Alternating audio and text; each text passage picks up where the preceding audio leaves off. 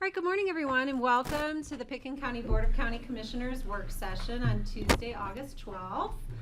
This is an exciting presentation we're going to hear this morning, an update on the modernization project at the Aspen-Pickens County Airport, and an introduction of our design team. Decades in the coming to have arrived here today. So I'm going to turn it over to Ryan Mahoney, our Deputy County Manager. All right, thank you. First, what we're going to do before we get started with the design team is introduce you, or I'm sure many of you know Meg Haynes, but she's the one of the co-chairs for the AAB, the vice chair, and she wants to introduce just briefly the co-chairs for our task forces. So the task forces are going to play an important role in the design process. They're essentially representing in part the public voice, and they'll be looking at things through the lens of our common ground recommendations. So Meg, why don't you go ahead and take it? Thank you. I can just say to all of you, finally we're here. We've all waited so long for this moment, and it was such a privilege to be involved in selecting the design team, and I'm just thrilled to have them here with you to meet them. I think that they are going to do a wonderful job for us, and of course we have the four task force co-chair people who will be working with them, with the people who are chosen to be on the task forces. I will let you know that more than 80 people applied to be on the task forces.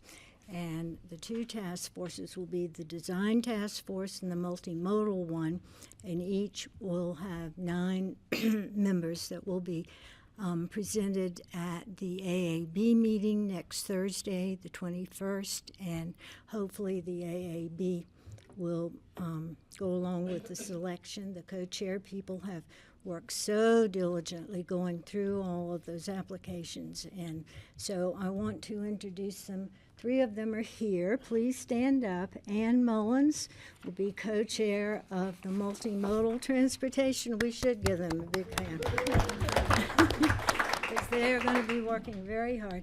Evan Marks is her other co-chair, and he can't be here, but Evan might be joining us on Zoom soon. The design terminal co-chairs are Jim Light. Jim, we know Jim's, and Michael Solins, who is there. They have spent hours going through the resumes and looking at the qualifications of wonderful citizens who will be working with us and joining in so many workshops with the architectural firm leaders. And so we look forward to the community involvement that's going to be a lot to get an input to make our terminal the best ever. Thank you for letting me have this position. Thank you, Meg. And I want to just make sure I acknowledge Meg for all of the hard work that you've done. It's amazing how much time and effort you've put into it. And, you're a very steady hand for this group, so it's much appreciated.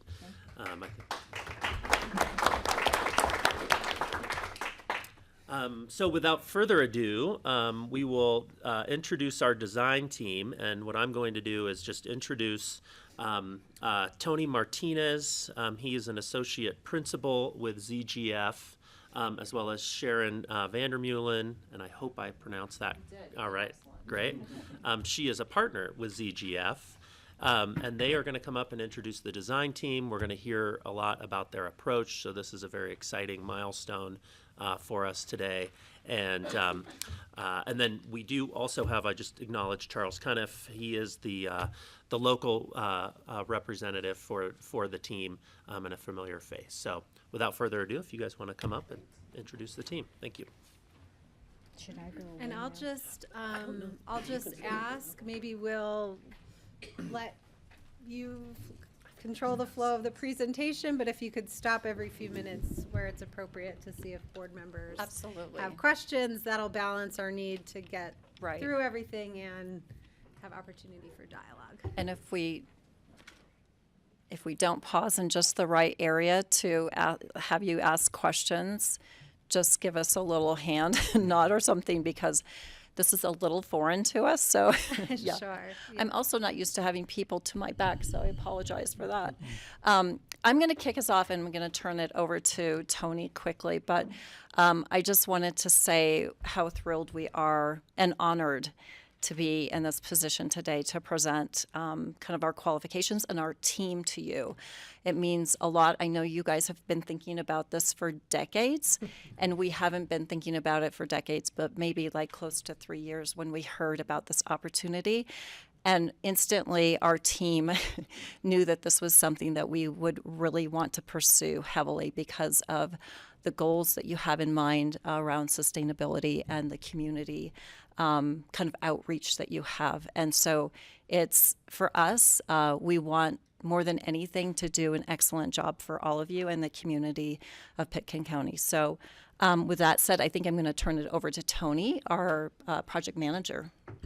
Great, thanks, You Sharon. have to speak up. Yeah, so we wanted to start by just introducing the team and its structure, and identify the way we've built the leadership, which includes, of course, ZGF. Sharon and I are here, as is Chris, from our Portland office. And from the very beginning, one of the very first outreaches we made was to Charles. We found it very important to partner with a local architect who knows your community, the climate, the place, and had many, many interactions with him over the last few years. We see him as a leader, a filter in which all design decisions will be made. We have a number of his staff that we've been interacting with, and we really see him as a key component of this design. It's the reason he's at the top of the org chart and will be a key component in everything we do. And below, we very strategically pieced together consultants that we know. This project is large and complex and will require expertise in lots of different areas. And so we brought together consultants that we think can help bring together all of the expertise that are really going to be required to deliver a project of this complexity. And that includes HDR, that brings a lot of aviation experience across the nation and the world. It includes PAE, who we work very closely with on many, many projects and bring sustainability excellence. KLNA, who knows this region and this state very well. And Design Workshop, who I think you all know very well. Here today, we have some of our ZGF team, and we also have our sustainability crew. Here, Chris, who leads our design and sustainability team at ZGF, Paul from PAE, and Greg from KLNA. Welcome. Thank you. Yeah. Could I ask a really quick question? Yeah. So ZGF is just a coincidence with the ZG initials? I'm like, ZG, what's the F stand for? And it's the names. 'Cause I thought that was just a kind of ironic coincidence there. You teed this up perfectly. I know. Because I wanted to just Slide it share over. a little bit about ZGF. And it stands for Zimmer Gunsel Frasca Architects. Obviously, that's a mouthful, so we go by ZGF. So We we've know been. our license plates here are ZG. Oh, okay. I'm sorry. I did not know that. Pitkin Now County- I get it. Pitkin Okay. County's been known for their ZG license plates. Well, It was fate. Thank you. Yes, yeah. Sorry.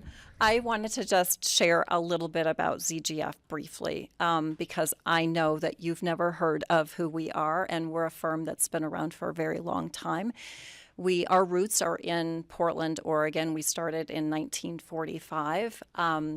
And we have a number of people from ZGF here that have been here for a really long time, that have focused on some of the most important projects that ZGF has delivered.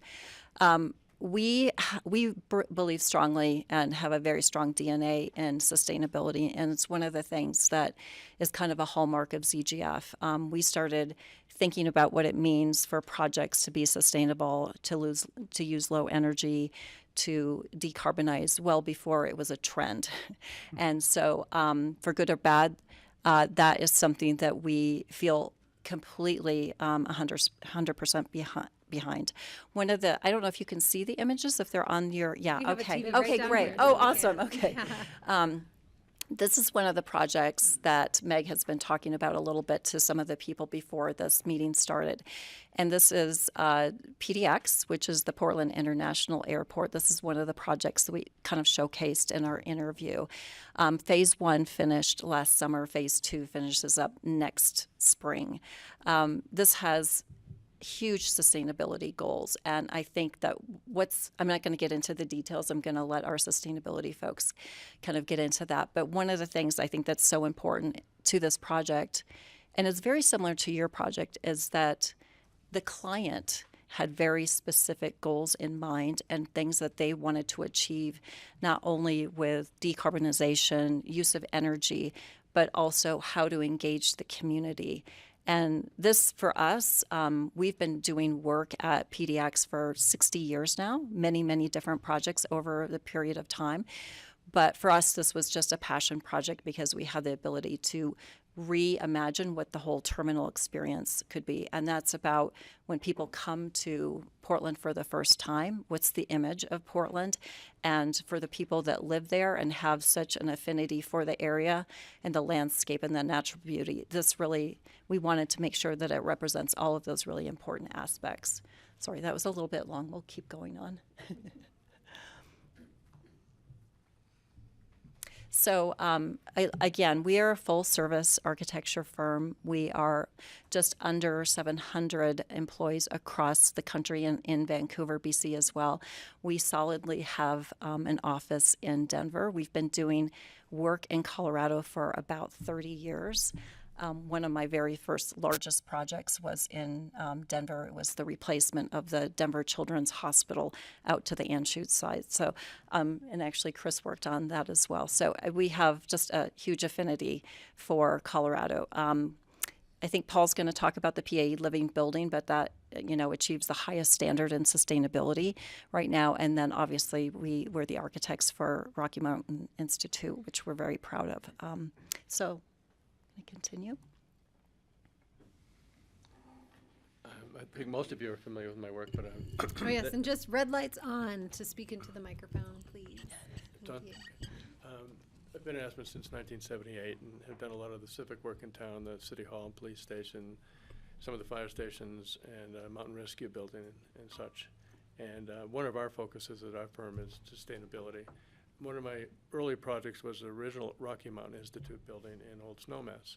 And it was at the time a leader in environmental sustainability.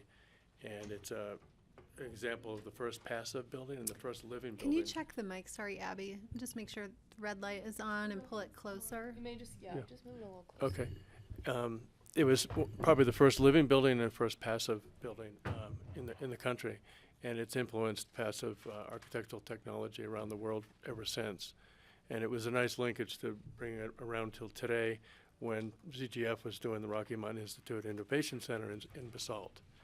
So that's one of the affinities that we had as firms to team up for this project.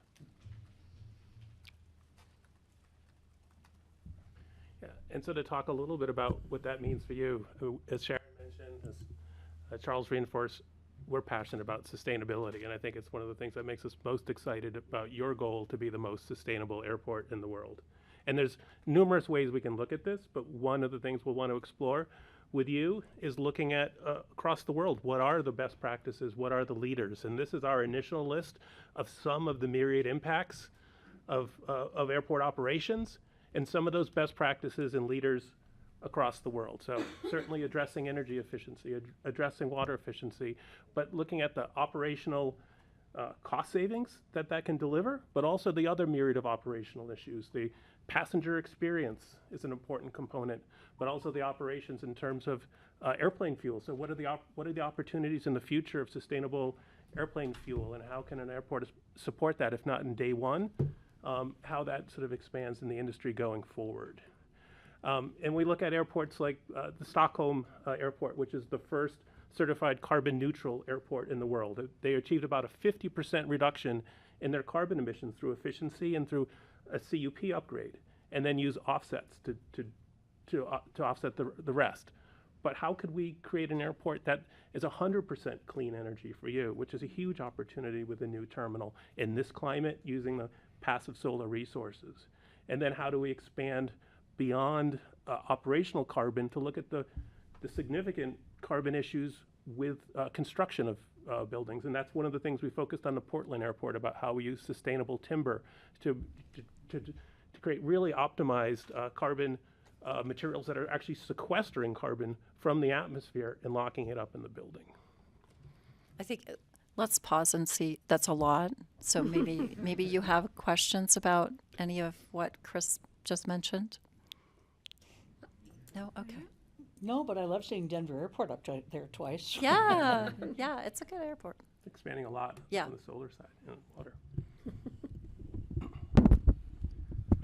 So that one line you put in the RFP, the most sustainable airport in the world, has had us thinking for the last year, basically. And what does that mean? When you go all the way to the right side of this chart, what does that mean? And at a high level, we think it's building and designing a building that acts like an ecosystem.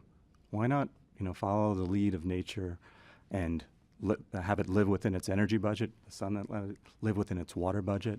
There's no such thing as waste in nature. Can we create an airport that really doesn't have waste? Those are pretty bold goals. Any one of those would be difficult, so to try to do them all at the same time makes this a really fascinating project and a great community to do it. And once again, put you in the leadership position. I remember reading about the building Charles designed in '82, back when I was in New York, and it was like, wow, this is the next level stuff. So to me, how do we do the next level thing for an airport right here in the Roaring Fork Valley? And on energy, it might not just be net zero energy, it might be net positive energy. You're fortunate enough to have a utility that has really aggressive goals. By 2030, they want to be net zero. How do we play into that? What are the biogenic materials we can choose that sequester carbon either through when they're growing, or even absorb carbon while they're in the airport? I mean, there's some pretty amazing things. And one of the experts in sustainable aviation fuels happens to be at Colorado State University, Dr. Brian Wilson, who's on our team. So we can go, down that path too. There's just so many different paths to follow, and we're pretty stoked. I would add that it's really remarkable to be with this particular team because, as Paul said, thinking about a building as an entire ecosystem is not something that's been going on for my entire career. This is a relatively new thing, and this is like the A team that actually starts at this point in the project, at the beginning. As structural engineers, we've always been last to the table because no one's been thinking about the materials, but now we recognize what a huge a part of the system it is, and how we need to make them a part of that ecosystem, working with these guys and together. And one of the big things I'm very excited about is really focusing on using local materials, whether we're digging them out of the ground or whether we're using local forest resources, however we're working to really maximize that. At the moment, coincidentally, I just last month got a grant to work on specifically that project of making Colorado-sourced milled and timber available for mass timber construction, and eliminating the barriers using no-glued kind of technologies and so on. So I've got a little pocket of resources to use to support your project because that's right where my passion is, and it aligns exactly with what's going on here. Way to go, Greg. Thank you. Perfect timing. Yeah, right. And what was your name? I'm Greg Kingsley. I'm sorry. I'm with KLNA, Structural Engineers and Builders. We've been around forever. We're about 120 folks, and our work is everywhere in town. And you have an office right down And we in do have an Carbondale. office right down the street, yeah. Yeah.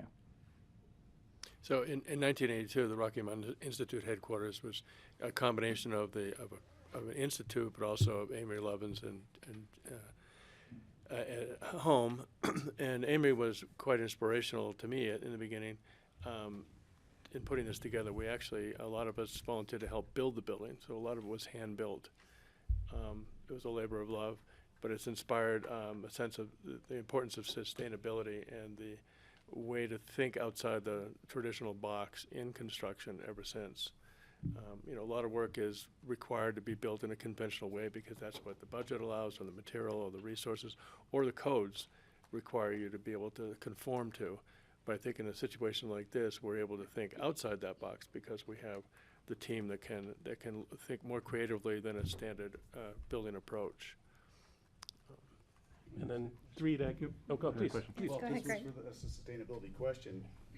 These are really ambitious goals, and I certainly approve and applaud and optimistic about them. I'm wondering where federal rules, FAA rules, are going to. Where will federal requirements rub up against and just limit you from actually being able to pursue some of these things about just the basic, absolute necessity needs that an airport has and must go with? You've run into this before with Portland All and the time. elsewhere. And well, in all situations. I mean, we're always working within current codes, life safety, et cetera, and so we're always working within that. But one of the areas that are unique to airports is with solar is concerned about reflected glare and flying planes. So FAA has rules, and we looked at that at Portland Airport. We've had other projects that have been in airfield considerations. So there's a process for making sure that we're not creating glare. So that's like one of the potential limitations. But as Paul mentioned, we do have a utility that's rapidly decarbonizing, and I think there's still ways that we can incorporate solar. Yeah, it's not so much the federal regulations, it's really the codes. And one of the things we've done over the last 15 years is we've made it okay for codes to change. For instance, you couldn't build a mass timber building more than 5 stories. One of the projects we worked on in Portland literally changed the entire national code on that. So now the tallest mass timber building is like 18 stories tall, 25 stories tall.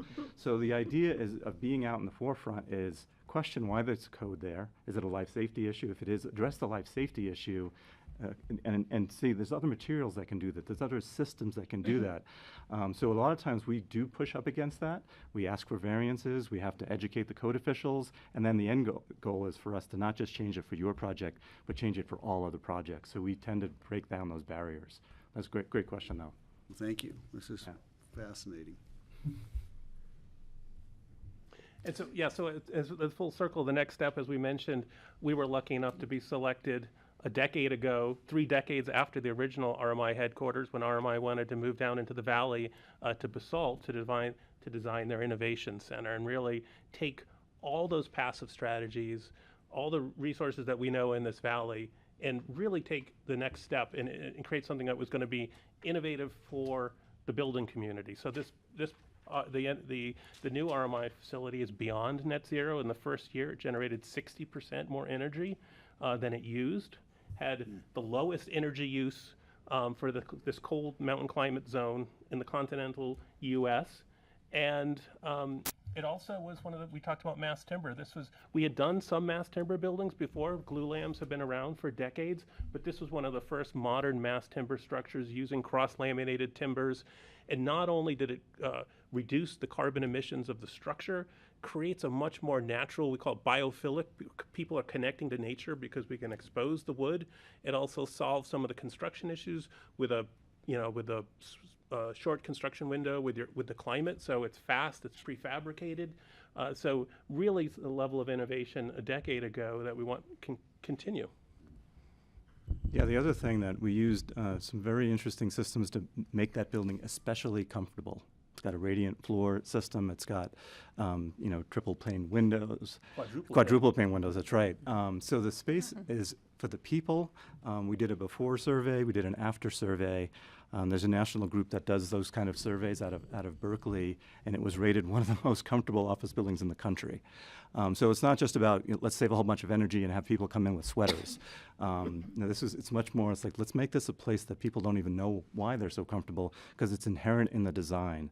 So we took the lessons we learned on RMI and applied it to my headquarters building, which is the first developer-led living building in the world. So we'll talk about living buildings as some of the public meetings in the future. But basically, it's designing a building to look like an ecosystem. And the challenge that was, can we do it on a developer budget? We are going to run up into budget problems. I don't want to mention budget in the very first meeting, but you know, it's going to come up. So there, having the overlay of having to build it within a developer budget challenged the design team even more. If you have all the money in the world, you can build anything, but we needed to do that. So we took the mass timber into the building. We took the comfort level. It's really been an incredible experience, and we got to see both sides of it.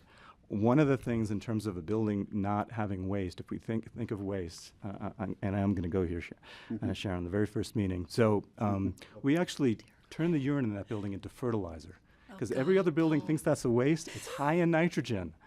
So we sell about $20,000 worth of fertilizer out of the building, and what every other building in the country thinks is waste. So let's think of things differently. How do we make every one of these part of the circular economy? And then that led to the airport. I mean, we didn't do that at the airport, by the way. But one of the things that we did do is really take all of our learnings from the mass timber, and we applied it to PDX. And just for scale, that's a 9-acre mass timber roof. And I hope all of you get a chance to experience that at some point in the near future. I think the thing that's really unusual about that, and really should be applauded, is the way that the wood was sourced. So all of the wood was sourced within a 300-mile radius of where PDX sits in the region. And we really focused on purchasing that fiber, as Greg likes to call it, I call it wood, from small landowners and indigenous tribal lands. Because one of the goals in this whole project was to make sure that there was this focus on shared prosperity in all communities throughout the region of Oregon. So that's just one of the stories that we'd like to share at further if you're interested. And I mean, taking all of those lessons that we learned, which started with Charles, and I mean, it's not ending. We're really going to be kind of refocusing our efforts on Aspen and seeing how far we can push these solutions for this community. Yeah, we took all of those experiences and those team members, and we've pulled them together for this team and this project. Red light on, please. So that might be a good time to pause before we get into kind of the project management side of it. Sure. So any questions on that? Yeah. Yeah, I have a question about my role as one of the people who seeks funding for this, and the language used about sustainability and environmentalism and no emissions. And so the people who are reading grants right now in DC aren't particularly drawn to that kind of language. So I'm a little worried about the success of our grant applications if we have so much environmental language and climate change language in our applications for funding. I'm concerned about that. Yeah, so that's a really good point. I'll start it, and Chris, maybe you can add to it. So there's the framing that we are starting to use is independence, right? So energy independence, a lot of people want that for your home, for your community. Why not? So there's a lot around the idea of independence. And the other is economic vitality, is how do you tie this to the economics and just do it in a way that's, we tend to lead with sustainability, but it can follow under economic vitality and just, local materials. If you can make it local, that plays too, because a lot of it is what can we do locally. So. Yeah, and I think a couple other ways to think about this is we design a low energy airport. It's more resilient, right? So it's going to be be, it'll be if there's outages or keep the building, wildfires yeah, or whatever. wildfire, keep it comfortable. So we want to really look holistically at what are the potential threats to operations and how can this airport really kind of protect people, protect the functioning, protect the economy. Gosh, I added Yeah, another. well, I mean, your language is music to our ears, but Yeah, Yeah, understood. But not we're doing the necessarily same thing though, yeah. the Yep. people who I dole think out you the can money. accomplish the goals, but avoid the semantics that are politically charged. Yeah, Exactly. good way to put it. Patty. I want to add to that. I think another thing, since we're looking at federal funding for many issues at the airport, would be also to say when we have a sustainable building that'll last us into generations to come, we won't be coming back to you guys for more money. Yeah. Yeah, So, 100%, yeah. Yeah. Yeah. Oh, and the other thing I was The, going to the mention. PA Living Building, just along that lines, is designed to last 500 years. see, Yeah. Yeah. And I think another thing that's becoming clear as we work on more net zero energy buildings is the connection between the building and the utility, right? So a lot of buildings, even if they're net zero, they're moving energy back and forth. And sometimes the peak load in the utility can be it's an issue for the whole valley, right? Because suddenly energy is more expensive. So how can we start to design this building to anticipate to be able to support the entire community and really kind of smooth out those peaks so that efficiency can really be an overall community economic benefit too? Can I say something? Please.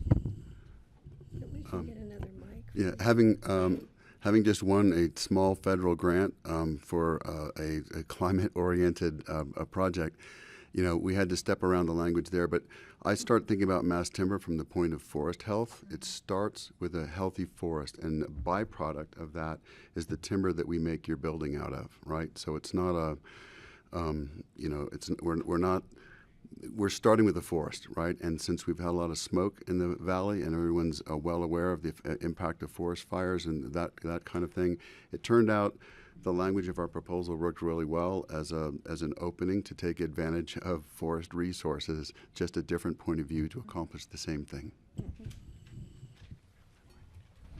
Greg, please. Great, yeah, thank you. This is great. You've mentioned a couple times it'd be nice to be able to spend the time to really present, and I'm hoping you have that opportunity in public for the general public here. And I just wanted to flag that Charles will remember the International Design Conference, which was held in Aspen for many years and was probably the preeminent conference on design and innovation in the country for decades. It's come back, and a new group has picked it up and is going to be doing it in September. And I know they're looking for presenters for even short presentations. But this would be a group of the young generation coming up who are embracing design, and I'll just say they want to create an inclusive space for young innovators where designers, entrepreneurs, visionaries come together to challenge conventions. You're doing this, and hopefully you're at the front of it. I think you are with what you've done, having heard of ZDF for years now. I just want to encourage a public presentation, Meg, to everyone, that this has to go out to the public. There should be something in a huge public forum to present what you're doing, because we know everyone here is deeply interested in what's going on with the airport. So just want to put in a plug and talk to me that's later. I'll great. give you the contact info, or just Google Design Conference Aspen 25 and you'll find it. We will. Charles knows all about it. Yeah. Okay. I'll take him to meet DJ. Yeah, excellent. Thanks. All right, no other questions right now? Do you have more presentations? Sure. Yeah. We were just going to walk you through a little bit about how we are putting forward a framework to move over the next few weeks and months. In the first, we wanted to put forward this simple diagram that shows how we're organizing all of us together and making it very clear that the Common Ground recommendation sets the framework. It's the thing in which we all understand everything is based upon. We are taking that document and all the materials within it very seriously. And then we have Meg's task force that will help us all understand how to interpret those words into the design. Those interpretations will then go in front of the advisory board, and the advisory board will then always come in front of you, and you will always be the tip of the spear for those decisions. So we want to make you all comfortable with that process and that hierarchy that we've set forward. And that involvement with the task force and the community will be far heavier in the front end of the design process, and it will taper out as we move forward.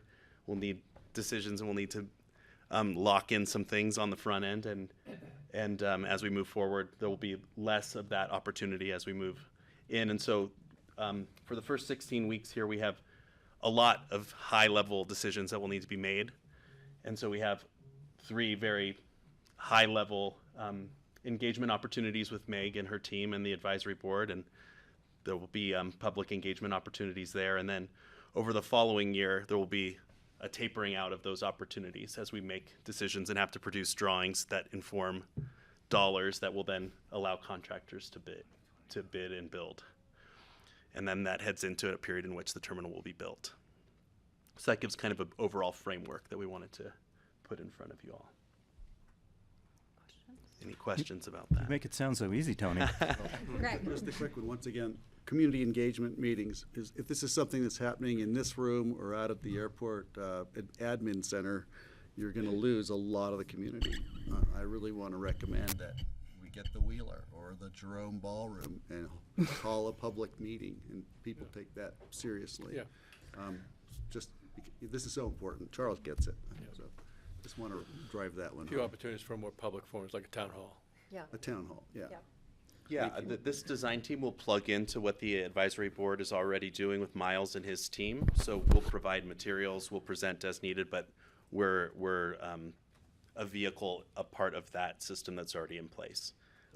Well, I'm already working closely with Miles like almost every day for these meetings, and afterwards we'll be working on the very first workshop that'll be the combined task forces of the 22 people plus as many of the community as possible. So yes, we do need to have a large place, and we will be outreaching.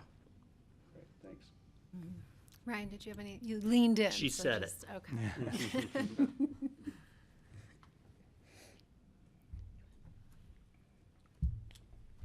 Okay. Well, our community took quite a reprieve from all of the public engagement with the visioning process, and so I think it's familiar to the community on what these look like and how to get involved and the importance of showing up. Thanks. I think this is just a great reminder about the Common Ground recommendation and how much work this community has done to date. We're going, as Tony said, we're taking these very seriously, and everything that we put forth is going to be judged and characterized by all of these. And I was telling Meg earlier that this community has done so much work. You've done some of our work for us, because typically when we start with a new client, this is what we're going through to get to like their vision and kind of their roadmap and framework about what success looks like for any one client. And you've already done that work for us. So thank you all for, I know this probably took years and years of hard work to get there. And now we have really a great start on success, I think. But we still have to do the really hard work to make sure that we're looking at these holistically. Yeah. Earlier, I didn't acknowledge Jackie with all that she has done as chair of the AAB.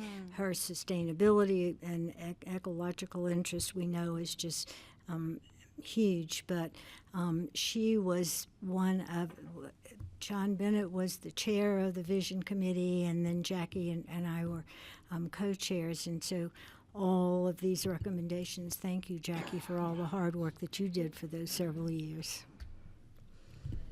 Jackie has been involved in airport planning for over 20 years, and she blames it all on me. Got her appointed to the first committees.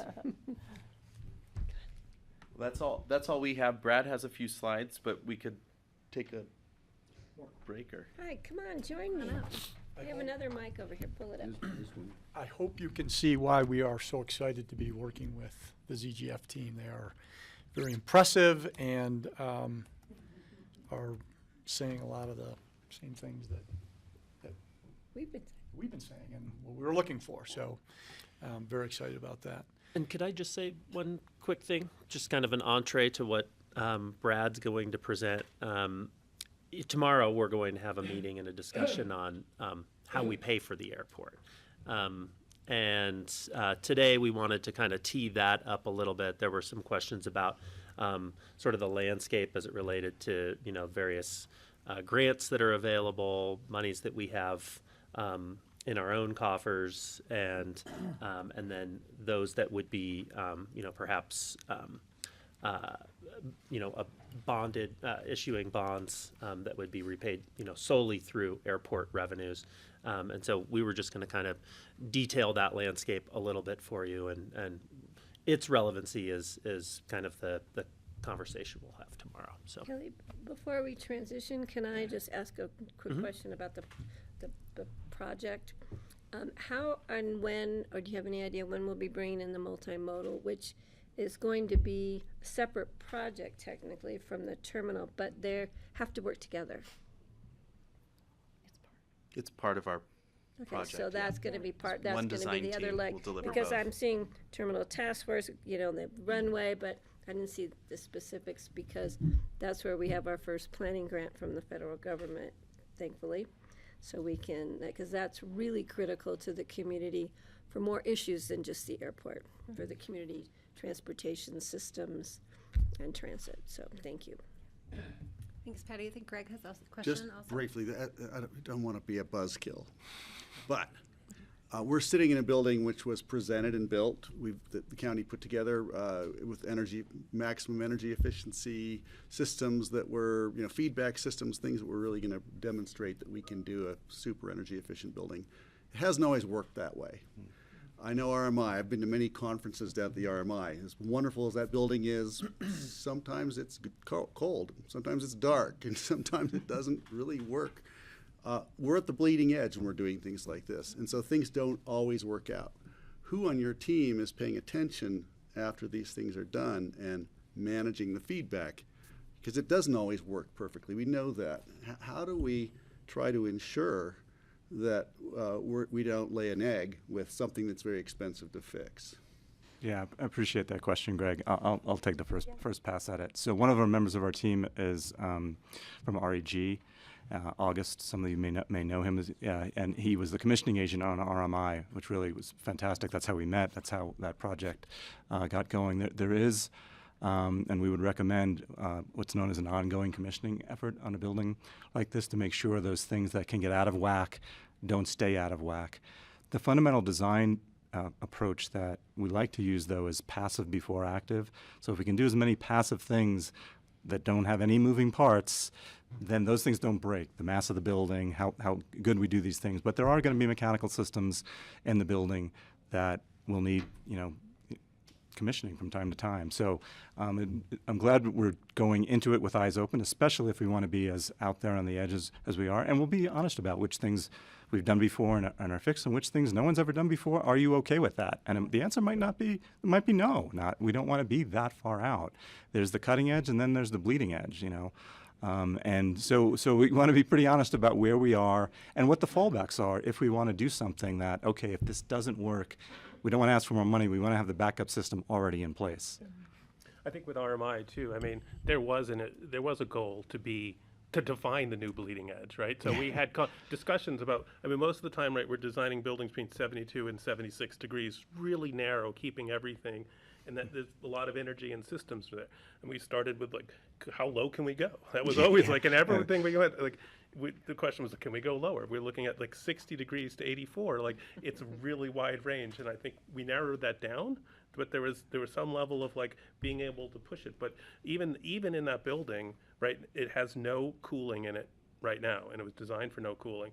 But we did plan, knowing that climate change is coming, that building has space and has the capacity for a cooling system for larger meetings if it at some point is decided that is starting to push the levels of comfort. So thinking about that, having those honest conversations and those trade-offs, because sometimes there is a trade-off between comfort and energy and carbon, and being able to answer those, and also think about Plan B and how we can, through ongoing commissioning or potentially future-proofing with additional systems, to address some of those concerns. Great. Thank Can you. I just Good answer. Can I just add one thing to that? I think when you're introducing new systems into any building type, it's really important to talk to the people and have really honest conversations and training conversations about how to maintain the new systems, because these might not be systems that they've ever dealt with before. So a lot of that is going to go into training, and that's why we like to talk to the people that are actually responsible for operating the building, like early and often during the entire process. So I think that's one way to kind of combat that issue as well. Great, thank you, appreciate it. Okay, before we move on to Brad, I do want to go back a little bit to the public engagement component. You know, there's 3 meetings planned before the end of the year, and I guess I'm wondering what to expect. You know, will you be presenting ideas that the community is responding to? Will these be 3 kind of identical meetings that are happening just at different points in time to give opportunity for people to come, or are they iterative, where you're going to be building the second meeting on what you learned from the first and so on? We've built a tentative agenda for all 3. The first of the 3 meetings will be exposing the way we are interpreting the Common Ground recommendations, the way we're proposing to measure success for the project, how we want to look at sustainability and the goals in which we're promoting for the project. The second will be a look ahead at the way we have started to promote maybe 3 concepts. They will be broad concepts looking at the whole site, the way that we're organizing all of the parts and pieces. And the third will be an idea on which all 3 of those have come together around perhaps one general idea that might still have some variation within. Okay, great. So by the end of the year, we'll be trying to kind of corral into one main idea that we will then go head into schematic design to develop further. Okay, that's super helpful, and to know that if you've gone to 1, you may want to go to 2 and 3 too. You'd want to go to all 3 probably. Yeah. If you're investing, you're wanting to kind of Yes. see how it progresses is the idea. Great, Yeah. thank you, that's super helpful, thanks. Any other questions before we go back to project timeline and costs? Okay, over to you, Brad, thanks. So I hope this looks familiar. It's sort of the same time frame that we've been working on. We haven't really changed a lot. There's been a couple of things that I'll go over, but you know, we went through the design procurement. We've selected terminal designers. We've also selected airfield designers. The Kimley Horn team will be doing the airfield design. They're, I think, equally as impressive as ZGF is on the terminal side. They've been working at the airport for a number of years. They're very familiar with the airport, and they bring you know, I think a confidence that that project is gonna move forward. And I don't want to steal the terminal thunder, because I think that's going to be a super exciting project, but we got to get the airfield done, and it's We're working on it. it's all. kind of keeping me up at night. So that's, you know, I don't want to lose track of that. They've got a big team, you know, much like ZGF has a lot of subs. They've got a couple of local subs, ground engineering that's going to be doing the geotech, and SGM is going to be doing the survey work. So we're very excited about them as well. Let me ask a quick question, maybe of Meg or Ryan, before we move on from that. Is there a task force team relative to that? To The terminal, the runway design is much more straightforward, so I just want to see if there's. Yeah, it's a good question, and there's not. It's a lot more formulaic, and there's a little less in the way of sort of choices in design. And so we thought that focusing on those areas of the terminal side, the air or the land side, as it's known, is really where we can, you know, have that public input and make, you know, have an effect on the outcome, whereas the air side is just a little more standardized. Following the ALP. Yeah. Yeah. Is that fair, Brad? That's correct. Yeah. Okay, thank you. So, you know, we're continuing on with our environmental review. We're still, you know, planning on being done by the end of the year. We're hoping it's a little bit sooner. That continues. We've completed the design procurement on both the airfield and the runway. and we're entering into the design phase, and Tony and his team have kind of shared with you our schedules for that. So we feel like everything is on track. We have sort of aligned those design periods based on feedback from both the airfield and the terminal designers to get them to sort of line up. And then we've added in some detail around that wasn't in there before. But it's basically, this is the same schedule we've started with. We're still shooting for a 2027 airport closure and a very, very busy construction season. And we're working very diligently on the design to hit that schedule. The other thing I would point out on here is procurement for the CMR. We're going to be starting that outreach process sometime in the fourth quarter in order to start the procurement early next year, late this year, early next year, with the goal of getting the CMRs on board in the March-April timeframe, which will coincide with our 30% design. And the reason we want to bring them on that early is we want to get some additional certainty around the costs. And I'll talk a little bit about those in a minute, but you've heard some great ideas from the design team, and we have to make sure that we can afford that. So we felt it would be better to sort of advance that a little bit earlier in the design process to get some help with that and some certainty around that. But other than that, I think I'm very pleased that we're on schedule, that we're kind of ticking off the goals, and this is really becoming a real project. Any questions on the schedule? Francie. I guess I'm a little concerned that we're going to have a better understanding of the costs in April, but we're Turn on putting your a mic. ballot. Oh, Francie needs a mic. Thank you, but we're putting a ballot measure on in November with a number on it. So I'm concerned about that. It's very exciting. You can't ask people for money without telling them how much, so. You're a born risk taker, I guess. So we're, it's easy to take risks With other people's money. Yeah. So here's where we're at with the preliminary cost estimate. And, we've kind of grouped it into the airfield costs and the terminal costs.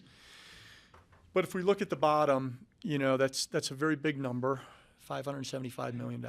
And I want to point out this is a initial preliminary cost estimate. We have 0 design completed to date. So we know essentially high level what we're going to build, but we don't have any information on the details. And a lot of things that the design team has shared with you and has been talking about will affect that. And the decisions that we make as we go through the programming phase and we interact with the task forces and the AAB and the public and the BoCC will affect that, right? And we're very mindful of the challenges that you all face, and we're contemplating that, but I'm not an oracle. We have to go through the process to get better information. And unfortunately, sometimes the timelines don't align, and we're going to have to be creative and maybe courageous at those times. But this is approximately where we're at right now. I would characterize it as this is our best guess at this point, but it's going to change because decisions will be made. It may change for the better, it may change for the worse. But the good news is I think we can guide that process. It's not going to happen willy-nilly. It's going to be a very calculated decision that we go through, and we've got great experts that are going to help us through that and understand those impacts. Francie. So I'm hoping this is a well-padded estimate, right? I mean, this isn't like, well, if things go right, it should be 25 million, and this is like generous, right? Well, I always say, we're not trying to pad the numbers. We're not trying to lowball the numbers. We are trying to get the most accurate numbers we can. Unfortunately, without detailed information about what it is we're trying to build, it's hard to estimate that. Of course, we have a contingency built into these numbers because we're at 0% design. But, you know, there's just so many questions in there. I believe that this is the most realistic number that we could come up with based on the current information. Can you explain that thought? Like, how did you do that?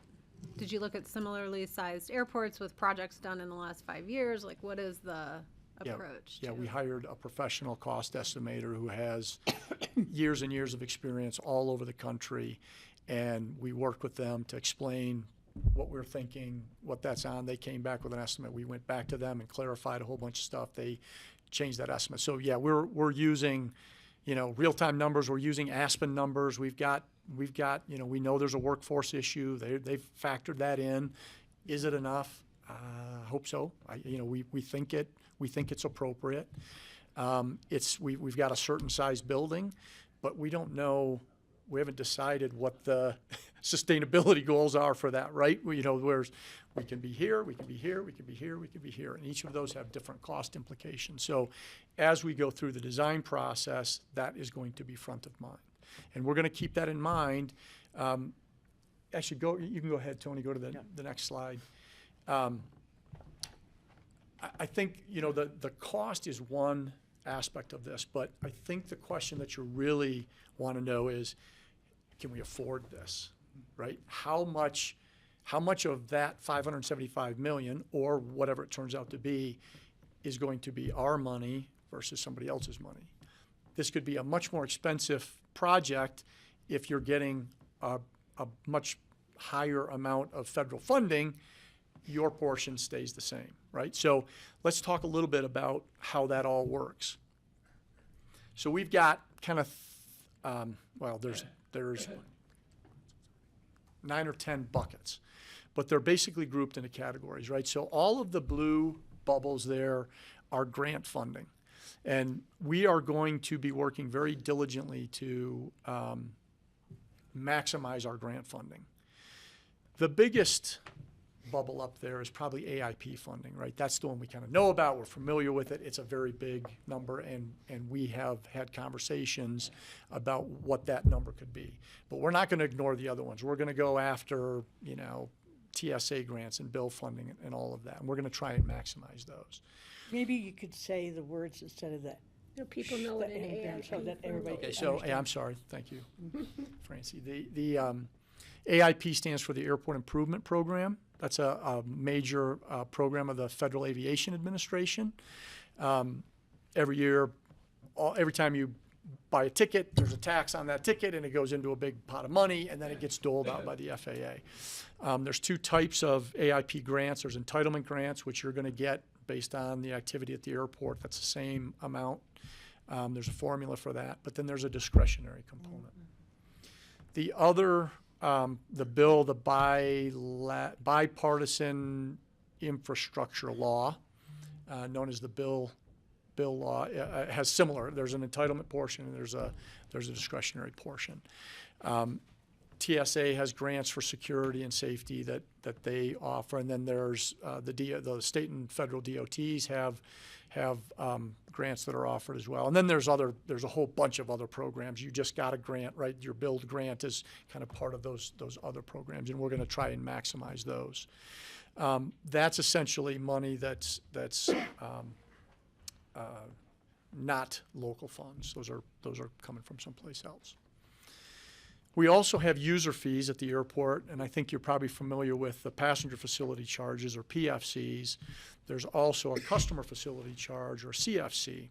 Passenger facility charges are related to commercial passengers and user fees that they pay to their airlines. The airlines remit to the sponsor.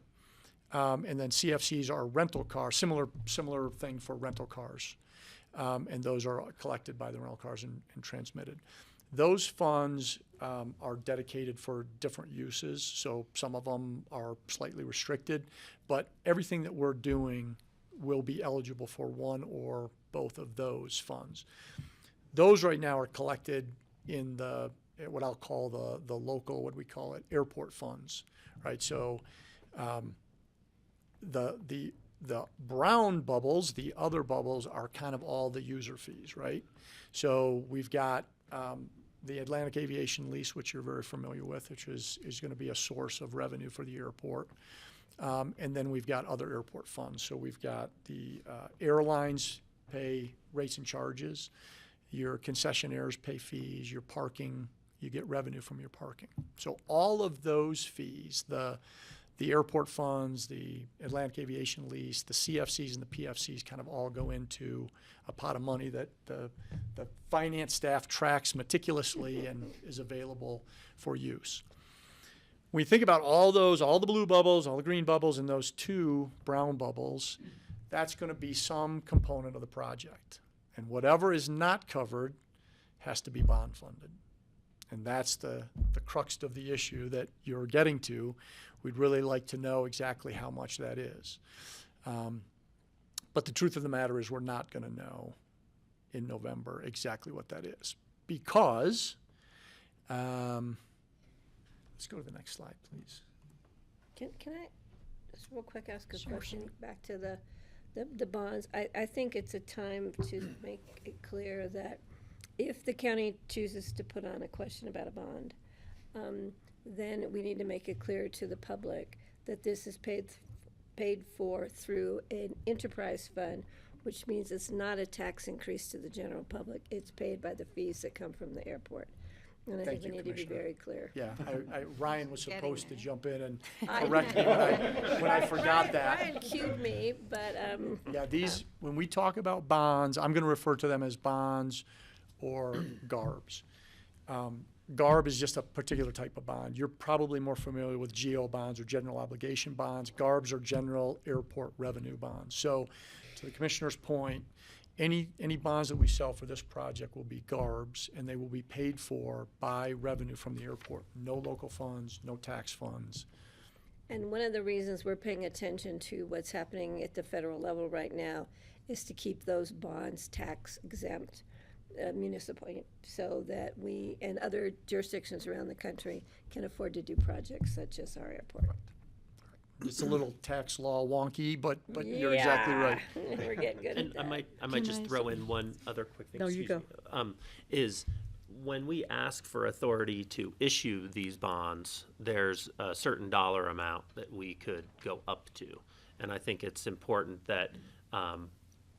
We don't necessarily have to issue those bonds at the full amount. So it can be a lower amount if in fact the project comes in lower as we go through the design phase here. But it's basically asking for permission for an up to amount. And then once again, very important point is, the fact that these are paid down or, that debt repayment is completely through the airport's enterprise fund, not through the general fund of the county. Can I just tag on real quick, Francie? And the timing of it, people may wonder why we're going forward with if we choose to, with the bond question, when we don't have all the exact numbers. But there's a timing component in this where you can't really build a project if you don't, you're gonna have the money. Can you go back? Let's go to the one more. So you'll notice a star up there and kind of in the Q3 of 2026. That's when we estimate we're going to need the money. But according to the rules that you all operate by, we can't wait until that time and try and figure this out. So that's kind of what's playing into this. Because we might be asked that if we do a question, why are you doing it without having it down to a penny science as far as financing? Thanks, Patty. Let's go to Francie. So in the bucket slide, there's a shamefully small amount of dependence on GA for any of this funding. And I don't know if you saw the article in the New York Times yesterday. The editorial board wrote, it was actually an animated audio article, which you don't see very often from the editorial board, about how our fees are dependent on passengers, not planes. And it was pointing out how the economy passenger is paying for our GA participants. And so that would be something that would be really cool if we could get GA to carry more of the responsibility for this. Just saying. And can you define particularly GA the for runway public? part. What? General aviation. Yes, sorry, general aviation. Thank you. In other words, private planes. Can I ask a question. Just regarding cost, can you share with us, how do you build in a contingency? What's the percentage? Is there a percentage for contingency? Is that something you can share for the cost? And then also cost, how do you calculate, and what cost inflation percentage are you looking at as you're trying to budget for this? For our community in particular, construction cost inflation seems to be out in its own world, right? Yeah. Stratosphere. Yeah, again, you know, it's, I can tell you how our current estimate was built. We have escalated all the costs out to the midpoint of construction, and I think they were using a 5% annual escalation for Construction cost. General construction costs. That sounds low to me, but I'm hoping you're right. Well, yeah, I mean, again, could you tell me, if you I want a could- different I just number, I'll remember- put a different I just number in remember there. John Peacock's throwing about 10% around. Yeah, but it's, who knows? well, you know, and we also have a 25% contingency right now for design evolution. Again, you know, we're, You're covering CYA seems well, to be. yeah, I mean, it's, again, it's based on a bunch of assumptions of what we're gonna build. I'd much rather know what we're gonna build, and I would have a lot more confidence on those numbers. But we, you know, the truth of the matter is, Commissioner, we don't know what the impacts on the tariffs are gonna be. We don't know the impacts on, you know, if we go into a recession, or we, you know, there's so many things that can happen with the macro economy that are gonna affect this. And as you correctly pointed out, we are in a bit of a bubble up here on the top of a mountain that makes everything harder. So we've factored in all of that up till this point. We just don't know what's gonna happen next year or the year after that. All right, thank you. Kelly. Yes, Ryan. And I think it is also important to just recognize that, and Patty touched on it, the timing of this is all important in that we are trying to limit the impact to the community ultimately with how, for the duration of the closure. And between, you know, the administration and what Brad and his team and others have done, really trying to come up with a schedule that, yes, we have to close the airport to redo the runway. You've got to have that intact. And there's a timeline around that. That's anticipated to be in 2027 at the, you know, beginning of the second quarter. If we don't go forward now and ask for, you know, the authority to issue these bonds, then that creates issues with being able to move forward with construction, right? So I think this program has been put together pretty darn carefully with a sharpened pencil in order to meet those community expectations. And yes, you are, you know, kind of in a position where you don't know those exact costs. But again, as Brad has explained, we're putting the best people on it that we can in order to come up with some assumptions on construction costs, what inflation might look like. And, you know, we're going to have to make some tough decisions at some point in time with our design. But, you know, I think that in order to keep this program on track, you know, having these tougher conversations about the finance piece is just something we're faced with. So I think that's. And I think we'll get to I put a bow around that kind of discussion here in a minute. I know. Quick thing about the timeline. Yeah. It's really I quick. just want to see if we're going to cover some of it in the rest of the presentation. But go ahead. Well, I'm just concerned, another area of concern for me, that the timeline indicates that as soon as that there's a coincidence between having to pay off the bond and the airport being closed, and so Atlantic not having the income and us therefore not having the income from GA with it. That coincidence is unfortunate. Yes, but it's all in the plan. The financial advisors and the planning team were all aware of that. So we're factoring that cash flow, if you will, into the analysis. And one of the things that we'll typically do with GARBs is we will capitalize the interest. So when we need the GARBs now, we're building something, we're gonna pay the interest on those until we can start generating revenue to do it. And so the closure will be part of that. Great, thank you. So this is just sort of simplifying the another complicating factor in here is when we talk about all those blue bubbles and the grants, we know that they're out there. We just don't know how much we're going to get. So there's some uncertainty in that. And so when we think about the, I guess, affordability or the comfort that you will have in your decision on the amount of money you need to borrow, the more grants we get, the less money we're going to need to borrow. But the less grants we get, the more money we're going to need to borrow. And that's sort of the tightrope that we're walking as we try and figure this out with very little information on what we're going to build. That's going to come. As that comes, we'll have better information. We're going to be able to talk to the FAA, and they're going to be able to give us hints about how much at least for the AIP grants we're going to get. And that's really the biggest bucket of those grant buckets is AIP. So we're going to continue to get better information as we go forward. It just, like right now, I'm sure it's very unsettling. Okay, so I'm going to try to put a bow on this, and this is a little bit complicated. So if I go off the rails, just rein me back in. So affordability. I think that's really the question that you're asking is, how much do we borrow, and how much can we afford to borrow, and does that meet the goal? And what we're doing is, the first thing we got to figure out is, what's the cost of the program? And I think I've been very clear that we don't know what that is. And we have an idea, but we don't know. We're going to work with this fine team. They're going to help us get a little bit closer. Then we're going to hire a CMR, and he's going to put a really fine point on it. So it starts with the cost of the program, but then we got to figure out, okay, we got a cost. Now, what are all those 9 sources of funds that we can use? How much are we getting from each one? And we don't know that either. So we have to make some assumptions on, okay, we're going to get this much grant funding. Whatever doesn't get covered by all of those other buckets, including the big AIP bucket, we have to borrow. So we've got an unknown cost. We've got an unknown grant amount that we're going to get from the FAA, which, we've got 3 variables that we're trying to solve for, and we've got 1 equation, which is very tricky to do.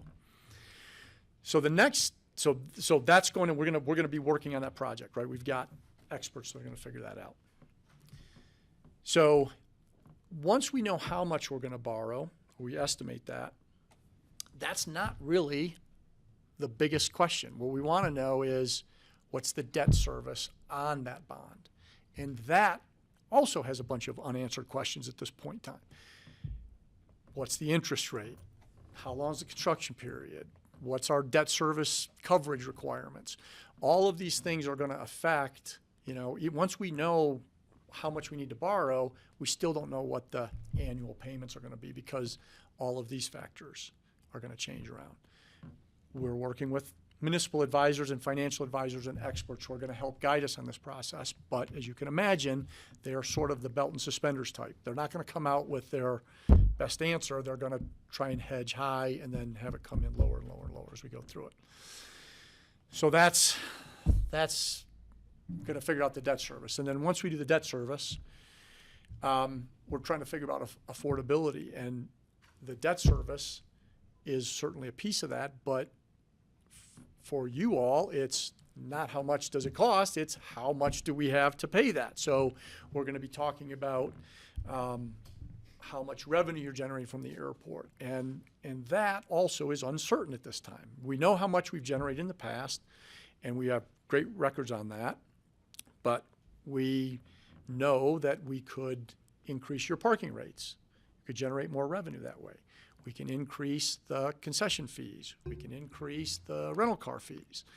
And most importantly, we can increase the rates and charges that the airlines pay. None of the people who pay those fees like that. But it's another variable in the equation to figure out exactly how much we can solve. So I say all that to sort of summarize that we understand the position that you're in. We've got a whole team of experts that are working on every one of those open questions right now, and we're going to have better information every time that we see you. It just is it's not going to be final until we kind of know a lot more than we know right So we have about 5 minutes left, and I want to just find out if this latter portion, Brad, that you presented, if we will be hearing this again tomorrow in the public session where we contemplate first reading of the revenue bond language for the ballot.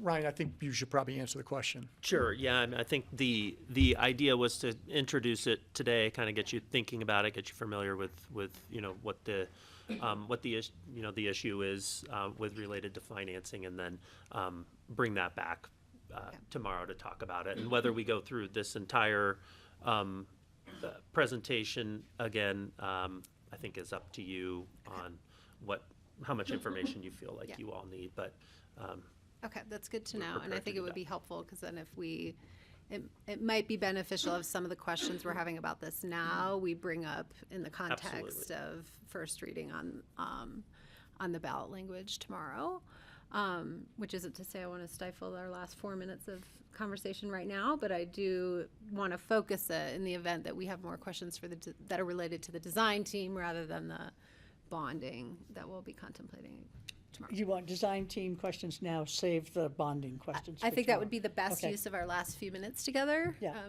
if that makes sense. But of course, if there are no more questions for the design team, then it's an open field. So I'll turn to the board for any.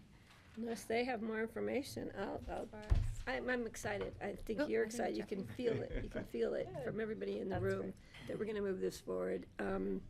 And you guys gave a great presentation, and I think you're hitting a lot of nails on the head as far as the Common Grounds recommendations, and I can't wait to see it evolve. Thanks, Patty. I want to go to Jeffrey. Sure. I think the community should have a sort of deep appreciation for the amount of time and effort that most of the design teams already worked in the Valley. So if we're going to design a project that's of the place and of the Valley, I walk away with a lot of confidence in what I see. And I look at Greg and I please don't do tensile structures with CLT, and we've got to talk lignin all day long. But it's really nice to see all of you together. I want to say thank you to ZGF as well, because I know you've been on the call for a couple of years. I'm pretty sure this was not you showed up at the RFP. I think there was an intent to do work here and work in the Valley. So whether that's RMI or the tent or your civic projects, it's really nice to see you all together. I will observe, it's also nice to think about the commissioning, and I think GR is even laughing at the back, that we're not designed and open and done, that there's an ongoing process, and there will be leading or bleeding edge projects or products within this. And so it's nice to hear you think about, we don't just walk away at the red ribbon. And I think it's really important that it's the first time I've sat at this table where I feel like Pitkin's finally saying, we're going to walk the walk. So we've criticized staff and some of our other projects where we're not the greenest in the world. So it's really nice to hear that as the design intent up front, and Pitkin finally saying, okay, we're part of that 2030, get to net zero. So, sorry, long-winded way of saying thank you. Thanks, Jeffrey. Thank you. And I'll just note this team was selected out of 11 RFPs that I'm sure we received from other qualified applicants, but nice to meet the one who rose to the top. Francis. Yeah, just to comment, if your next few months go as smoothly as your presentation went, it'll be great. Yeah, we're done. That's the goal. Awesome. I'm excited. Okay, and I maybe just will tie the two topics that we covered together, just to say that, as we think about funding the project, going to the voters of Pitkin County to approve using airport revenues to bond the construction, that the money, we need the money for the terminal, for this beautiful design that we're starting to talk about. And the expectation is that the bulk of the runway funding we'll be able to raise through federal grants and the entitlement monies that we receive there. And so when you're thinking about, am I going to be interested in these millions of dollars that you're asking me for, it's really for moving forward on an excellent design and the cleanest, greenest, quietest airport in the world. And we'll talk more about that tomorrow. Further questions or thoughts? No, thank you guys. Thanks a lot. Thank you all. All right. Oh, Greg has Great to has meet one you more. guys. One thing, Patty brought it up, and we kind of blew by it, but the multimodal transportation hub that the airport will be part of, we have the opportunity to create a larger plug getting people into Aspen, or trying to figure out how to alleviate a huge traffic problem that already exists. How do we get through that is going to be the big question, and it's as important as the design of the airport, I think, to most commuters, or maybe more important. So that'll be an interesting conversation as well. And this is the honeymoon phase. I'm totally happy to be in the romance part of this. I'm loving it. And we'll see what the bill, what the bill at the final, comes. See how we all feel then. I hope that we all just keep on it. Thanks. All right, great. Thank you all. Nice to meet you. Thanks for being here. I have a question, Meg. All right, we are going to take a half-hour lunch break, and then we'll resume at 1 o'clock for the remainder of the commissioners' work session today. Thank you. Lunch for the board is upstairs.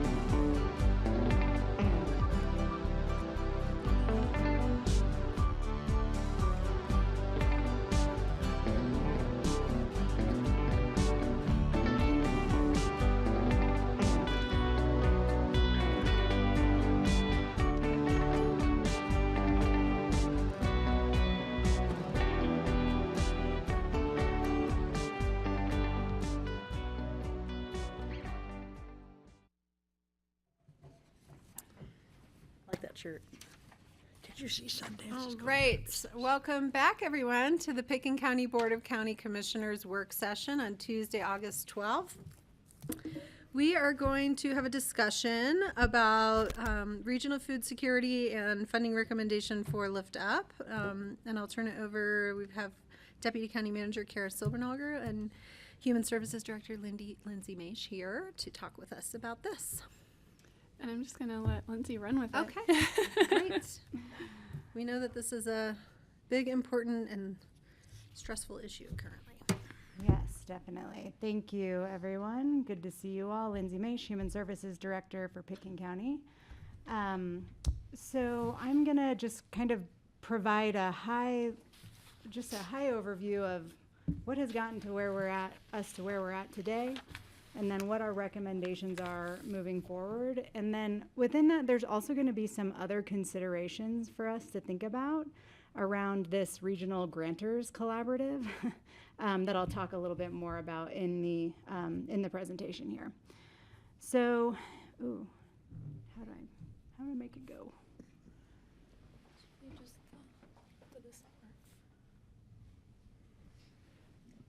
Okay. Okay. I'll click there. Yeah, and then there's the thing. No. All the devices here. Yeah. Okay. So today we've now received two what we're calling off-cycle funding requests, which basically means that we have a regional collaborative group right now of funders who are grantors who have been meeting pretty regularly. That's the City of Aspen, Aspen Skiing Company, Picken County, and Aspen Community Foundation. We've been reviewing lots of data and looking at things over the past few years, really in an effort to streamline our efforts together and try to monitor impact a little bit better, but also help our nonprofit partners in a different way. Recently, we've been getting quite a few off-cycle funding requests, so we thought that this was a time for this group to really come together and start thinking through how we prepare ourselves and each of our respective boards around how to make recommendations for things like this, because we know that you all receive lots of requests that come this way, and sometimes it's hard, you don't have all the information that you need, and this group is really trying to bring some of that together so that when recommendations come to you all, we have just a different picture, a better, more broad picture. So in regards to just food security, we've now had two off-cycle funding requests, which means that they did not come in through any of our competitive grant program funding cycles. So like the Healthy Community Fund, our grant cycle application just closed. The City of Aspen, who we have here as well, their grant application will open in October. So we kind of have them all happening at different times, the grant cycles. So this was coming in the midst of one that was, it was off cycle, and it was also for a request that the competitive grant programs do not fund. So Healthy Community Fund will not fund capital requests. So so one of them was from Lift Up for $2.5 million for a capital debt that they were facing. The other one is for Harvest for Hunger, and this comes after them opening the fixed pantry at the Health and Human Services building, and realizing just the amount of food that's moving through that location right now is quite a bit. And so there's another request for general operating and food purchase for that location as well. Of these two requests, the Lift Up request was reviewed in depth by the Regional Grantors Collaborative. The Harvest for Hunger, we have not yet fully reviewed it, not together and kind of measured it against the eligibility criteria and things like that, which I'll show you soon. We wanted to come to our respective boards first because the recommendation that's going to come forward will include the Harvest for Hunger application as well. Okay, so there have been, Sam Lander-Casper came and spoke with you all about the strategic planning efforts that the Mountain Coalition for Food and Nutrition Security, McFINS, has been doing now for the past 3 years. And what they found, these are kind of just really the big takeaways from this. There are pretty big gaps in distribution coverage, and that's including our remote areas like Redstone, Marble, Dotsero, and Elgibel. Lift Up in their data has reported 138% increase in food pantry visits. And then Harvest for Hunger is reporting that they're moving between 3,000 and 4,000 pounds of food in the Aspen location alone a week. Yeah. So individuals who are not, as you know, individuals who are not eligible for SNAP, this is one of the ways that they meet those needs, because for our clients in human services, if they're not eligible for that food benefit, they still can't afford food. So they have to find other ways to cover that need, and one of the ways for us right now is through that fixed pantry. And then, of course, something to always keep our eye on right now is that there's a lot of upcoming changes, as you may know, in the House Reconciliation Bill number 1, the big, beautiful bill, around SNAP, WIC, and TFAP. These have never covered the full spectrum of need in our community, and it's only going to worsen. That's going to get worse pretty soon with the different eligibility criteria and work requirements that will oversee those programs. Okay. So the highest priorities for McFinn's that they have now started to draft a budget towards for this, and this is not just for Pickens County, this is for the entire region, including some of those areas that are not served as much. The highest priorities are around fixed pantries, home delivered meals, mobile pantries, and food totes, or they're also known as 72-hour bags. We relied heavily on Lift Up when they were at the Health and Human Services building for those 72-hour bags, because their hours of operation didn't allow us to just go to the pantry when we needed. So those 72-hour bags were key for us. That is something that we've lost in the Human Services building, and something that we've had to just think through how we do, because our child welfare caseworkers and mental health specialists are out in people's homes on the weekends, and we're seeing people not just during the business working week. So we're thinking through that right now. But I think important to note that where McFinn's is at is they've started to draft a budget around what the regional need is for these priority areas. As I mentioned, the Regional Grantors Collaborative consists of the Healthy Community Fund, the City of Aspen Health and Human Services Competitive Grant Program, Aspen Skiing Company Caring for Community Fund, also known as Aspen One, and the Aspen Community Foundation. That's the Regional Grantors Collaborative. So we're going to start to get into how we're reviewing these applications. And what we're starting to hone in on for us is kind of what are the core functional areas that our community needs to have to stay vibrant, healthy, and thriving. So those core areas right now, they're still being further defined, but right now where we've landed is around communicable disease testing and control, immunization and family planning, family safety, aging adults, access to health care, behavioral health, food security, and self-sufficiency. So the way that we're reviewing these off-cycle grant requests right now is we weight the criteria based on priority first. So the first thing we look at is, has there been a sudden loss of funding that covers one of those critical core areas and a long-standing service that we've had in our community. And so then you kind of, if that's the highest tier, then the second tier would be, is it filling a community gap with a creative or seed concept proposal? So like if we have a gap that exists, is there an organization that comes in to really fill that immediate need? A good example of that is the Aspen Family Connections was one of those seed fundings that we did many years ago, where there was not a resource center to partner with child welfare around collaborative management, and they really came in and filled that gap for us. Thank goodness. And then, of course, we've been looking at capital requests, because it's not something that's covered through the Healthy Community Fund, and those are coming through in different ways. That being said, the capital requests and the priorities are the third priority. It's not the highest priority for us making funding decisions. The questions that we're asking ourselves when we have the discussion around these are, is the request achievable? Is it filling a gap, or will the recommendation solve a current issue that exists in the community? We're asking if the request is to provide an essential service that aligns with a local or strategic initiative or plan. And when I say that, I mean like the public health improvement plan, the Human Services Strategic Plan. Aspen Community Foundation, they have a strategic plan that really focuses on youth empowerment. So wherever those kind of strategic initiatives are in the community, we're trying to align them with those. Does the application provide enough information to make an informed funding recommendation? That's just kind of a given. We do that with all of our grant programs. And then if the funding is not granted, are there other options that are offered in the application that the group can look at? Let me pause and see if you have any questions before I keep flying through this. Yep. Yeah, question on the last one. If the funding is not granted, are other options offered? Offered by who? So by the requesting organization. So we have a question in there around that just says, if this is not funded, then what? Are there other options that we can look at? Have they requested other possibilities? yeah. Okay, thank Yep. you. So McFinn is the entire region, so then that brings in Sarah and Marble, which are at the Aspen to Parachute part. That's right.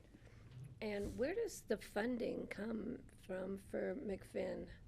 How is McFinn's funded to Yeah. actually run their strategic planning? Yeah, Right now, it's all volunteer. okay. And so the members of McFinn's are like Lift Up sits as one of the governing partners. We have Valley Meals and More. We have just a lot of the food partners all come together and have been doing this strategic planning. Some of the like the costs for strategic planning, we've been using staff time to assist in that. And then I think we have, I can't recall, but we may have also helped pay for. So that something as organization well. doesn't, it just reviews, it doesn't award any dollars. Not yet. Okay. So And what that- about the other one, the The Regional Gee. Grantors Collaborative, also RGC. volunteer led right now. So the only one that's funded is the Aspen Community, the Pickens County Community. Our Perfect. fund. Yeah. And the Aspen Community And the Foundation. city. Yep, and the And the city. city's fund. Yep, and Aspen one. So those are the grantors that are all around the table to look at it to see if we can streamline, make it a little bit more efficient in our recommendations. Stretch the dollars we do have further. Right, exactly. And McFinn's actually is like, so McFinn's is a governing, it's a governing body that sits under the West Mountain Regional Health Alliance. So it's West Mountain Regional Health Alliance who is responsible for maintaining and moving that body along. Okay, thank you. Yeah. Lindsay, is there a calendar of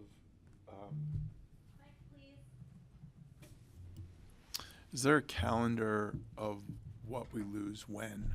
So I think there's a mistaken belief that we don't lose anything till after the midterms, that HR 1 conveniently, cuts to Medicaid come in, Q3 of 2026.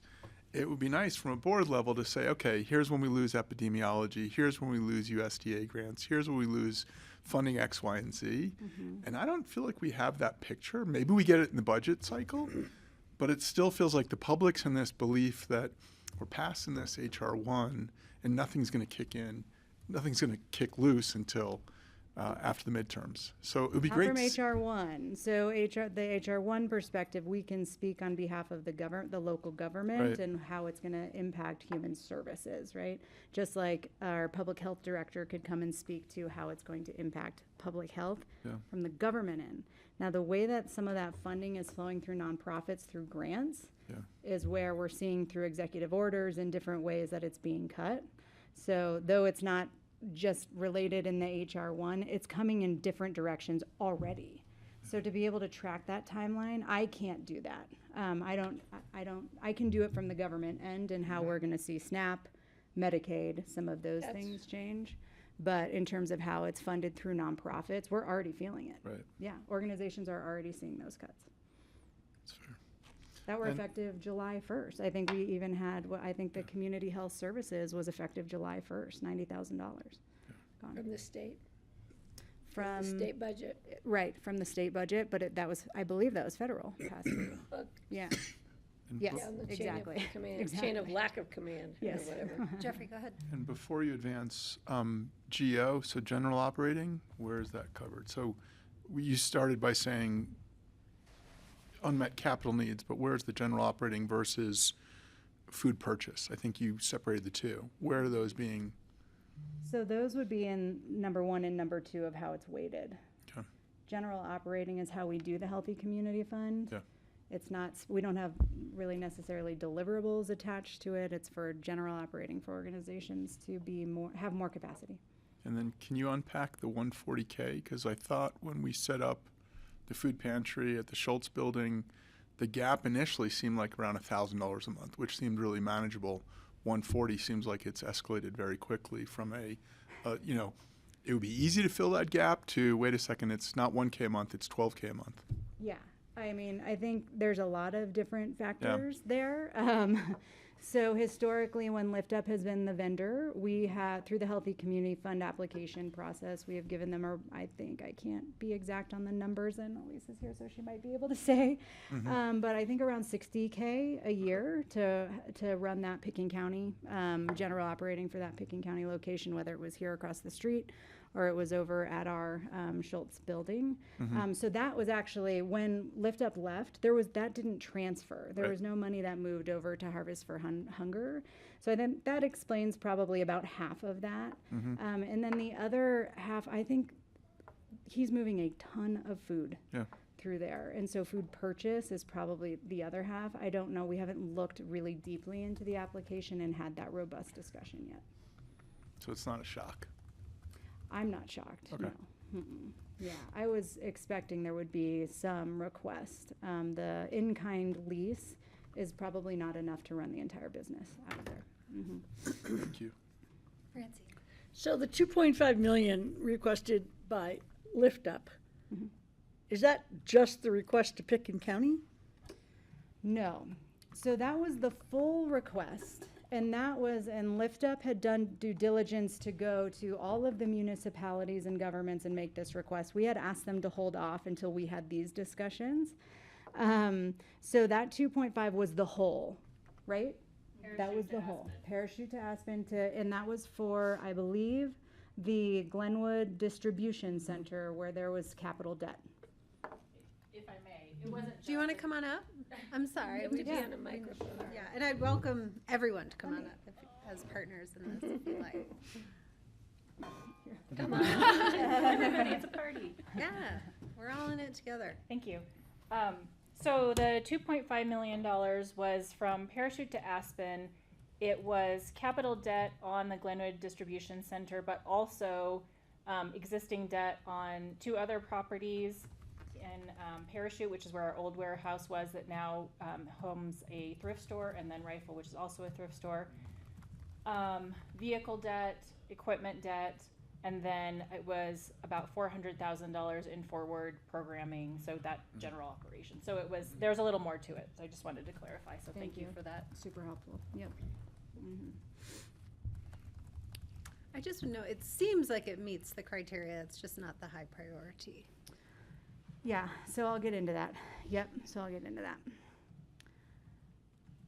So the reason that this group said that it does not meet the criteria is because it was not for a capital campaign, it was for capital debt. And so the organization made the recommendation to not provide any recommendations around funding for debt. That said, to your point, those critical programs and services, the 400,000, we do believe we are making a recommendation to fund that. In what capacity we can talk about.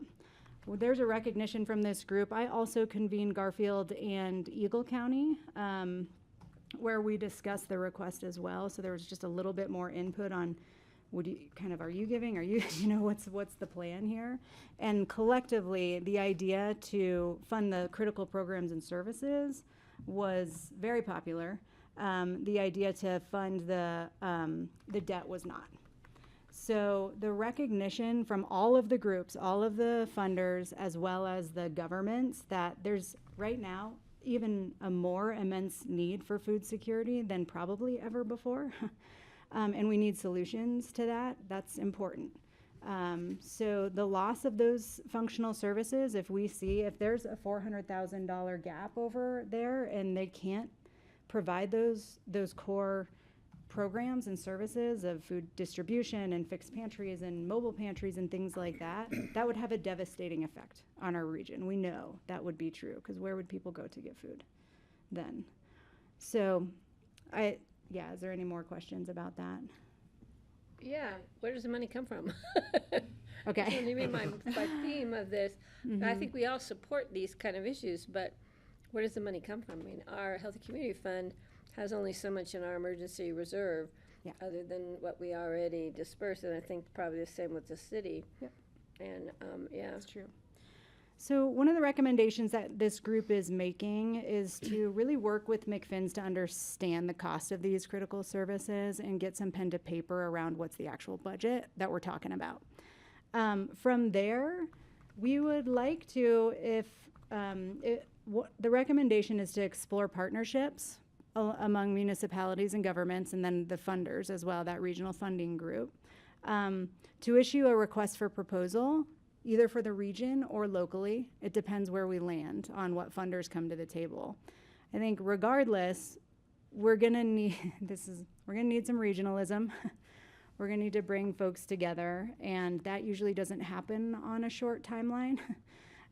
So if nothing else, looking to how we do that locally right now while we figure out some of the regional things. Okay. Yeah, and the fact that Garfield County just did a hiring freeze because of their budgetary issues, which we don't even know how it's how these federal, trickle downs are gonna affect our bottom line budgets.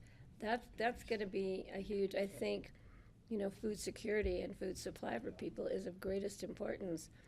It's just we have these other things that are hitting us in so many directions. We're gonna have to really think creatively, and partnerships is a great way to go. The problem is all the people we want to partner with are all in the same situation, so, Right. yeah. So I did speak with Garfield County, and you're right, they're on a hiring freeze right now. And as I understand, it is also something that's very important. These services and programs are crucial for Garfield County. I mean, I live in Garfield County, right? So I'm a commuter who comes up. We recognize the importance of that Garfield presence, especially for our workforce here in Pickens County. That was absolutely part of the discussion with the other counties. I don't think Garfield County at this point, they don't have an answer right now about whether they could come to the table or not, but they'd like to revisit it in the future. What'd you say after they don't have an answer? You add one more sentence.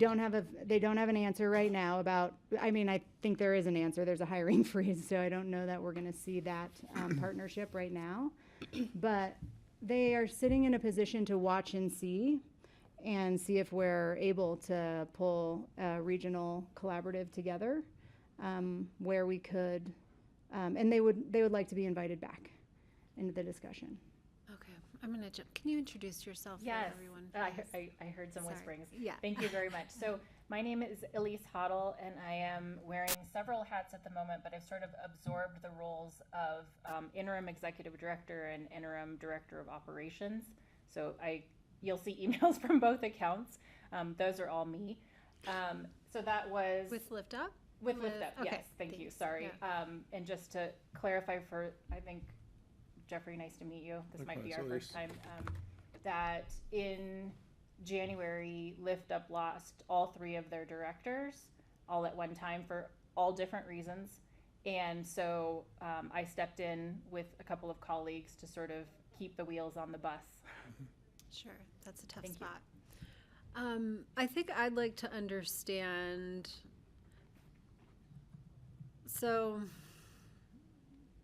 the McFinn's is a convener but not a provider. Is that fair? Mm-hmm. Okay. Yep. So the regionalism that you're talking about is a provider, a regionalism of the providers. Yep. Okay. And so this draft budget would look at all the costs of the services they're providing and whatever the gaps are. Mm-hmm. Is that what we're thinking about here? Yep. Okay. Mm-hmm. And we think that only costs $600,000? It's unclear right now. That draft is doesn't include all the fixed pantries, and it's right around 500. It could be more. it's unclear right now. And does it include any of the general operating for the providers? Or is it- Yes. That's all that, okay. Yeah. Okay, that's helpful to understand, thanks. Keep going. Okay, See any no other other questions? questions All right right, now. I'll keep moving. Okay, so what we're looking for is to explore an IGA with other municipalities, governments, our partners, up and down the valley. It could either be regional, we just have to see kind of what the appetite is. We haven't even started that yet. So today we're talking about whether you all approve that recommendation for us to explore that, for critical programs and services. Of course, there's other things coming up right now around funding cuts, not just food security. So we're asking you to also approve the recommendation for us to look at local opportunities in our internal processes to address some of these basic service needs that are coming up. This is, dare I say, unprecedented again. But this is uncharted for us, some of this territory in our departments. Usually these types of federal cuts don't happen so quickly and all at once. So the way that and even if it's over 2 years, that's pretty quickly and all at once. So it's a unique position for us, and we'd like to look at some of the ways that we're funding through the Healthy Community Fund, as well as how we're partnering with organizations like the City of Aspen, the Community Foundation, to see if there's ways that we can have higher impact. I think this is the time. We've been meeting, like I said, for about 3 years, and now we just had a facilitated discussion on Friday to help us kind of come up with some more concrete recommendations of how we address some of these things that are coming up. And one of those ideas is really to be dedicating a fund that's specific to these very things that are coming up, these core functions and services. And what we have not figured out yet, and what we need to seek some more exploration around, is like, where does that fund live? Does it live here at Pickens County because we are the human services, and is that the IGA? Is that the City of Aspen, us, the Community Foundation, and Aspen One are all contributing to that, or is it bigger? We're not really sure yet. Or is it something that the Aspen Community Foundation could hold as well as a fund to be the conveners and to bring some of the formality together around it? So who were you meeting with yesterday? What organizations were you meeting On with? Friday? Yeah. Yeah, on Friday. We just did a work session on Friday and it was with the Regional Grantors Collaborative, which is those four granting organizations Okay. who we are all grantors regionally. Okay. Mm-hmm. Meaning Upper Valley. Yep. And so you're asking us to approve looking into this further?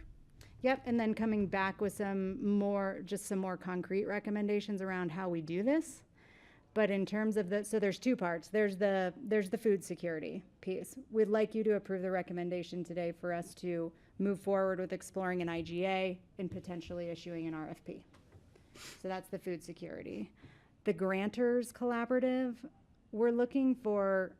we would like to come back to you with more concrete, but we just want to make sure we're on the right path. Like, does this sound good to you all? The concept of a fund where we're all contributing, where we can address some of these, therefore we could also address some capital requests. And then it would be that Regional Grantors Collaborative that would be coming forward with recommendations the way we are right now. This is right now, we're building this airplane as we're flying it. Can I sorry. As we have kind of reviewed these applications, we've been trying to figure it out without any sort of capacity, just doing it all through volunteer. So, yeah. I just want to restate, what I think I've heard. So we have two requests. Mm-hmm. The first request is relative to this regional food regional providers of food security services, RFP. Mm-hmm. Now, I don't understand the IGA. Would it be an IGA or like an MOU? Because they're not all We don't know. governments. Yeah, we would have to figure that out, I think, because because issuing the RFP is just one part. Who issues it? Mm-hmm. Right. How do we get the money? into the one place, right? And so we have to is it for figure. a manager? Just, sorry, before you went on, what's the RFP for? Sorry to interrupt, I just was like lost there. What is the RFP for? For the core programs and services for food security. So Not for fixed somebody to pantries- run the IGA. No, correct. Okay, Mhm. thank They're you, sorry. yeah, those are two separate things. So maybe to step in, what Lindsay's speaking about is through this regional grantors group, so all the grantors that are in this space have come up and said, rather than each of us individually using our grant dollars or through our grant process, food security is very important. It'd be detrimental to lose. We think it would be better to be issuing it as an RFP rather than through our individual grants. And then as Lindsay's saying, the IGA, we don't know if it's an IGA, but it would the partnership would probably look a little bit different. And again, this is to go back and how do we make the most of all of our dollars? And so the partnership would be looking at who is issuing the RFP, how much are each of the respective partners putting into the fund, so we know how much is out there for the RFP, and some of that is then being driven by the McFinn's budget, that the work that they're doing. So there's kind of two moving parts that would set up for us to have the knowledge to push out that RFP amongst the 4 partners initially. And then the idea is people who respond to the RFP are going to likely bring a multitude of partners together to say, we're going to provide this component, we're going to provide this component. That's the provider end. Yeah. That was going to be because I wouldn't want it to be, well, we have an RFP process and Lift Up wins the RFP. So what happens to Exactly. Habitat for Hunger? What happens to, what happens to those other organizations? Because we need them all. So I think we need more clarity on why we really need an RFP, why we can't work together with all these organizations that are already providing food security, so they're not being redundant or so they're being more efficient. So I think that needs to be part of the discussion. For if we're going to do an RFP, what does that really mean? Because usually it's you select the contractor who had the best proposal, and I don't want to be then knocking off all the other guys who've been working hard and do a great job of providing different sources of food or different locations or different opportunities. So I think that is important. And I also want to add, I think Jeffrey's question about a time, was it you that asked time frame? Is something maybe we can, when we anticipate other programs going away or lack of funding from the state level, maybe that's something we can have Levi look into for us, since he does all the legislative stuff, and give us some idea, because I think that's going to be important, so we have some idea. We won't really know for sure what's coming. I just want to go back because I had a second thing I wanted to clarify. And then the second request is exploring the creation of this fund with the 4 funding partners, and that would only fund these bulleted items. Off cycle. So if anyone's coming off cycle, they need to Or fall capital, into yeah, this. exactly. Okay. So I guess my question related to that a little bit is, like some of this stuff to me seems to fall like squarely within like ACF's, mission, and so why don't those things just continue to live there? And then the things that we open up for off-cycle funding are what don't neatly fall, into just one person's mission, I guess. I think there's a lot of ways you can slice that. There's a lot of different ways. Or does everyone think that these all fall into all 4 funders' buckets, and that's why the fund would It's manage probably that? part of the issue, is that it does fall into all 4. And so then our nonprofit partners are having to come to every county and municipality and every funder and make these requests where there's not kind of a collaborative or like a more streamlined approach to do it. Okay, so this is the bucket where everyone's overlapping, and that's why you're just trying to put it all Health in and one. Human Services. That Hannah, Yep. whose hands up? I can't. Yeah, sorry, I see, Hannah, I see you. Let me go to Francie first, and then, We can let Hannah jump in. Okay, so I'm more confused now than I was 15 minutes ago. So I originally thought that you were proposing a sort of a central group, maybe the 4 entities or whatever. I thought it was more. I thought it was going to be like Garfield and Eagle and anyway, and together review the food solutions to the food shortages. And then, so instead of, for instance, like we have the Healthy Community Fund where we have a group of people that come together and decide who should win grants. So I thought that's what you were proposing, that these groups would come together and go over the grant applications as a group. So I don't see where the RFP fits into my original understanding. I still don't really get that. I mean, I thought originally the RFP was going to be for somebody to run that. That Just make fair. compilation of Could be. of funders. But now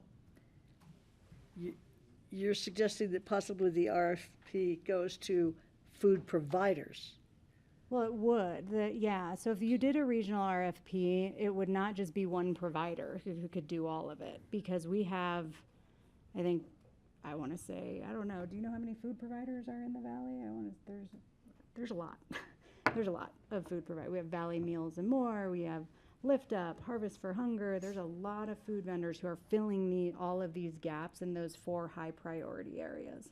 So if you issued an RFP regionally, then you would select all the vendors who would be able to fill those gaps wherever there's the need. Does that make sense? And what happens to the ones whom you don't choose? Say that again, sorry? What would happen to the ones whom you don't choose? The providers that don't win the RFP, which is kind of what Patty asked. They're just like sink or swim? We don't know the answer to Good that. question. Yeah, that is a good question. To clarify, I want to point out, as Lindsay's saying, there can be multiple people that are awarded through the RFP, right? So in some ways, we're shifting from 4 different grant processes that each nonprofit is applying to, now to one consolidated RFP process that still nonprofits can be applied to and awarded within that. But it's all that is coming within one system rather than 4 different And ones. so we would give money to the compendium rather than individual applicants. Correct.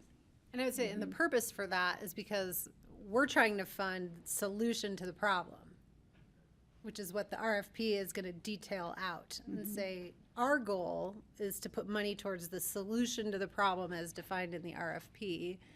And providers, we want you to come forward with that solution. In exchange, we're going to give you guys the money to do it. And then The what other happens to the providers- Healthy Community Fund? That is now rolled into that? No, because that covers the whole spectrum, not just food insecurity. So some of the questions you all are asking is we don't have answers to yet. And that's no, really, because I Healthy get it. It's a Community process. Fund, right? Yeah. And so when you asked about why Garfield and Eagle, they don't have a competitive grant program. Pickens County is the only county that has a competitive grant program. So does it come from the Healthy Community Fund right now? There's language there that says it couldn't do capital.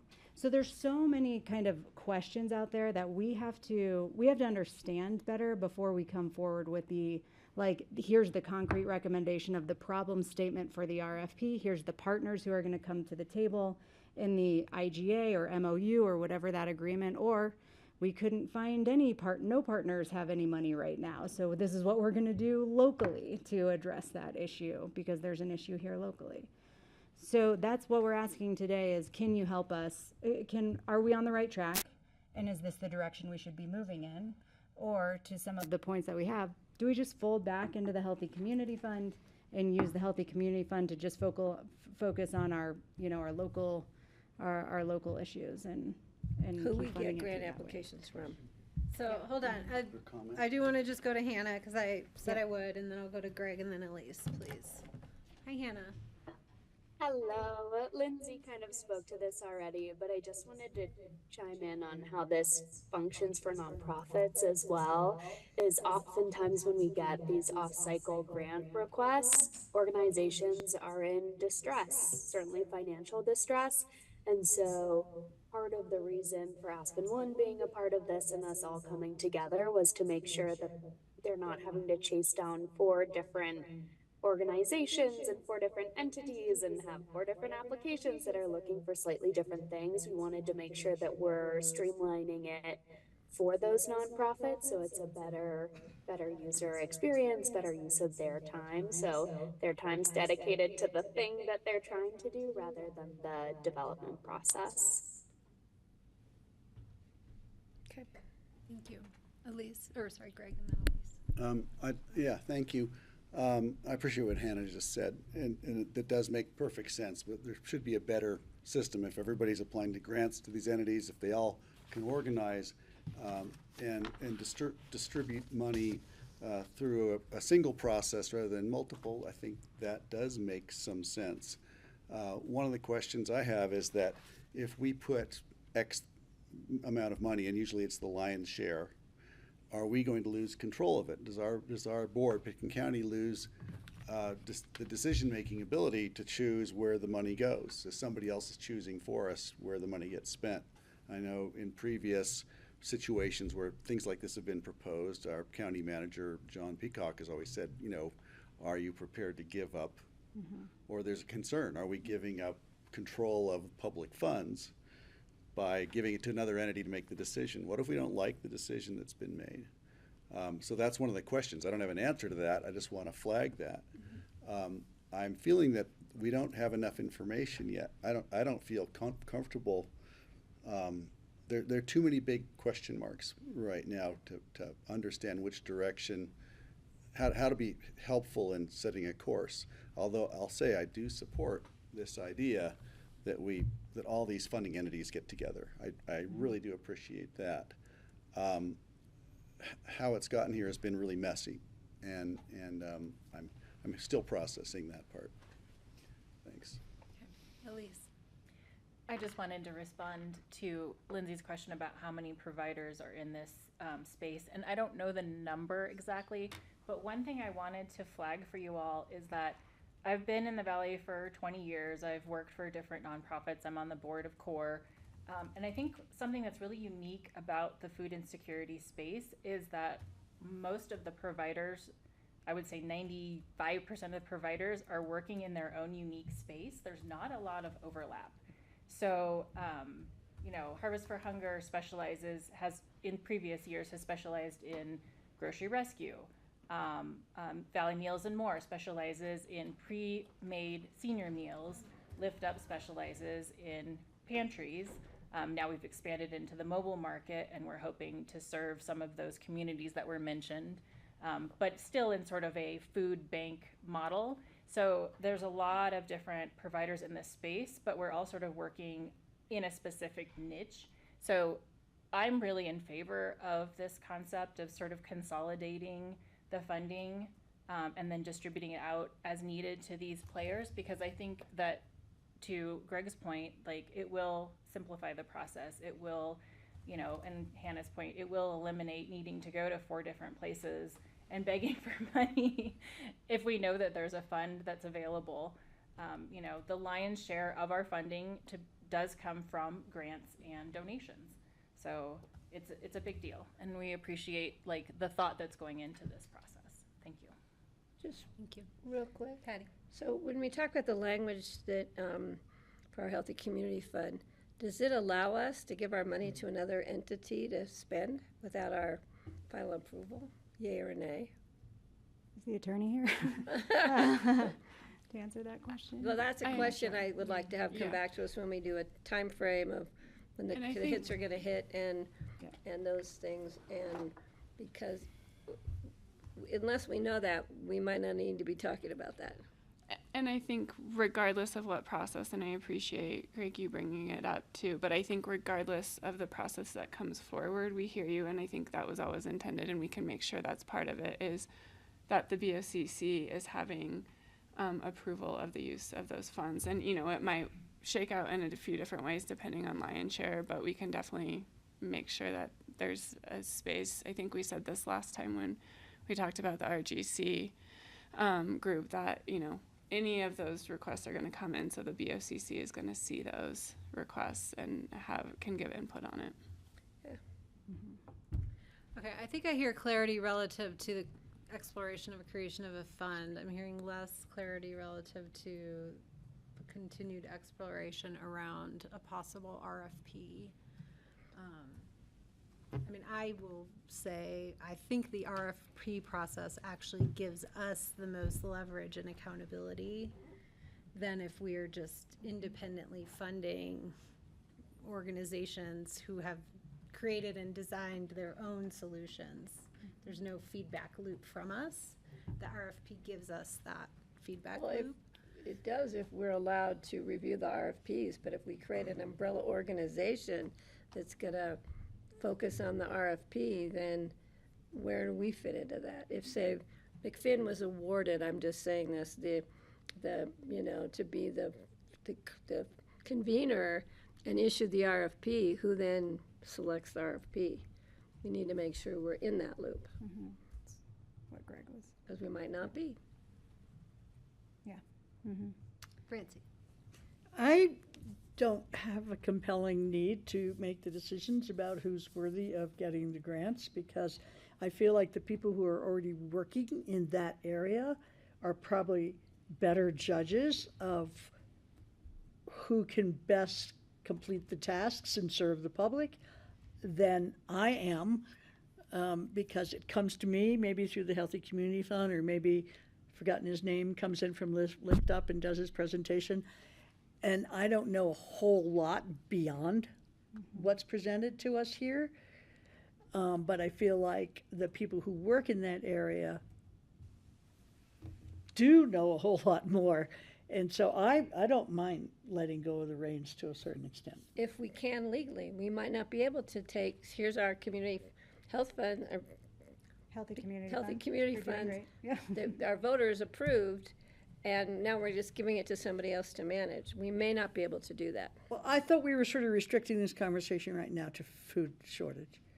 Are we we're not talking about the whole Healthy Community No, but I'm Fund. saying if we're using the funds from that to fund food security, I don't know where else we're getting the funds from.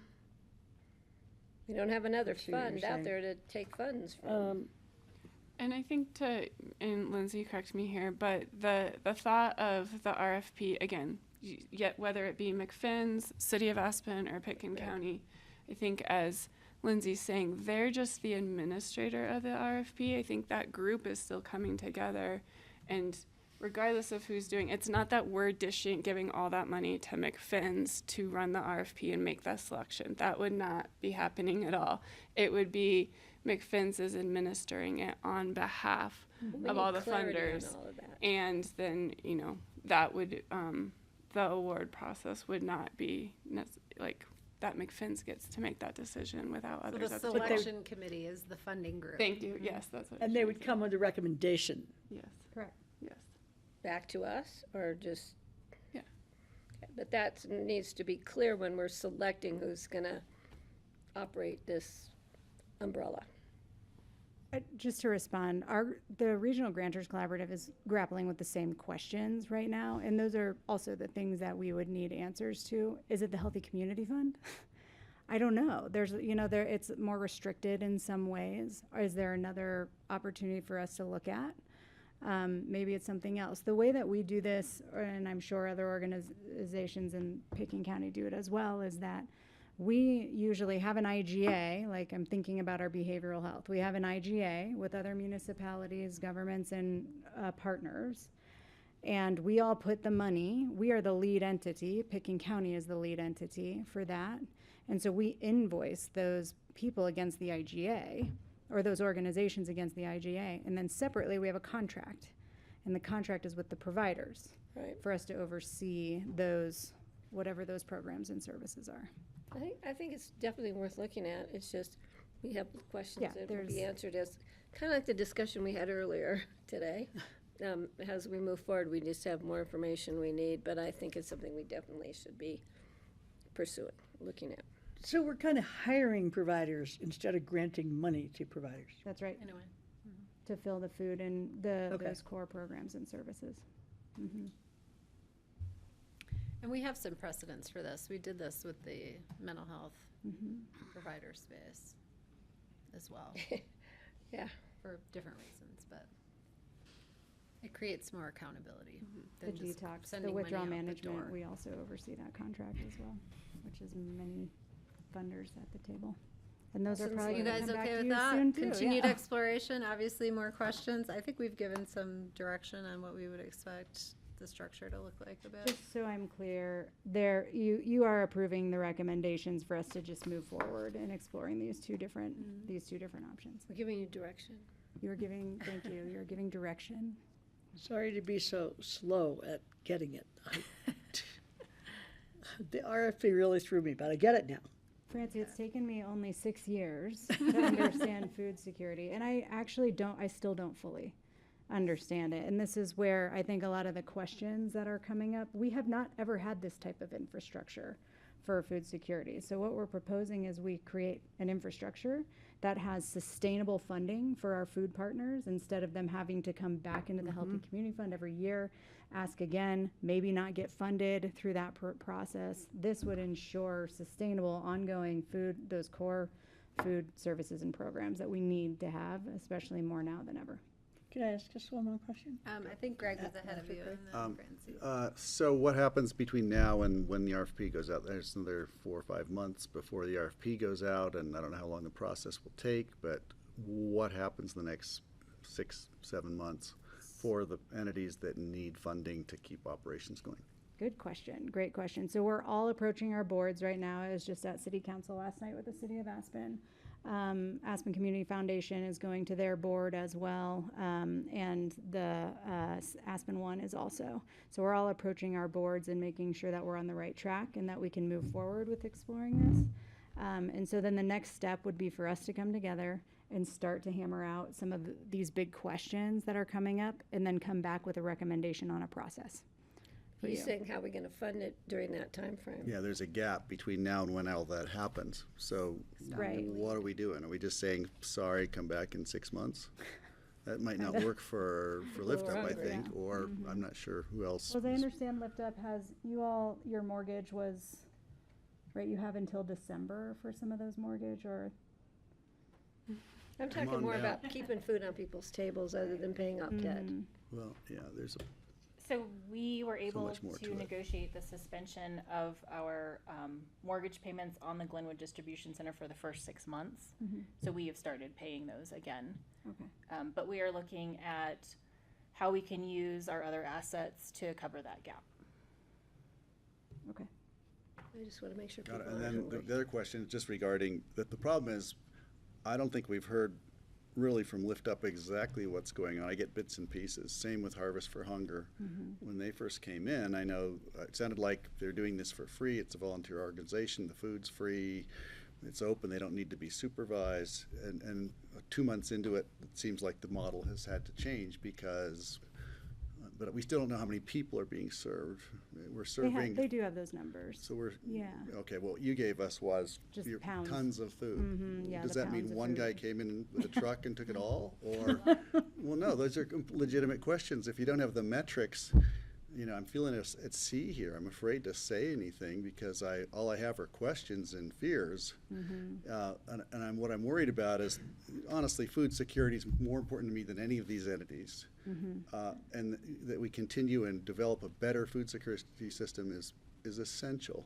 And that's what we've all been working toward in fits and starts for years. Right. What I want to make sure we don't do is destroy something in the hope of, if we have to take it apart to make it better, okay, I guess I understand, but I'm still concerned. I have so many questions about all that, so. Yeah, we do still need more time right now because we haven't even reviewed the Harvest for Hunger application yet.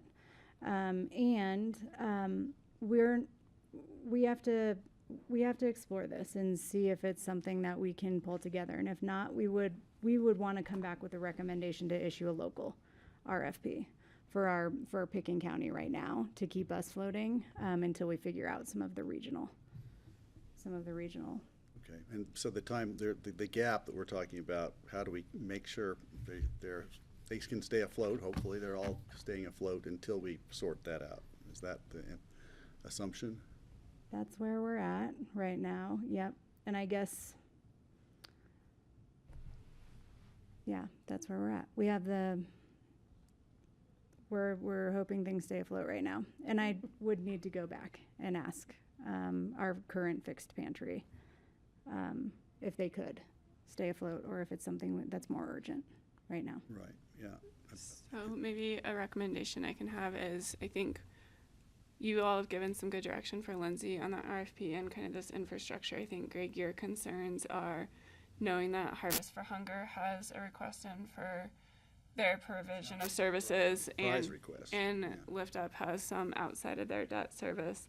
I think let staff work with them and see what that urgency is and kind of get a timeline, and if we see that it needs to come back sooner, or if we can build it into this whole process and come back all at once, then we can bring that all together. So, point of clarification, our Healthy Community Fund has sorry, Francie was before you. I don't want to forget. So what about the Food Bank of the Rockies? Where does that fit into this? Oh man, this is part of it. I don't know. I bet Elise could actually answer that a little bit better than I could. We do have to wrap up and move along. And I have one more question specifically about this. This will take 30 seconds. So Food Bank of the Rockies is both a member of McFinn's, and we Lift Up purchase food from Food Bank of the Rockies. Oh. And Food Bank of the Rockies is under another national level organization. So to Jeff's point, they will see some trickle down effect. So at the federal level, they'll have less subsidies, which will then trickle down to Food Bank of the Rockies, which will then affect us. Okay. And then my other question is fairly short. So the nonprofit status of these organizations won't be threatened by their becoming contractors, basically? Because under an RFP. if they are responding to an RFP and now they're working for us, they're sort of contractors now. And so I'm wondering, does that align with their status as a nonprofit? Are they contractors? No, they're not. No. And we do similar with like community health services. So it's a provision for professional services and nonprofit, limited liability, all kinds. So that does not threaten their nonprofit. So my question really quick is, under our Healthy Community Fund, we have an emergency fund. We have a fund balance, yep. Yeah, fund balance that we use for emergencies. So if we had a food shortage and we had some time frame issues, but that cannot be used for capital, so it could not pay off debt service. That's correct. So that's another thing. We don't have a way to pay off debt service for Lift Up because our Healthy Community Fund does not allow us to do so. Thanks, Patty. Great. Just a quick question. Elise, maybe you can answer this very quickly.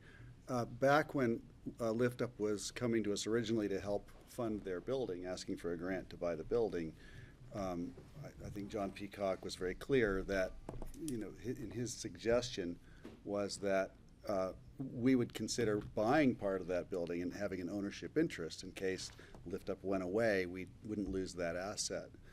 And that was declined by Lift Up. I think the Lift Up board decided not to take that route.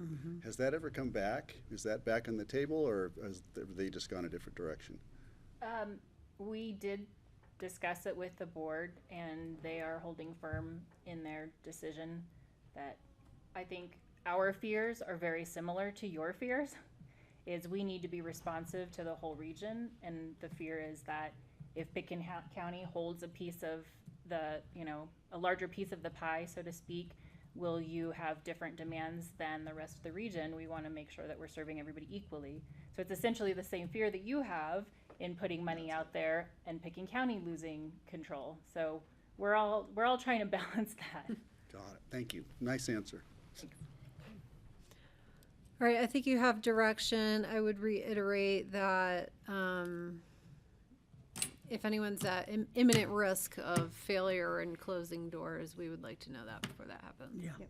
We want to keep food on the table. Yes, of course. Yep, we would bring that back to you pretty imminently if that happened. Thank you. Thanks. Good to see you again. Always Thank a you. pleasure. Thanks, everyone. We'll figure this out. going to be a lot of well, brain work. part of it maybe. We're doing our best. Okay. Sorry, Thank you, we're running Lindsay. behind, but let's invite our Chandler Asset Management team and Treasury and Finance staff up. Hello. Thank you. Nice to see you. Lisa wears so many hats, I can't remember, it's like, why is she here? I know. It's funny, I don't think I've ever met her. Oh, yeah. Yeah, she's been, she was on Basalt Council. Plenty of chairs. You could be. Interesting that she's still on the core board. Yeah, that's right. I thought we didn't have any Well, no, government. she's former council, she's not, yeah, she's no longer a council. They got the swivelly chair. Welcome. Nice to see everyone in person. Nice to see you as well. Good to see everybody as well. Math time. Math class. I thought you said nap time. I'm glad it was Hey, nap. I heard nap time also. I know. For some people it's the same. That's the best Not for suggestion me. you've given us all day. My favorite class. Oh, that's good. Pressure's on now to keep that reputation going. No, you said nap and now I'm. I know, she suggested nap, we're all yawning. Who wants to start? Anne, please. Hi. All right. Good afternoon. Anne Driggers, Chief Financial Administrative Officer only. I think You've divested all your other Right. titles. We recently made some restructuring in the finance department, in large part because of the airport project, to better align us operationally and to deliver on that. And so we have transferred responsibility for Treasurer and Public Trustee to Liz Woods. The Treasurer is responsible for all of the investments, so I am going to introduce Liz, and then she will take it from here. So- Oh, nice to meet you, Lynn. Yes, nice to meet you So, all. so do you have more hats She now? now has You're the longest Treasurer, Public title in the Trustee, county. and Finance Director? Yes, so I am Liz Woods, how Finance you do that, Director, Treasurer, and Public Trustee now. What are the titles again? Finance Director, Treasurer, and Public Trustee. And did you get your salary tripled? I wish, Francie. No. So it's exciting. I have recently taken over. I think it was about 2 weeks ago when we made the transition, and taking on both those functions, and then also procurement will be under me as well. So that transition has recently occurred, and we're still kind of in the feeling out process of transitioning duties and everything, but this was a great opportunity because we now have Chandler here to do their annual report to the board, and so we thought this would be a good time to let the board know about the transition as well. And what's left for Anne to do? That's what I was going to say. So Yeah, really, what does she do here? I'll be focusing on the airport financing a lot and internal audit. And Exclusively. if we How many have an hats? airport to Yes, finance. well, I mean, I guess that's kind of our responsibility, isn't it? How many Trying to titles figure do out you how to have? pay for it. Do you still have multiple titles Well, then? she's got one. It's on but here. one. Just one? But it's got 4 words in it, so, yeah. So all 4 of you are here. And so what is it again? What's your title again, Anne? Sorry. Chief Financial Administrative Officer. Okay. All right, so I am going to punt this over to Chandler if you guys want to introduce yourselves because we have one new face. And your titles. And She's really- your titles in case you want to play around with that a little. Sure. Thanks, Liz, and it's great to be here again. And for the purposes of Commissioner Woodruff, maybe we'll give a really brief bio of each one of us, really brief. But again, my name is Scott Prickett. I'm co-CIO for Chandler Asset Management. I've been in the investment business for 38 years, and specifically the public sector for 35 years. And again, Commissioner Woodruff, what we typically do is give an economic update and then move into the portfolio. So for today's presentation, I'm going to just give a 40,000-foot view, go through the Fed's mandate, and then turn it over to Kyle, who's with us today. So we have two new members here based in Colorado, and I'll let them introduce themselves, Chris and Kyle. But before I do that, I'll have Julie reintroduce herself. Good afternoon. I'm Julie Hughes. I'm a senior portfolio strategist with Chandler, and I've been with Chandler about 11 years now, but in the industry for over 30 years as well. And it's great to see all of you. With that, I'll turn it over to Chris. Hello, everybody. My name is Chris Blackwood. So I started my career out as an economist. I started out in the governor's office doing economic and revenue forecasting. I worked for a couple of bond underwriters as their director of research. But for the last 25 years, I've been an investment advisor. Actually, I've only been at Chandler for a little less than a year, but I've known Scott and Julie for over 20 years. We've competed against each other. Last year, when I had some time off, though I have a little handout for you, I took some time off, and I'll just take one and pass it down. So last year I wrote a book called Investing Public Funds. It's a comprehensive review of investment practices and sort of like a primer for elected officials. I don't have the book here today with me, but this gives you a snapshot of it and tells you what it's about. And so I will be sending copies of this over to Ann or Liz, and you guys can distribute it out. And it's good for getting, I guess, for providing background on all the details that they're going to go through here.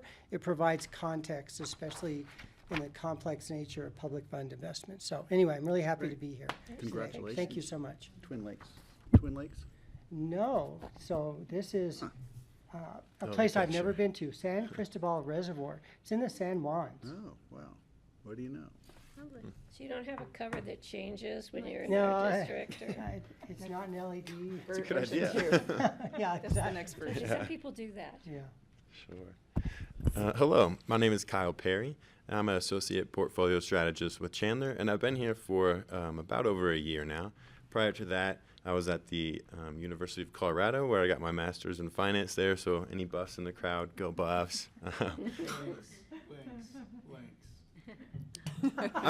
So I did my undergrad. I played football at Idaho, so I'm really a Vandal at heart. So no offense there to anyone here. With some prior experience in the investment world, and now I'm here in the wonderful state of Colorado. And thank you for having us in Aspen. Beautiful. I see some of the colors changing, so I'll have to come back in about a month. It's been early. That's not I a know. good thing.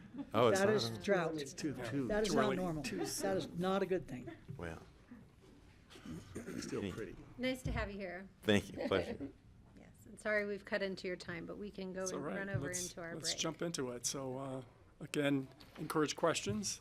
This group definitely isn't shy in asking questions, and we really enjoy that. I'll try to contain So, myself today, no, I promise. you This know, is I don't one know of we're my going to have favorite a things whole of the lot of year. math for you today, but I love this meeting every year. And I will just maybe This one. suggest that we'll look to you to take a pause in the presentation and see if we have questions, so we can keep moving along and still give people time to definitely ask do them that. in a Yep. timely manner.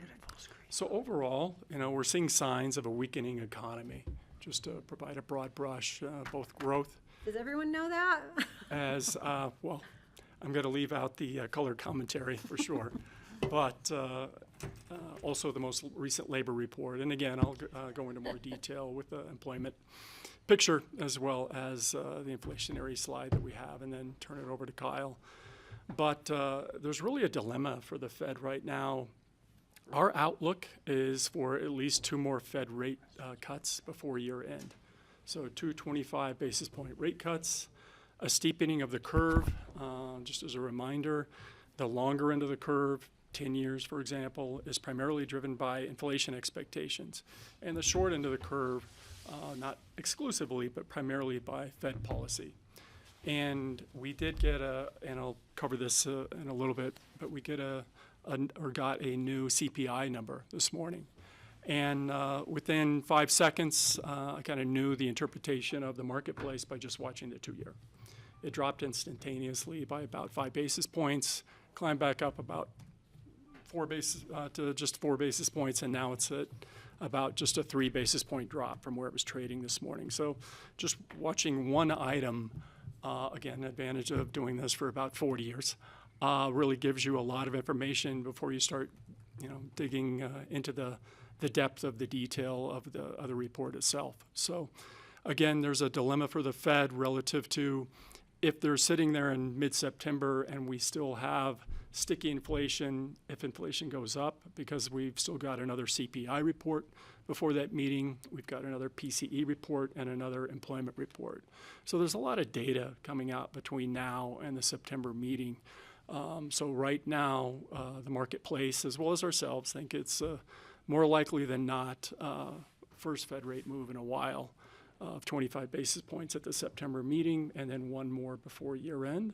But that's going to be determined by the data that comes out. So the first slide we have here for half of the Fed's mandate for employment is on the left-hand side, the non-farm payroll, and the right-hand side, unemployment rate. So there was a lot of information coming out and headlines with regard to the latest employment report. I know when my daughter's asking me about it that she has zero interest in the economy and business. I know that it made parts of the journalistic environment that normally doesn't get to, but it was a very weak number, 73,000. The item that was as important was the revisions for the last 2 months, which was down 258,000. So there was ramifications of that for the statistician that put those numbers together. Was it the numbers that drew her attention, or the response to the numbers at the White House that drew her attention?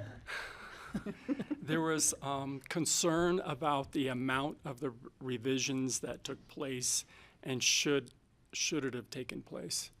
That is a very carefully crafted answer to your question. That was good. Nonetheless. Staying safe over there. Yes, yes. And then on the right-hand side, the unemployment rate at 4.2% and 7.9% respectively. That difference, as we've explained before, is those that are working part-time but would like to work full-time, and those that for the last 12 months have just given up looking for a job. And the dynamics of the employment picture is definitely changing right now. We have a weaker labor market than we've had over the course of the past 6 to 9 months for sure. I think for the younger generation, it's backed up by data.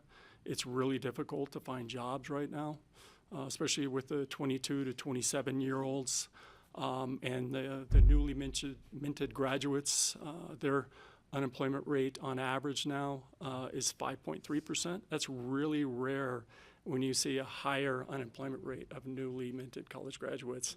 That is above the national average. And, just look at, I think a lot of these headlines are correct. What I was hearing about a lot of my daughter's friends starting school and getting that computer science degree, and it almost guarantees a job, that has changed dramatically.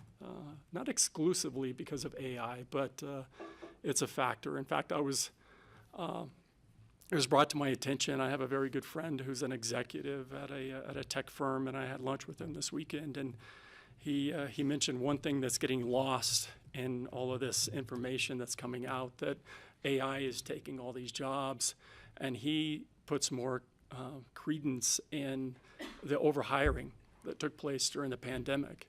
And he's like, that's been lost. And even we did it. And they just merged with another firm, and he meets with a lot of other executives for tech firms. And so I think it's an easy headline to make that an AI is now replacing computer science degrees, but that's just part of the story. And speaking of stories, it was also another really interesting article I read this weekend about a woman who has a PhD, and she is a software engineer, and she did lose her job to AI, couldn't find another job. So she went back to school to become a welder. Oh, wow. And so she's an apprentice welder, and she's going to start at 50 grand, but welders are needed so bad, and welders are not going to be replaced by AI. Robots. So she's going to have a job, and typically it goes threefold after a couple of years. So, she'll go from 50 to 150,000, but it was a really interesting story. And it's way cool for a woman to be a welder. Yeah, so exactly. Good choice. Exactly. So I have a career choice when I retire in a year and a half. There you go. Yeah. I could totally see that for you. Yeah, there won't be a shortage of jobs typically. So moving on to next labor slide, we have JOLTS, job openings and labor turnover survey. I think the key takeaway here, with not going into a lot of numbers, is the trend line. So the latest number is 7.4 million jobs. That equates to about 1.1 jobs per unemployed individual. So I'd be surprised based on that trend line if we don't go below that average line you're seeing there.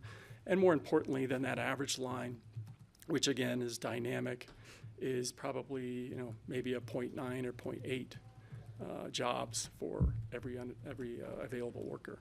I'd be surprised if we don't see that based on the direction of the labor market right now. And then moving to the stable price mandate, inflation slide. We've got consumer price index on the left, which I've already mentioned, was released this morning, and CPI on the right. Again, the latest numbers came out at core 3.1% and headline at 2.7%. More importantly, the PCE on the right-hand side of your slide there, core at 2.8% and the headline at 2.6%. So 2.8% is still well above the Fed's target of 2%. And again, we've got another PCE number coming out before the next Fed meeting. And it's going to be a key component of all of the factors that the Fed has to weigh, whether or not they move rates downward or not at their September meeting. So What is PCE? What is? Personal consumption expenditures. Is And that it's a more, how much we spend? it's a gauge of inflation. So, and it's more dynamic than CPI. It accounts for factors, and it has, I won't go into detail, but it has, for example, a substitution factor in there, which CPI does not. If the price of coffee tripled overnight, then you have a substitution effect of maybe drinking tea instead. Ted Lasso, maybe not, but a lot of people would make that decision. And so that is accounted for, and I'm oversimplifying it, for PCE. That is not accounted for CPI. So that's why the Fed uses the core CPE as the key component that they use relative to measuring inflation that's occurring in the economy. So it's year to year. It's year over year. Yes, Okay. exactly, for the past year. Yep, exactly. So any questions before I turn it over to Kyle? And he's going to start covering the ever-important consumer. That's I'm sure Kyle's going to cover this, but that's been a story relative to how resilient the consumer has been. Is it fair to say that the PCE is pretty close to the Fed target? No, it's running at 2.8% right now. The Fed's target is 2%. It'll be interesting to see if they stay at 2%. My own personal opinion is I don't think that they will over the course of the long term, and I'll define long term the next 24 months. I'll be really surprised, and I think our firm will be surprised, our Economic and Market Analysis Committee, if they don't raise it incrementally in terms of a new target. What it actually is. Yeah, yeah. I see your point graphically, it looks like it's there, right, if you look at the graph. Yeah, But yeah, just very close, but it, that yeah. gap is by the Fed The officials gauge. considered large. Thank you. Yep. 0.8. But you saying they're going to move the 2%, so they're going to move their target? What's that now? You said they're going to move the 2%, so that They means they're might. going to move It's their just an op- target? it's just so an if you can't opinion. reach the target, just move it? Just move it, yeah. Okay. Yeah. That's how you play baseball, isn't it? It's like firing all the BLS Jeffrey. people.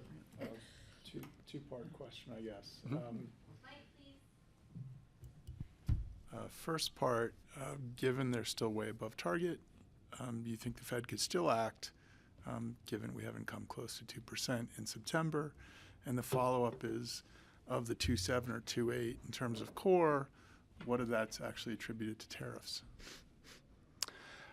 The amount of, so two parts of your question. The amount of tariff contributions so far has been, in fact, the CPI report this morning was the report that reflected more tariff effects than any so far. Yeah.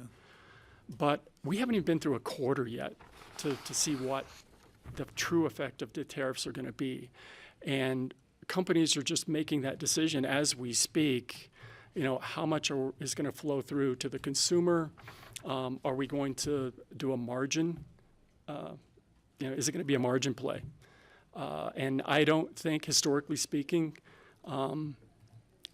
it has always been passed on to the consumer if you look at history. So wouldn't that behoove the Fed to just say, okay, we're still in the wait mode in September, and we haven't seen the impact of? Yes. And in a debate class, I would love to take that side if the professor is going down the aisles and saying you're going to take this side of the argument and you're going to take this side. However, there's so many factors I think that will possibly outweigh. If we don't get a pickup in PCE and the next CPI and PPI report, and it stays close to where it's at right now, I think it's highly likely, and the market reflects this, we think it's going to happen, that the growth factor and the weakening, more importantly, actually, the weakening of the labor market is going to weigh heavily and outweigh keeping rates where they're at right now. So I think if I had to be, a Karnak and say, okay, at the next Fed meeting, Chair Powell is going to say this, this, and this, I think if they do move 25 basis points, he's really going to emphasize the why because of what he has said so far, and that why is going to be weakening of the labor market and possibly growth. It's a dual because, mandate. and Kyle's going to cover the GDP, which came out at 3%, but that is a number that you really have to look under the hood because of the net exports and imports. At the last report, negative 4.66%, and then the latest report, Kyle will go up, it was up 4.99%.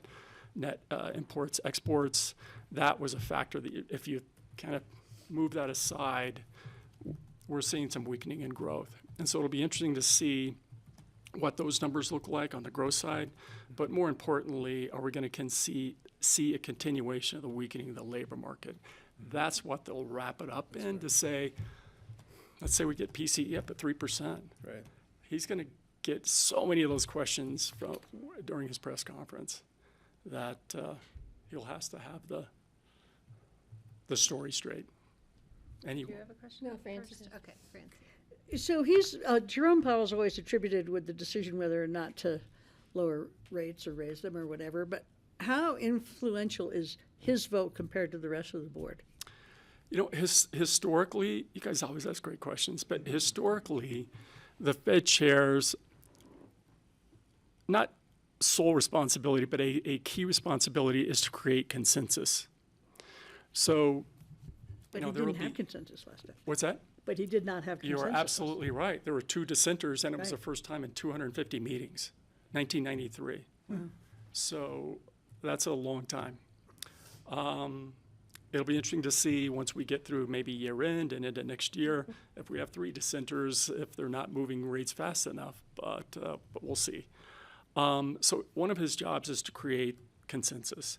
And so that's one of the major reasons why I just said what I said, that there hasn't been 2 dissenters in 250 meetings. It's probably, it isn't any different than, having the conversations. And they, the other committee members look to and want to be unified in what they're telling the economy. I mean, it's so important for that message to come out. And the ramifications of an interpretation that the Fed is, fighting amongst themselves or disorganized is just not good for not just the U.S. economy, but for the global economy. And that might influence his decision to make a move so that they could all get on board? Yes, yeah. And the 2 dissenters, Bowman and Weller, they had good reasons, and their reason was essentially what I tried to explain in terms of why they could justify a move in September, the primary reason, if they do move. There's no guarantee that they're going to move. We're just talking a quarter of a point. Keep rate, yeah, exactly. Okay, thank you. All right, let's keep Any other going. questions? Okay, no other questions? So that takes us to our consumer slide, the all-important consumer. As you recall, it makes up about 2/3 of GDP, so a big driver in our economy, and we'll see that later in the GDP slide. These two slides give us a pretty good reading on the pulse of the consumer. So our backwards-looking one on the left there, retail sales, and that's a year-over-year basis. It came in at 3.9%, and that was for June. A lot of that, and it was a rebound from the prior period. A lot of that driven by autos dipping in the prior period and then rebounding and being one of the larger drivers there. And on the right side, our consumer confidence, more of a forward-looking indicator, and that came in at 97.2 for July, and that was up from 95.2 back in June. Some of that, people not feeling great about current conditions, so a bit pessimistic about current conditions, but that uptick due to people feeling slightly less pessimistic about future expectations. But overall, I think there are some risks to, as Scott mentioned, our resilient consumer, right? Let alone the trade tariffs and uncertainty in general, but people are starting to miss car payments, for example. Read an interesting article the other day. I mean, car payments are kind of the last thing you want to miss, right? You have to get to work, the grocery store, all these other things that you would have to miss before you miss your car payment, right? And so some cracks may be emerging in that surface, continued inflation risk. So still a resilient consumer, as I mentioned, but some risks being posed there to future spending. Can I ask a question there? Go ahead. What reflects consumer confidence? Is that spending? Is that what they're looking at? How much money people are spending on different areas? Is that where they get that number? So it's a survey, pardon me. So they send out a survey and they'll get responses back. And there's, I believe, 5 different categories. And a household will respond, how are you feeling about the current job market? How are you feeling about future expectations and that sort of thing? And they'll aggregate that into this index. So it's actual response to questions. It's not reading statistics. Correct. These are real consumers. Right. Okay. I have a question. Hey. I'm not an economist or a math person like those two over there. I'm a shopper. No. In listening in and trying to keep up with what's going on, which is not easy to do these days, the retail sales and the fact that there's talk about people are using their credit cards. So when do they max out? Are we going to see this huge plummet in retail sales because people are reaching their max and they're paying back minimum payments per month, which is not good for anybody's financial situation at home? Are we going to see a change, or are they just going to get a new credit card and start over again and keep, have 5 credit cards instead of 4? Well, that's a great point, and you mentioned that. So rising delinquencies, that's another thing that we are seeing. And that's another one of the risks that do pose a threat. And I think, Scott, you mentioned an article once where the different tiers of spenders and who's doing a lot of the spending, and some of the upper, the higher income homes do carry a lot of that, burden, so to speak, and do a lot of that. However, on the other end, we are seeing some rising delinquencies. Because I know some people, that's how they're funding their food on their table. Their previous discussion is on their credit cards, and it's going to get to a point where they're maxed, and they're barely able to make their monthly minimum payments. And so what goes? Food or roof over your head or utilities or car payments or, yeah. We're going to be getting pushed into some tighter circumstances, I believe. Good point. So our next slide here, this is our leading indicators of economic activity. On the left there, the LEI, the leading economic indicators, -4%. So really signaling some economic growth, to slowing economic growth, and some of that due to consumer sentiment and manufacturing new orders. On the right side, however, you see the CFNAI, the Chicago Fed National Activity Index, a bit broader, more robust, with 85 components to that. And this is a 3-month moving average, so you can see in the red line at the top and at the bottom there, -0.75 and +0.75. That just indicates expansion or cooling, and we're right there at -0.22. And this has been a bit of a volatile number, however, still signaling below trend economic growth, so nowhere near those red lines, in a somewhat healthy position. And then housing, one of my favorite slides anyways. We have our favorite topics. Right. Our input really there on the left with those annualized housing starts, and then kind of what I like to call the output, or the other side of that, with that Case-Shiller 20-city composite. Now on the annualized housing starts, those did go up 4.6% in June. And some of that, due to contractors not feeling so good about potential costs of materials or labor supply and potential impacts of tariffs on those things, as well as 30-year mortgages are still elevated. So that 6.8% Freddie Mac that you see there. And that really is impacting the other side of the equation, that Case-Shiller. And this is a year-over-year percentage change of home price. And that was 2.8% in May there, which was a decline from 3.4%. So a little bit of regression, a decelerating pace, and some of that moderation in growth again.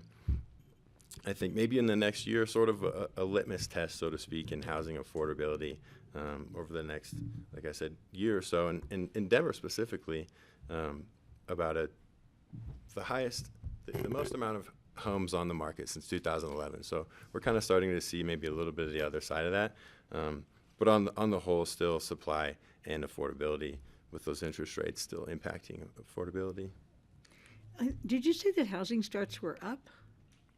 Yeah, so that's Doesn't look like that on the graph.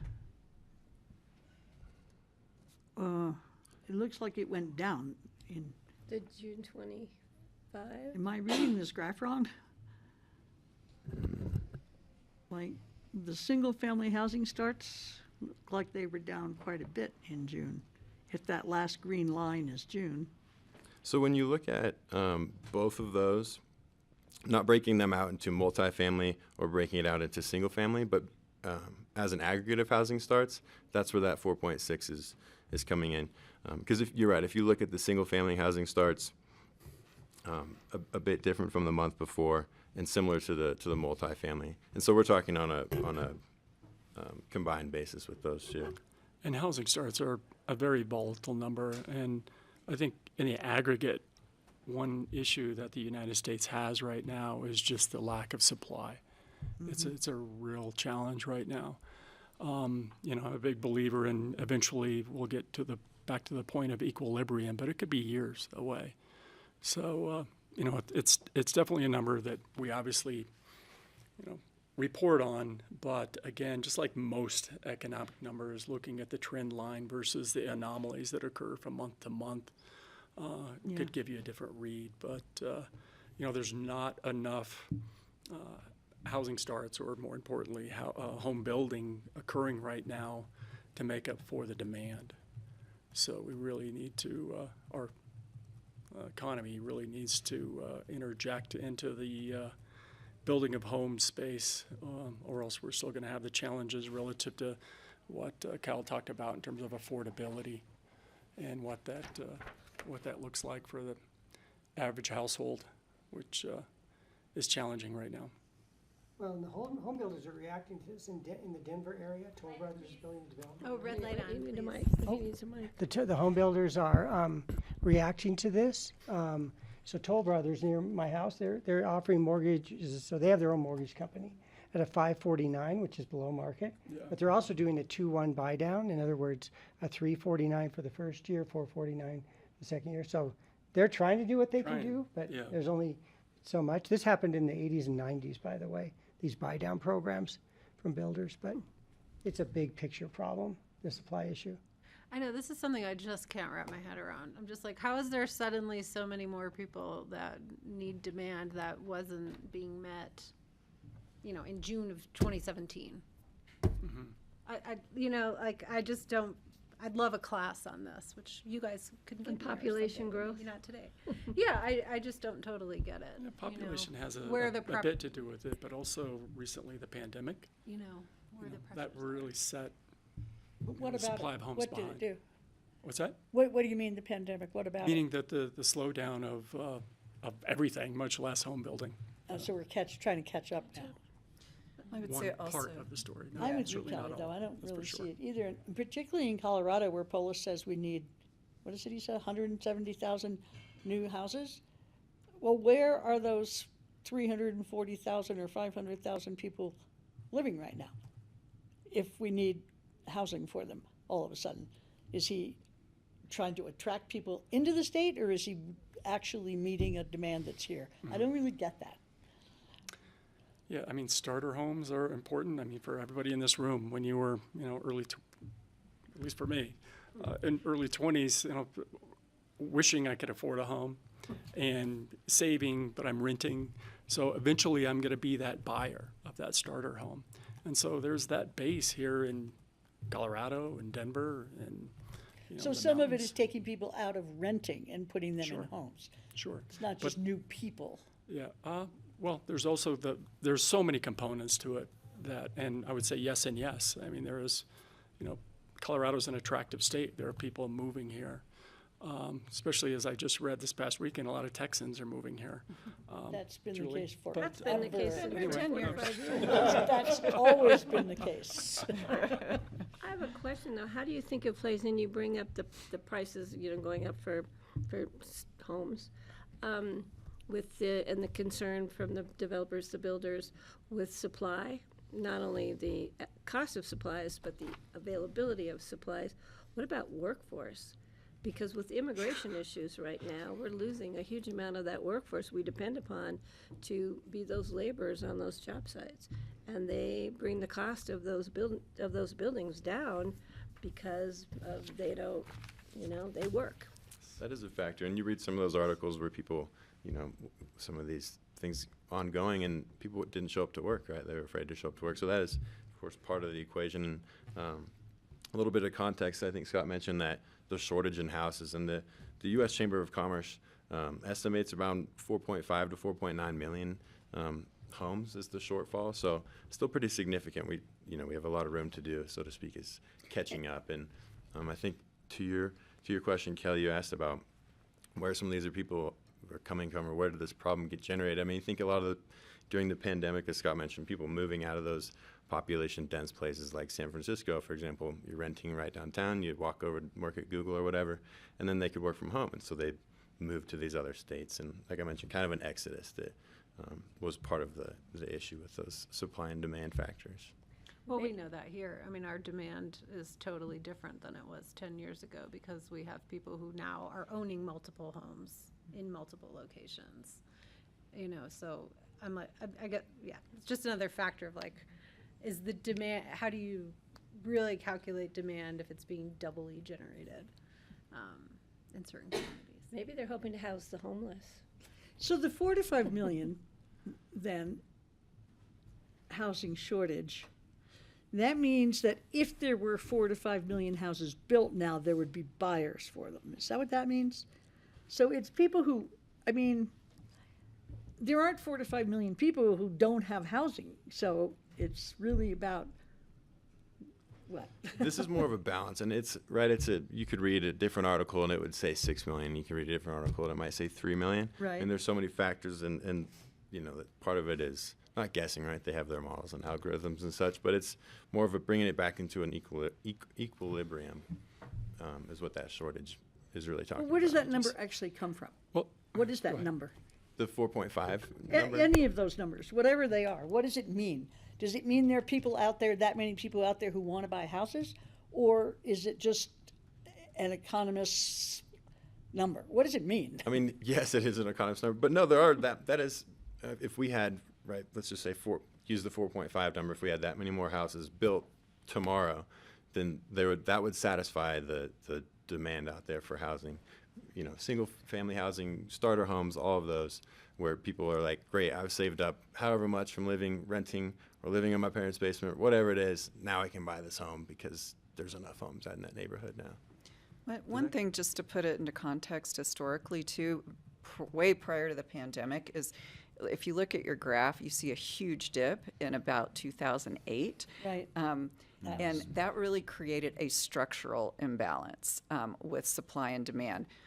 There weren't homes being built for many years after that, after the whole mortgage debacle caused the entire economy, global economy, to come crashing down. So you had a lot of pessimism by home builders, and they just didn't build enough for many years after that. So we have sort of a lag and a structural deficit there going way back to that era that we really haven't caught up with.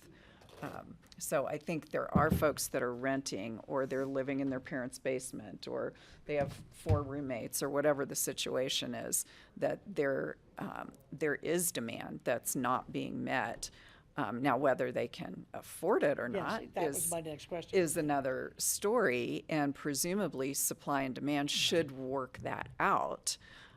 Theoretically, and we're starting to see some progress with more supply on the market, homes staying on the market longer. We're also starting to see a net out-migration from Colorado. It's just gotten too expensive for a lot of people, and they're moving for jobs and other reasons. So there's a lot at play here, I think. All right, we are far over where we're supposed to be, so we should keep moving. Yeah, we can. Yeah, I'll breeze through these next slides pretty, fairly quickly. So that's our. I find this very interesting. No, and I really appreciate the question. So, yeah, the survey-based measures here, our Institute of Supply Management, or ISM. You have your manufacturing there in green and your services there in purple. And really, what we're looking for is to see a co-indication between these two, whether they're both in contraction, meaning they're below 50, or they're both in expansion, above 50. And you can see really both pretty soft numbers. So overall right there, kind of in that median, but neither of them on both in contraction or in expansion. Like I said, I'll try to go through these slides. We only have a few left. So our GDP, so what does this kind of really all add up to? And Scott prefaced it before. We really saw a big turnaround from that negative print in the first quarter, and then our second quarter at 3% here. And if we look in that first column, that personal consumption expenditures, that's the consumer. And it was nice to see that turnaround from 3.25, you saw that 0.3%, a bit concerning, and now 1%. So a bit healthier. Scott also mentioned the gross private domestic investment. There was a turnaround there. So companies really pre-purchased a lot of inventories, capital goods, to get ahead of these tariffs, and it kind of put the numbers a little bit out of whack, both with the import and export and this private domestic, and you can see now they've flopped. And So one thing, so I know what Kyle's reading. He's reading numbers that you don't have on your screen, just so you know. They only have them through the first quarter. So in summary, I'll just get, in summary, the first quarter was you can see a negative 0.5. The second quarter was 3%. Okay. So I know you're probably confused. Yeah. I was confused. I was very I'm reading that. So anyway, and we can move on beyond this one, but I just wanted to let you know what those numbers were. Thank you for catching that.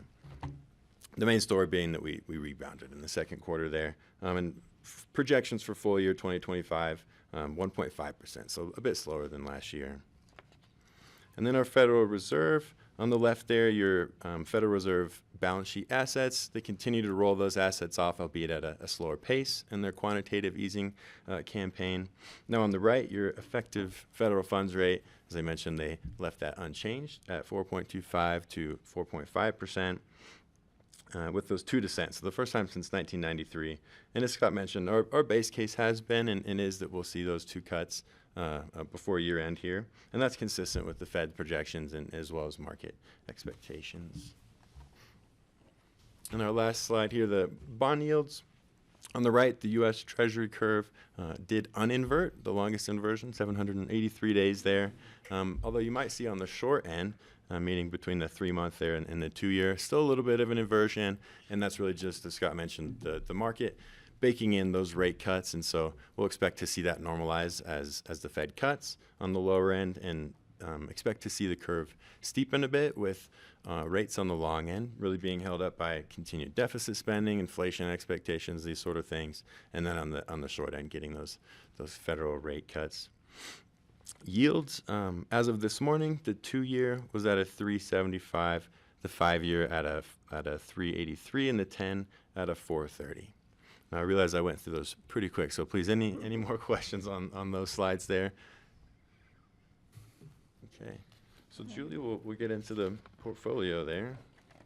I guess I'll just say, tell me if maybe I've gotten this wrong over the last 7 years, but whenever I look at the Fed yield, I translate that into like how well our financial position is, if that's accurate or not. I think it is highly correlated. So your liquid funds, everything that stays in the bank, or your daily liquidity, local government investment pools will track right about at Fed funds.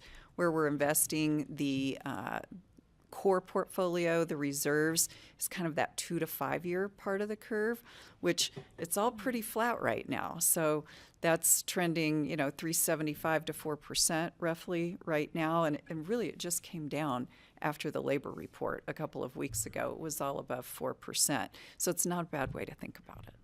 Thanks.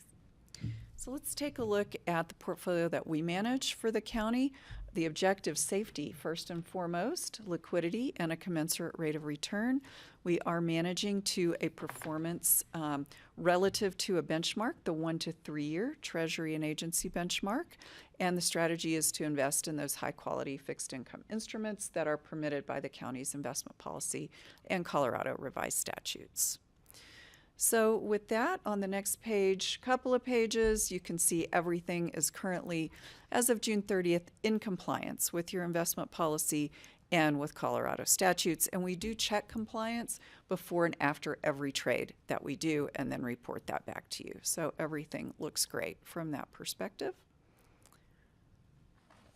And then taking a look at the high-level characteristics of the portfolio. I'll focus on that middle column, which is as of June 30th.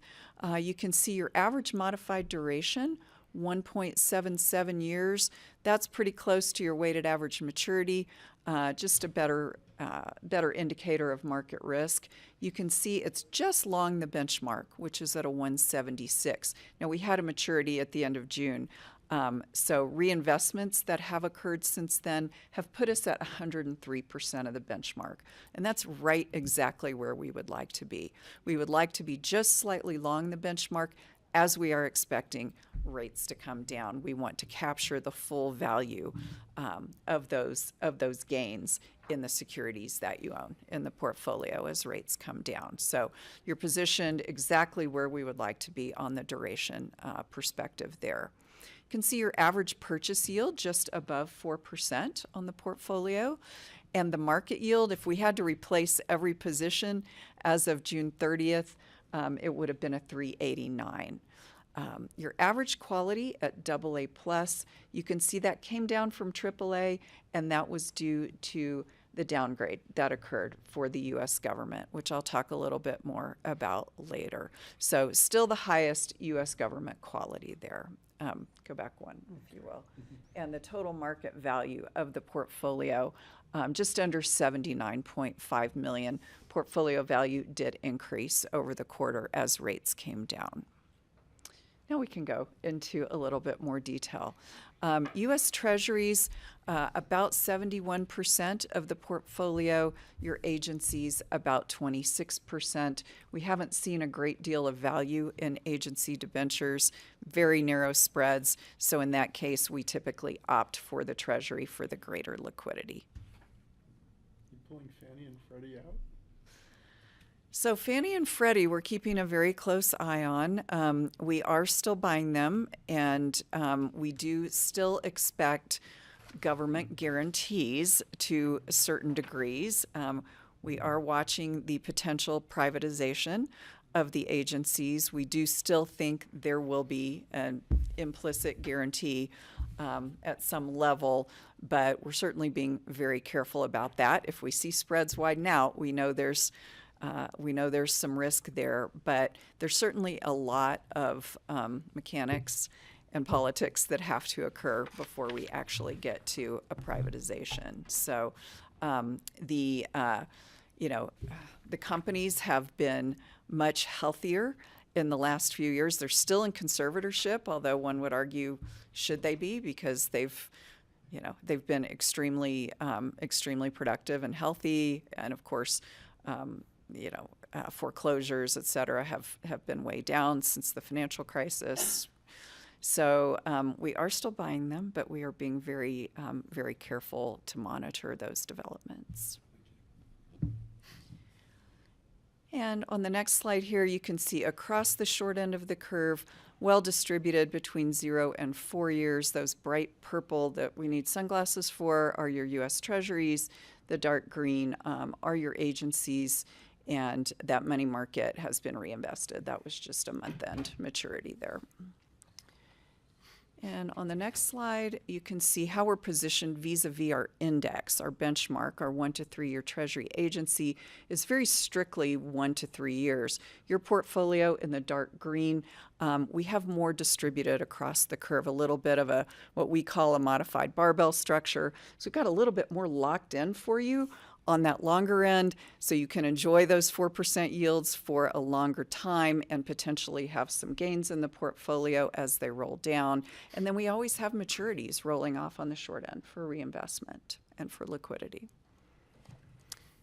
And then on the next page, you can see our various issuers. So the portfolio is all government securities, very well diversified between the different issuers. You see a few very, very tiny trailing mortgage positions that were legacy prior to us managing the portfolio down to practically 0.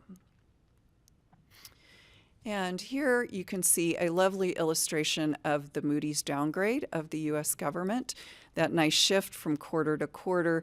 So I do want to emphasize that this was a when, not an if, and the market completely shrugged it off. Very little to no reaction. It's been anticipated for a very, very long time. In fact, S&P downgraded the government in 2011, if that gives you some perspective on that. The outlook is stable currently, and the primary reason was this ballooning deficit spending that we continue to have regardless of the last several administrations, and no end in sight to that. So that was, I think, the driver that put them over the edge. And lastly, and perhaps most importantly, our report card to you. So this is the total return performance of the portfolio in the green bars vis-a-vis our benchmark in the light gray. And this is total return. So this includes both the interest income generated by the portfolio as well as those fair market value changes in the securities that you own. So you can see in almost every period we have a slight outperformance vis-a-vis our benchmark. I'll just highlight a couple of periods, 12 months at a 565 versus 567, so just a couple of basis points shy. That was based on the run-up in rates over the fourth quarter. But over time, of course, the portfolio has performed in excess of the benchmark. You can see since inception, going back to 2019, a 222 versus 205. Of course, keep in mind rates were near 0 for over 10 years until 2022. So that's why those are lower. What determines the benchmark? Your risk tolerance as a county. So when we began the relationship, we worked with Ann and staff to determine what's the right benchmark. Where is your risk tolerance? We looked at shorter, we looked at longer, and recognizing that this is a buy and hold strategy. If you go much longer, there's a lot of buying and selling, which can involve gains and losses, also more volatility to the returns. If you go shorter, you could be missing out on some returns. So this was sort of the sweet spot after conversations that we determined was the most optimal strategy and benchmark. Okay. Any other questions? We move it if we don't like it. Exactly. Just We can change if we don't like that one. You could see the trajectory just of your purchase yield. So this really specifies the income that the portfolio is generating, just over 4% here. We can expect that to level off given the trajectory of rates that we're expecting to see going forward here. Any other questions about the managed portfolio? So I kind of do. So I remember when you came in and the yield was like 1.9 or something, and I was thinking that is incredibly conservative. So why is it suddenly up around 4%? What drove that? So that was the change in the market and the Fed funds rate. So the Fed increased rates in 2022 and early 2023 by over 500 basis points. So we just have a higher rate environment that we are investing So in it wasn't now. a decision change about where to have the money, it was just what happened at the Fed level. It was the market determining higher rates. And Exactly. massive inflation. That's the Exactly. good side of inflation. Exactly. Eroding purchasing power would be the flip side of this. Yes. Right, right. These are, not inflation adjusted. So, yes, exactly. So, good question. So I won't spend a lot of time on this in the interest of time, but just we do some reporting for the county as well, recognizing that there is significant liquidity, $134.3 million at the end of June, and this is just in the local government investment pools, which are still earning Fed funds essentially at 436 here.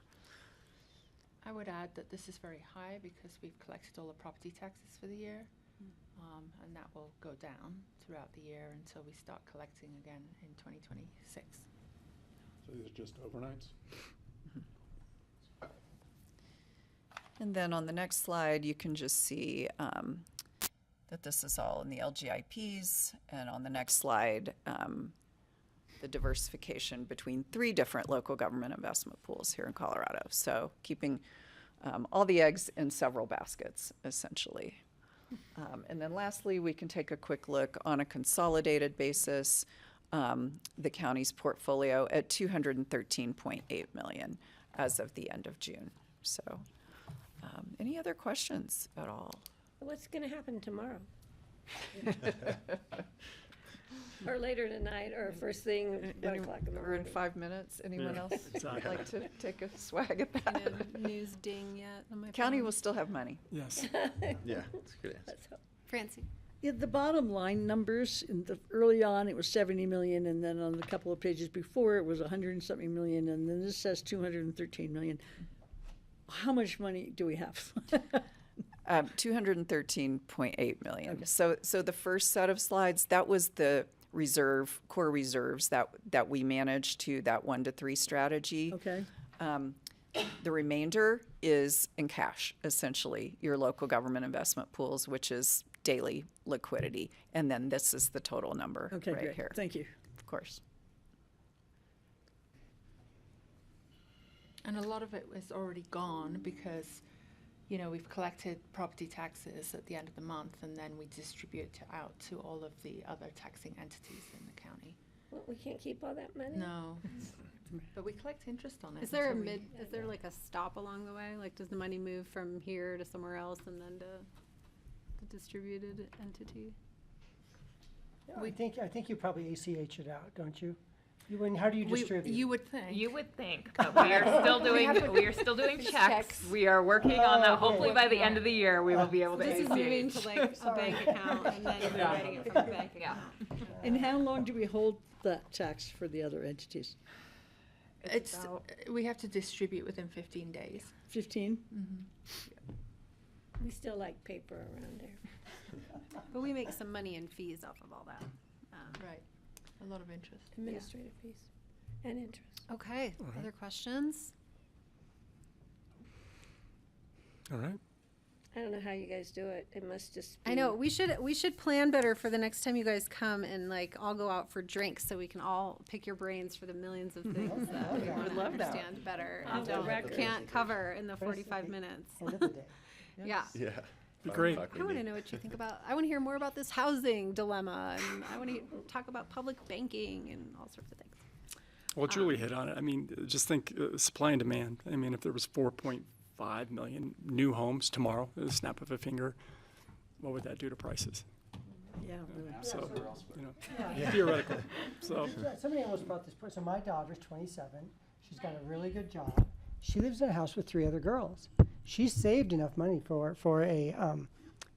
a deposit on a house, but the price she can afford is beyond her reach. Yeah. And so if that supply hit, it would pull the prices down.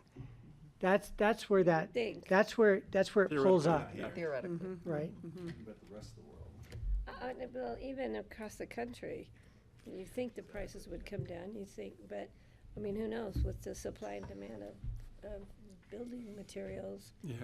It's The starter where are we homes gonna are go? a real important component of the lack of supply, and out of every category, that's Yeah. most difficult challenge right now. Well, and in terms of humanity and the environment, 4 people living in a house is not necessarily worse than 1 person living in a house. Unless 3 of those people are your children. Well, no, you wouldn't want those children. You mean sanity or humanity? Okay, thank you. So nice to see you. Will Thank we you. have to It's so good approve to see you anything guys. coming Thank you all forward? so much. This is just an annual. You guys fly This is out right informational away? only, yeah. Drove. Okay, thank you very Yeah, much. we're driving down to Denver. Oh. Okay. Thanks. Well, nice Thanks, to guys. see you. Let's plan better next time for some more time together. Thanks a lot, guys. It's always fun. Thank you. All right, where's Levi? I don't know. We're supposed to have a break. Would folks like to take a few minutes? Okay, let's break till 3:15, please. Privatize. What are the other predictions? Those are the 3 we're leaving with. We don't like predictions. County will still have money. County still has money.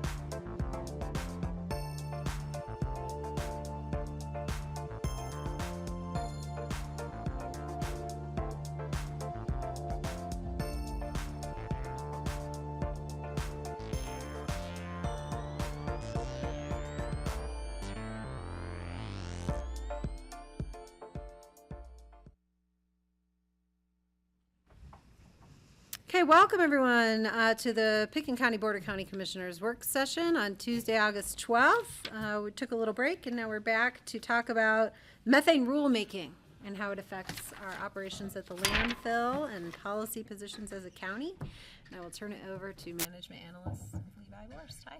Hi, good afternoon, Board. Levi Borst, Management Analyst in the Manager's Office. And with me, Tyler Carvel, Solid Waste Manager. Tyler. And we're just here to kind of give a broad overview of the AQCC Reg 31 rulemaking and kind of the origins of that program or of the draft rule, and then what some of the impacts could be to landfill operations. Kind of weave that in with some climate considerations, and then kind of have some time for open discussion with the board to see if you all have any strong feelings about advocacy one way or the other as that draft rule goes through the process. So full disclosure, I shamelessly stole a bunch of slides from the CDPHE official presentation where they kind of launched this over a series of public engagement meetings in the last 6, 8, 12 months as this was kind of ramping up. So in House Bill 19-1261, we set some goals as a state to reduce our GHG emissions to be 50% of what they were in 2005. And as part of that, they made a greenhouse gas reduction roadmap, which was released February of last year to give us some tangible steps to achieve those goals. And so as part of that, it identified methane emissions from landfills as a target area that we can work on in 2025, which kind of led to the beginning of this draft rule. Now we start to look at where are there municipal solid waste landfills in Colorado. And obviously this isn't a complete picture. There are some, as we know, in Kiowa that are tiny. I guess their dot doesn't even register on the map, but it gives you an idea that there are landfills spread out pretty much across the state. Is the size of the circle the size of the landfill, or how much methane they put out? They would have you believe that those are related. So the bigger the landfill, the bigger the methane footprint. Well, yes, but So the this answer is is yes. representing supposedly the size of the landfill? That's a great question. I can get back to you. That's my guess. Okay. Size of the landfill. I So- bet it's the size, not So the Arapahoe's a dump is what we're supposed to. Yeah, it's the entire county. Yeah. Love you, Arapaho. I say I'm going to pass that on to a few people.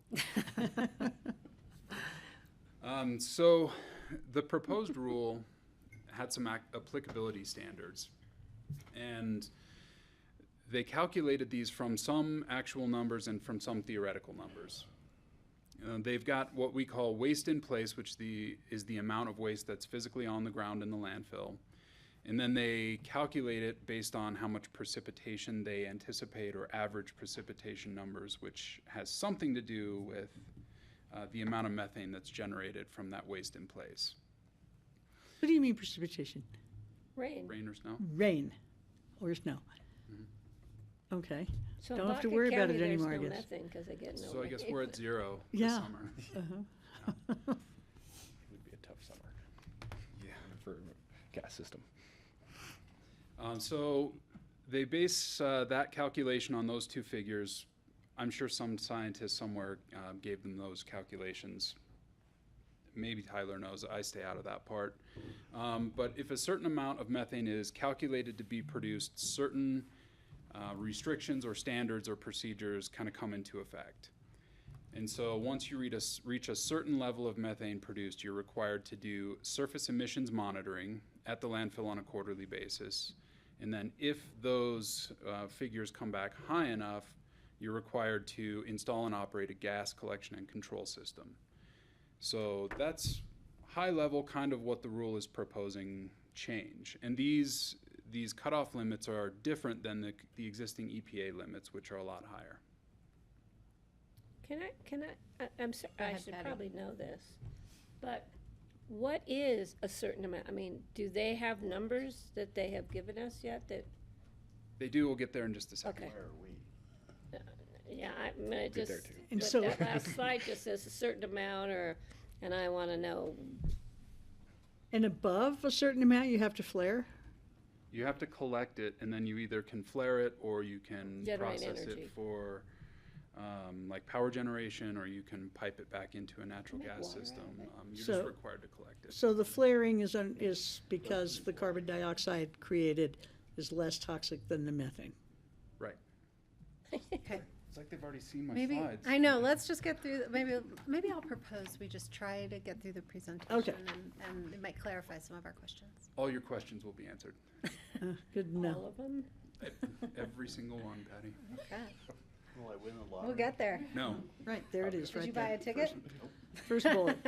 Okay, we're getting to that slap happy stage of the afternoon. Let's try and get through it. I redact my promise to get you back on schedule if this Well, keeps up. I won't say anything, that will help. So any captured methane can be burned by a flare to convert gas to carbon dioxide, used to power equipment, produce electricity or heat, or as a fuel source for vehicles and equipment, or refined and put back into a natural gas pipeline. So an example of electricity is kind of what Mesa County has been trying to do with their gas collection system, use it to generate power, which I think powers their animal shelter, if it's working. Another option to mitigate some methane is biocovers and biofilters. And this is just made of organic matter and then covered in water, and it somehow oxidizes the methane escaping the landfill. But exactly how applicable this is going to be will depend on the final version of the rule, which of course we don't have yet, and so we're kind of dancing with a ghost right now. A question I heard is, where are we now? What are our waste figures? So 2025, waste in place, 1.7 million tons. These are kind of approximate numbers, of course. Our 2025 acceptance rates, 113,000 tons per year, with an asterisk, because a lot of that gets diverted. We don't know how much of that is compost. We don't know how much of that we actually have to report, and what we're calculating, that's also not yet finalized in the rule. So take that with a boulder of salt. And then our 2025 methane emissions, which are estimated under this kind of hypothetical calculation, show up at 1,750 tons of methane per year. And this is based on our last air permit that we filed with CDPHE. So it's a 1/1000th of our waste in place. It's, I'm sorry? 1/1000. It's 1/1000th of our waste in place. That's, I mean, For 1,000 tons of waste, you get 1,000. For 1 million tons of waste, you get 1,000 tons of. right. I'll say that the equation is much more difficult than that, but basically. What we're seeing here, yeah. So this just kind of ties into where we are in current regulation, if this was to not pass or just what we've done in the past. So right now, based on the size of the landfill, we do tier 2 testing, which through another equation basically tells you how much methane you're producing, and then whether or not you should put a gas collection system in. So the last tier 2 test we did was 6.4 megagrams per year. The limit to be required to put a gas collection system in is 34. So we're significantly under on the current regulation. Right, and of course those are EPA regulations, and the state of Colorado's would be much more stringent under the proposed rule. So these are just a couple more key points. Like we said, the 1.7 million tons, we're over that waste in place threshold. So we would get placed in the middle level in this regulation. That means we'd be required to do surface emissions monitoring quarterly, but we would not be required to put a gas collection system in, dependent on what the results are from that surface emissions monitoring. Like we said, they're a little bit stricter. The limits are much lower in the CDPHE regulation compared to the current EPA one. And then any failure in those surface emissions monitoring tests would immediately put us on the clock to put a gas collection system in. So even if it's a one-off, even if it's a false test, any of that stuff, you're already on the clock to do that. There's not a route for recovery. And from what I remember in the proposed draft, correct me please, is that if we do trigger a test where we do need to install a gas collection system, we've got 180 days to file the plan to install that system. And then after that, I think it's 18 months to have the gas collection system installed and operating. Sound right? Yep. So just to kind of go back a slide, 1,750 49 tons per year is below 2,000, but not hugely below. And the reality is, as more waste in place accumulates, at some point we're probably going to exceed that limit and trigger a gas collection system that we would have to install.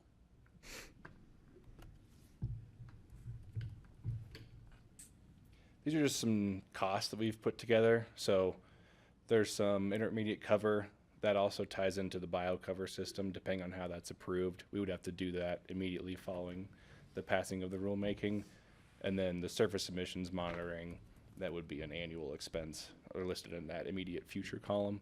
Now, if we failed the surface emissions monitoring, or we bumped up into that 2,000 tons per year of methane, then we would go directly to a gas system, and the capital expense of that is around $3.5 million, with an on-site expense annually of just under $1 million, just because of staffing, added regulatory compliance, added engineering compliance, and all the kind of operating expenses that you have with that system.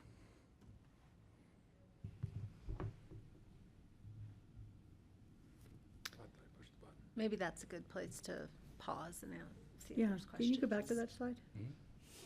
Patty? So many years ago, we looked into capturing methane at the landfill.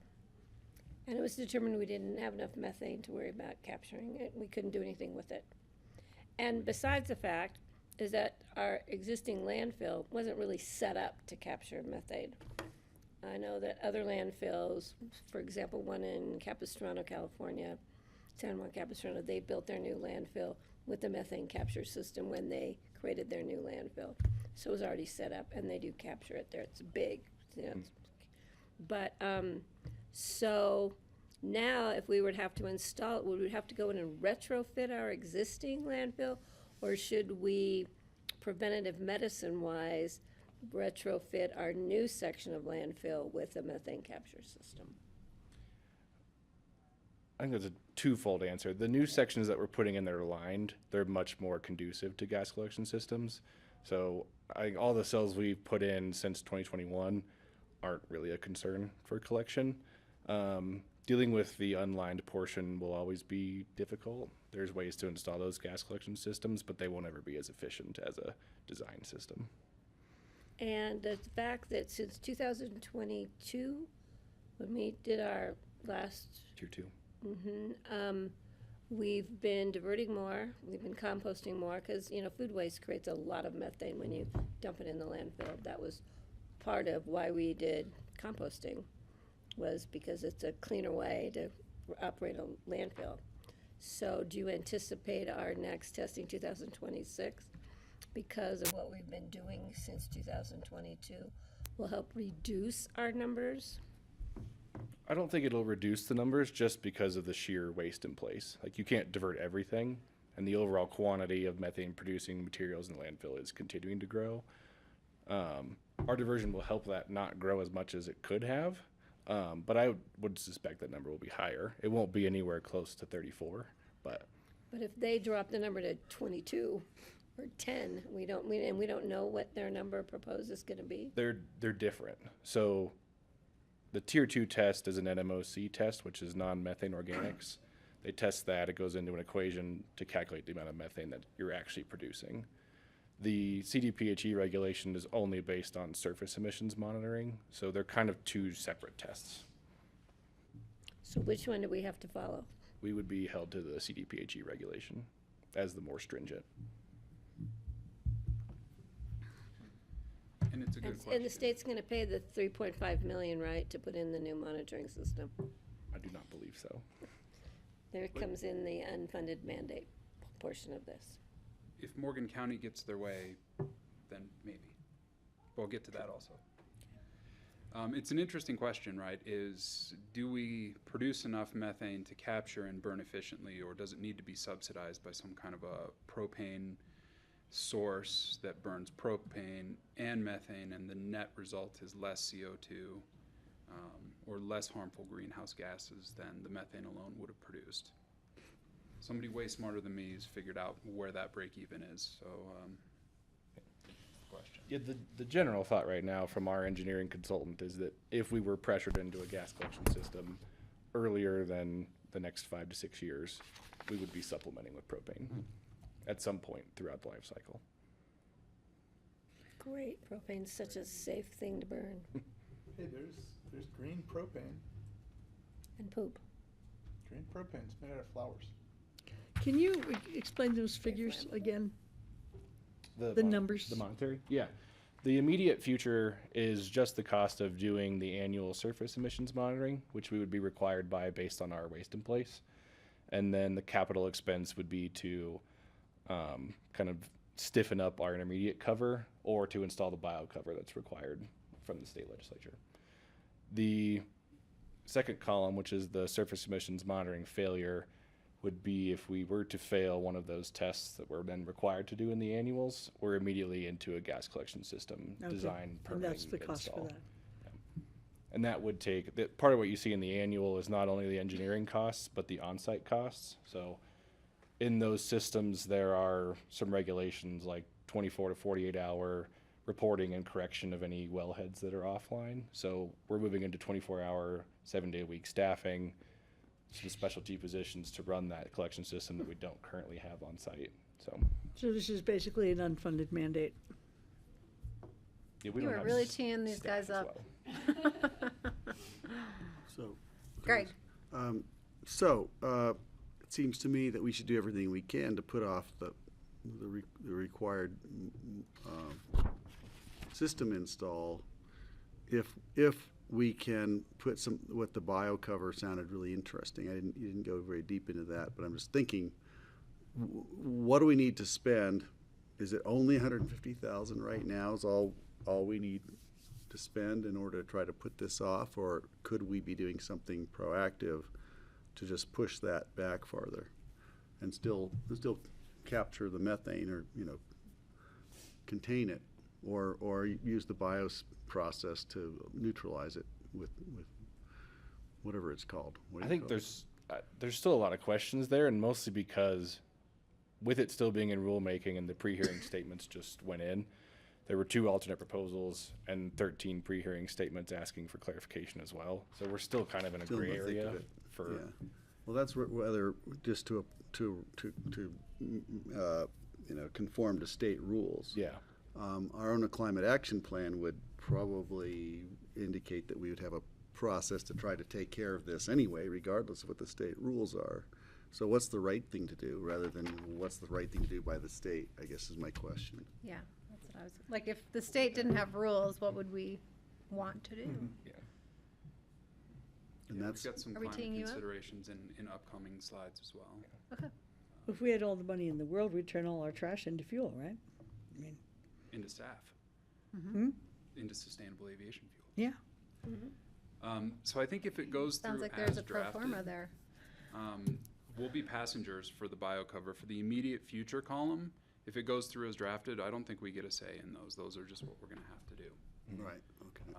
So when we talk about what could we do to stay below triggering the gas collection system Right, limit, that's- I think that's we're the doing what we goal. can with diversion, and then we'll do everything we can with the bio cover. What is it? Yeah, describe it again. The bow cover, it's not completely clear yet, so I'll give you Oh, what's okay. currently out there is a gravel layer, a couple layers of textile, and then about a foot of compost that you're then required to keep wet. And For it to remain that active. helps break down the methane Yeah. naturally. It is something that has been implemented in other states, but it's mostly Washington, Oregon, states that are significantly wetter than we are. And for us to maintain that compost So layer would require We create an constant inner, watering. what is it called, an anoxic environment, so it breaks down without releasing into the atmosphere. It turns it into CO2. So if It we had, eats what the we need is a methane. swamp out there. It's underwater. With all the water that we have Yeah. and all the Okay. natural rain. I think the other thing to answer your question is the stuff that we could be doing now to be proactive is great in theory, but some of the things that could be passed with the biocover regulation would require us to take all of that back out. Oh, yeah. Okay.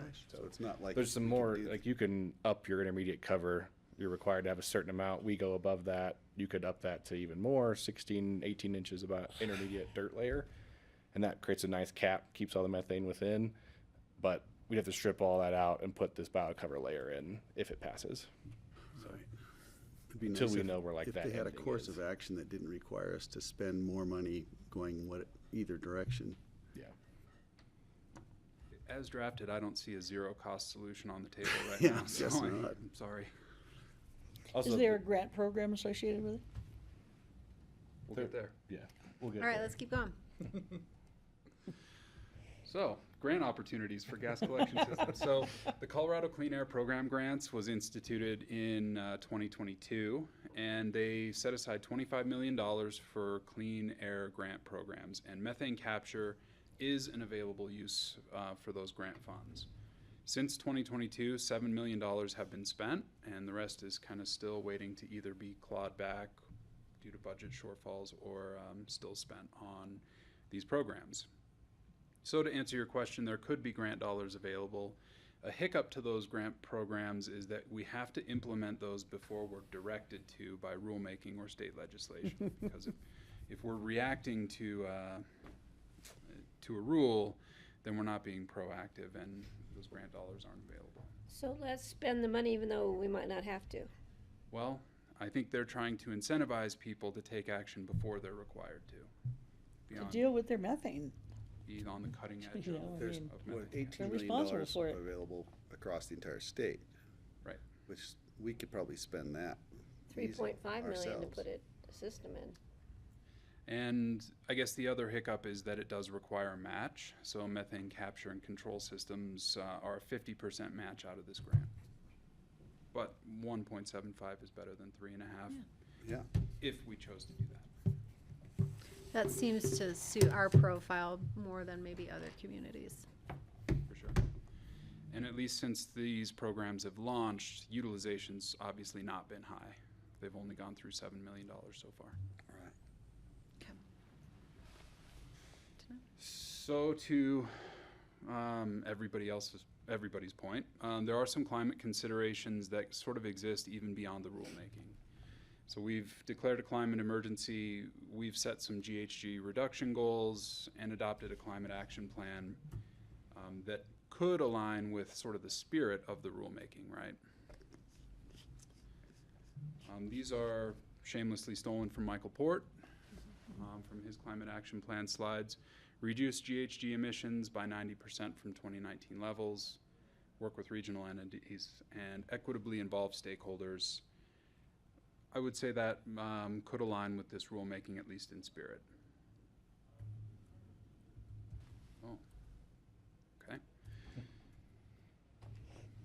And just to talk a little bit more about those numbers, I think the numbers on the left column are a little confusing, but on the right you can see a couple bullet points that talk about how many metric tons of methane the landfill emits.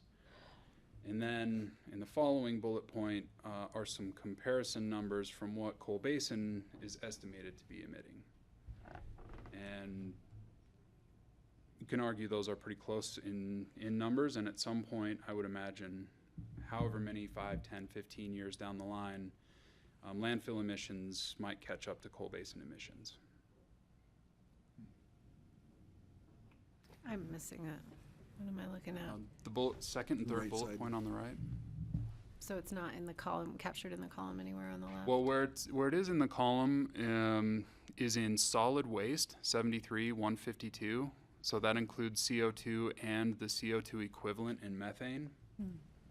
And then natural gas, including fugitive emissions, is where the Coal Basin methane numbers are calculated.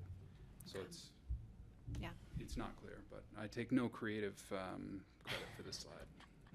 So, and this legislation is just for landfills, not for abandoned mines or anything. Correct. So I have a question. You might be getting, you can answer it if it gets to there.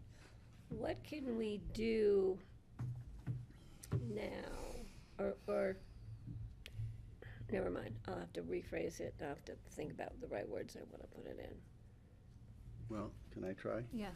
What can we do to be proactive? So when it comes time to ask for money, we can demonstrate that we're proactive. Having a climate action plan in place has got to help, taking action in those directions. What can we do to prepare ourselves for this? I think as Kelly points out, we're probably better suited than most counties to actually do something about this.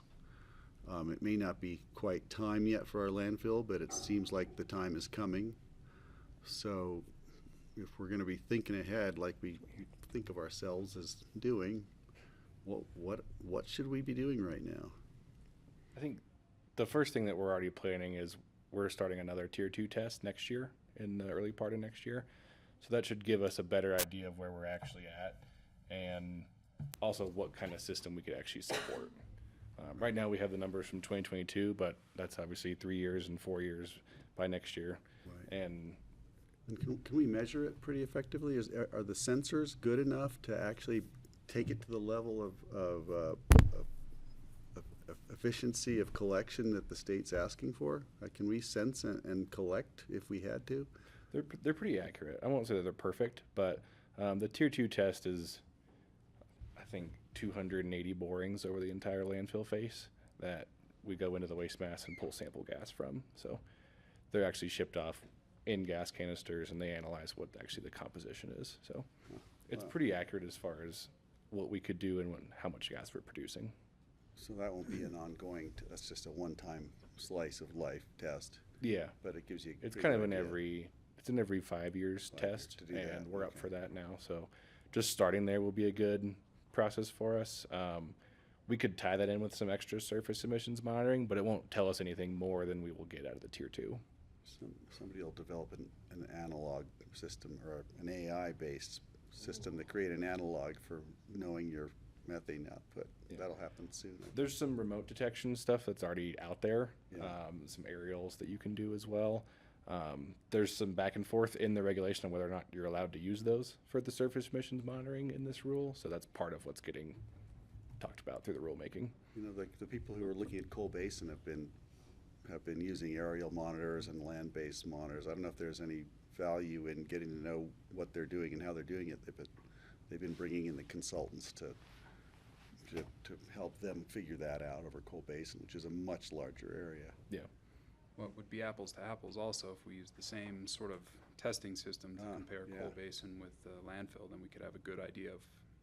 Yeah, I wanted to ask a recommend that. question about Coal Basin. So didn't we determine, or didn't Chris actually determine that even at Coal Basin, there's not enough methane produced to turn it into other kinds of power, turn it into electricity, basically? And so that's not really an option, according to Chris anyway, for the landfill at this point. So We'd be looking at a flare, realistically, with our quantities. Right, and that's what. And he the was same with talking Coal about. Basin. Yeah. But he's looking at a 15-mile square. Yeah, I know, trying to Piece gather with it all into distributed one place. Yeah, that's what I thought some of It's a the much different thing. technological problem was. Yeah. You could Not cap being the able to landfill. cap everything, so it would. Well, yeah, I come out wonder in how one much spot. emitted at a smaller place is required to have a small power plant. It'd be interesting to know. We looked at that years ago, and Wasn't enough. it wasn't feasible at our landfill It's at more. that time, but as Yeah, you said. it might be eventually. Time will come Do where it elk may be. and bears contribute to methane? Everybody's do. fine. Not as much If they as ate a cows. hickory house, Yeah. probably not as much as cows, but maybe, yeah, probably not. You're right. That would definitely lower our rates if we. Or humans. Any other questions on this slide? before I Sorry. keep Tell us what you want us to do. Yeah, Or is yeah, it I the mean, other I way guess, around? you know, we've, yeah, So we can this- keep going, but I do want to have sort of a little bit of a big picture brainstorming before this is all over. So just a couple pie charts that show emissions by sector, and in the pie chart on the right, you can see the 6.1% landfill emissions, just to give you an idea of where it ranks overall. And the pie chart on the left, for whatever reason, excludes landfill methane. I stole this slide also. So solid waste sort of represents the landfill? I mean, Yeah, solid waste represents the landfill emissions absent methane, because it still emits a lot of CO2. Okay, Stop me thanks. if that's inaccurate. Well, I won't speak to Michael's slide too heavily, but I believe that's the whole solid waste industry as a whole. So that does include transportation as well, I believe. What? What do you mean? I think it's tied to the reason why it's differentiated between solid waste and landfill emissions is the emissions are the methane produced by the waste in place. Solid waste would be our emissions as well as hauler emissions. Right. The gazillions of trucks hoofing it up the hill every day. Mm-hmm.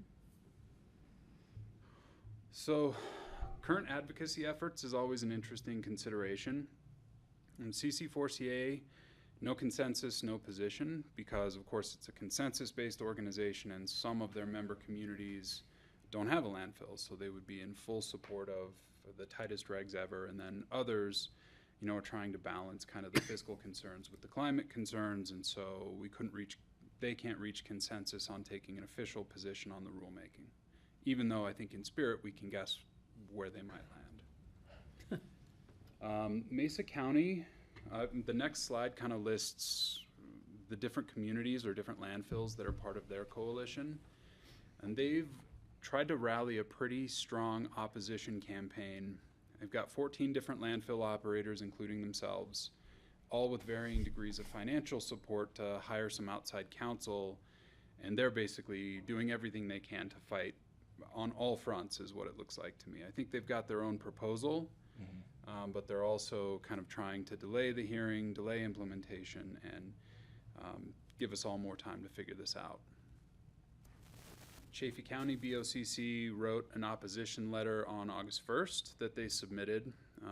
It's direct to the AQCC, and they're opposing the adoption of the rule as drafted based on the expense to counties, the unfunded mandates, reporting mandates, monitoring concerns, all these other issues. So they're asking for, at a minimum, a lot more time to stakehold and figure out how to pay for all these increased regulations we'd have to comply with. And I can share these slides with you after. You can see I've got links to the letters if you're interested in reading them. And then Kiowa County has sent out through ACCA a call to action, essentially trying to rally public comment at the rulemaking on August 21st. And they're in pretty staunch opposition to this as well. Of course, the concern from places like Kiowa is they're worried that they will have to close their landfill, that they won't be able to afford the fees at intake to pay for all the increased regulations they're going to have to meet. So with that come all sorts of concerns, like now all the landfills in the ditches on the side of or all the trash is on the ditches on the side of the road because we don't have a landfill out here, and all sorts of concerns that go downstream from closing your landfill. Trucking trash further. Sure. And then who's going to take it? Because then they're going to have more waste in place and they'll create more methane, and then sooner or later they'll have to go into these other regulatory measures, maybe gas collection, maybe surface monitoring, who knows. This is a quick screen grab of Mesa County's coalition. So as you look through there, I was a little surprised by Summit County, but and La Plata. They basically are concerned about the cost. While I think most people on the list agree that methane mitigation is important, it still has to be paid for somehow. Yeah, La Plata is a surprise. Where's Summit County's landfill? Ringo. If you're in Silverthorne, where is it? Which direction? They have retired It's land south. It's down east. as well down there. I don't know where it is. I mean, I know where Had Eagles one is. right where I lived. I don't know. You go Right past near where I the live. dam and then you kind of head It's east. over on 9? The Highway 9? I don't know what highway it's off of. I can show you where it is. I've been there a couple For where? times.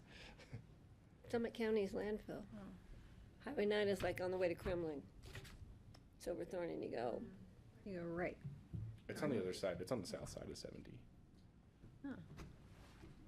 We're reaching a point where Sorry. Okay.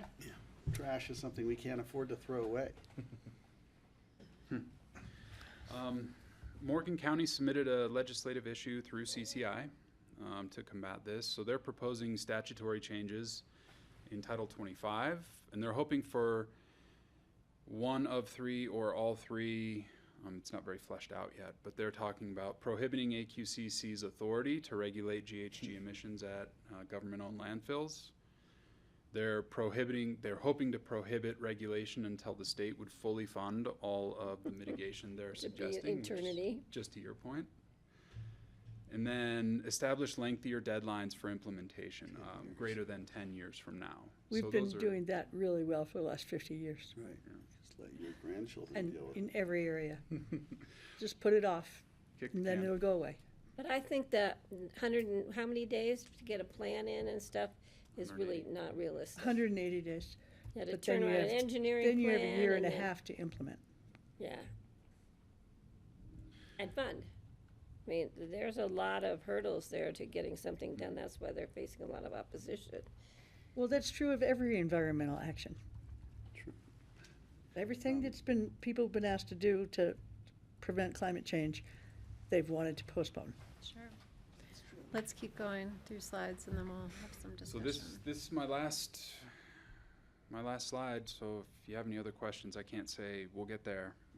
We'll just have to answer them. But obviously, we could oppose the rulemaking. We could support the rulemaking. We could submit comment during the public comment period of this, which is next Thursday.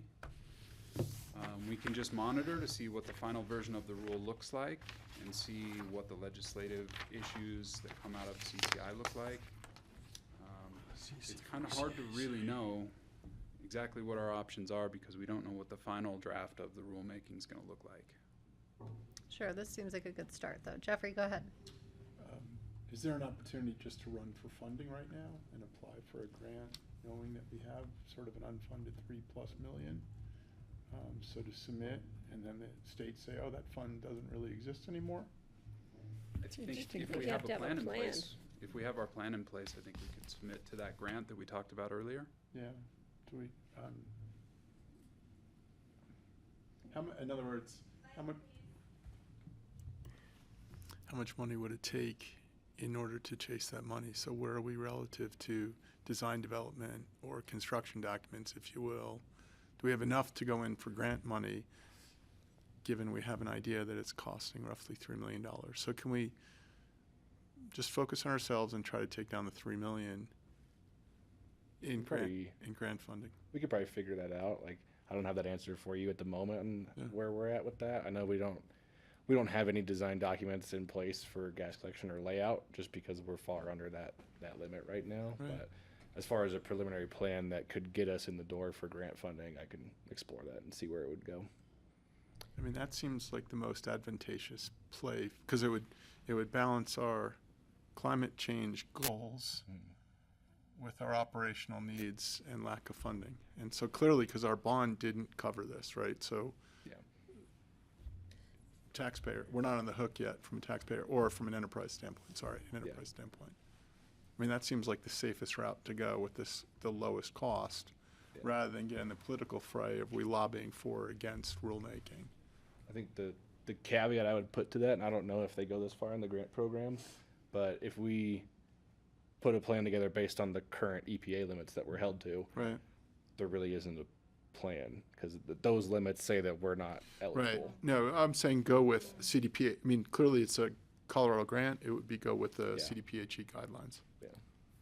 Proposed guidelines. Proposed. Or, present ostensibly under our own climate change emissions reduction goals. Right. They could be I'm just not easiest sure way. what the plan is. Patty? Yeah, it sounds great, but right now we're undergoing a settling pond at construction activity at the landfill. We're undergoing a whole renovation of the landfill. So we've got two huge projects going on the landfill. We have limited staff. We have limited planning dollars to come up with a plan. I can see where Jeffrey's going. Yeah, it'd be great to be able to do that, but right now, it's putting on one more big task for the department, the landfill, that's already pretty much overextended right now with the projects they have going on. I think we should monitor for now with Jeffrey's thought in mind to see where it goes, and then maybe we'll be further along in the projects we have going on right now. But I myself do not want to put another task at hand on the landfill with staffing issues and trying to manage what's going on up there with the two big projects that are going on. Jeffrey. Don't we have a wonderful consulting firm that writes grants all day long? But we need no, we don't need a grant. We need an engineering plan. You can't submit it for a grant without having a plan. And my question was, what's the delta between what we currently have and what would, is it $1,000? Is it 20 hours of time? To do an engineering plan for a methane capture system? I can do some research into the grant program and see what would be required to get that ball rolling. And then we might have a better picture of, do we need a fully baked and cooked engineered plan to start submitting for grant dollars, or can we stop just a little short of that to get our foot in the door? That would be interesting to know. Chances are, in experience in the past, you need to have a plan. I want money for this, but I don't know what this is. I think your chances of getting a grant are better if you have vetted a plan. But we can see what the grant requirements would be. I'll do some more. But in the meantime, I think we monitor. I'm not really ready to support or oppose and see. Seems like there's enough effort going on to oppose that we may be able to just figure out what we need to do to meet our climate action goals. I would say I'm fine with our official position being to monitor the rulemaking. I think we should oppose the proposition at CCI for introducing new legislation to completely unravel this. I'd rather that not be one of CCI's top things that they work on this year, personally. And, you know, I guess for like bigger picture thinking of the landfill, like on the one hand, you know, if this is going to come down in 2 years, it seems like it's silly while we're redoing a landfill to not incorporate this mandate into design, even if it affects kind of where we're at in the process and fundraising and all that. On the other hand, I don't know if we've thought from a real big picture, like what would our ultimate goals at the landfill be relative to reduction of climate emissions? You know, we haven't sort of had that sort of full brainstorming of like, you know, waste to energy processing or SAF or, you know, this biocover or methane capture, you know, so it might help to do some of that if, even if it's sort of a very big picture feasibility analysis to kind of cut some things off the list, if we're going to further narrow down to a methane capture to get to our GHG goals later on anyway, and to settle on that type of design, then to me it makes sense to possibly keep that in mind as we're redoing the landfill, and there might be funding available, but we haven't done any of that kind of scoping. But it's my I think Francie had her Wait, hand I up need in to the- tag on. Francie, can I tag out of that really quick? Well, It's my that's what I'm doing. Well, I'm going to forget what I want to say. Don't I get to go first?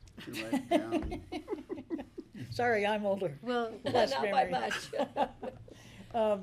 I kind of agree with you, Kelly. I would support this, but we're not going to take a position that we're not unanimous on, so it doesn't matter. So I certainly wouldn't oppose it. So I do think I don't want to go to flaring. I think that's just another source of pollution, and it's less pollution, but like, I don't know, 1/80th or something, but it's still carbon dioxide.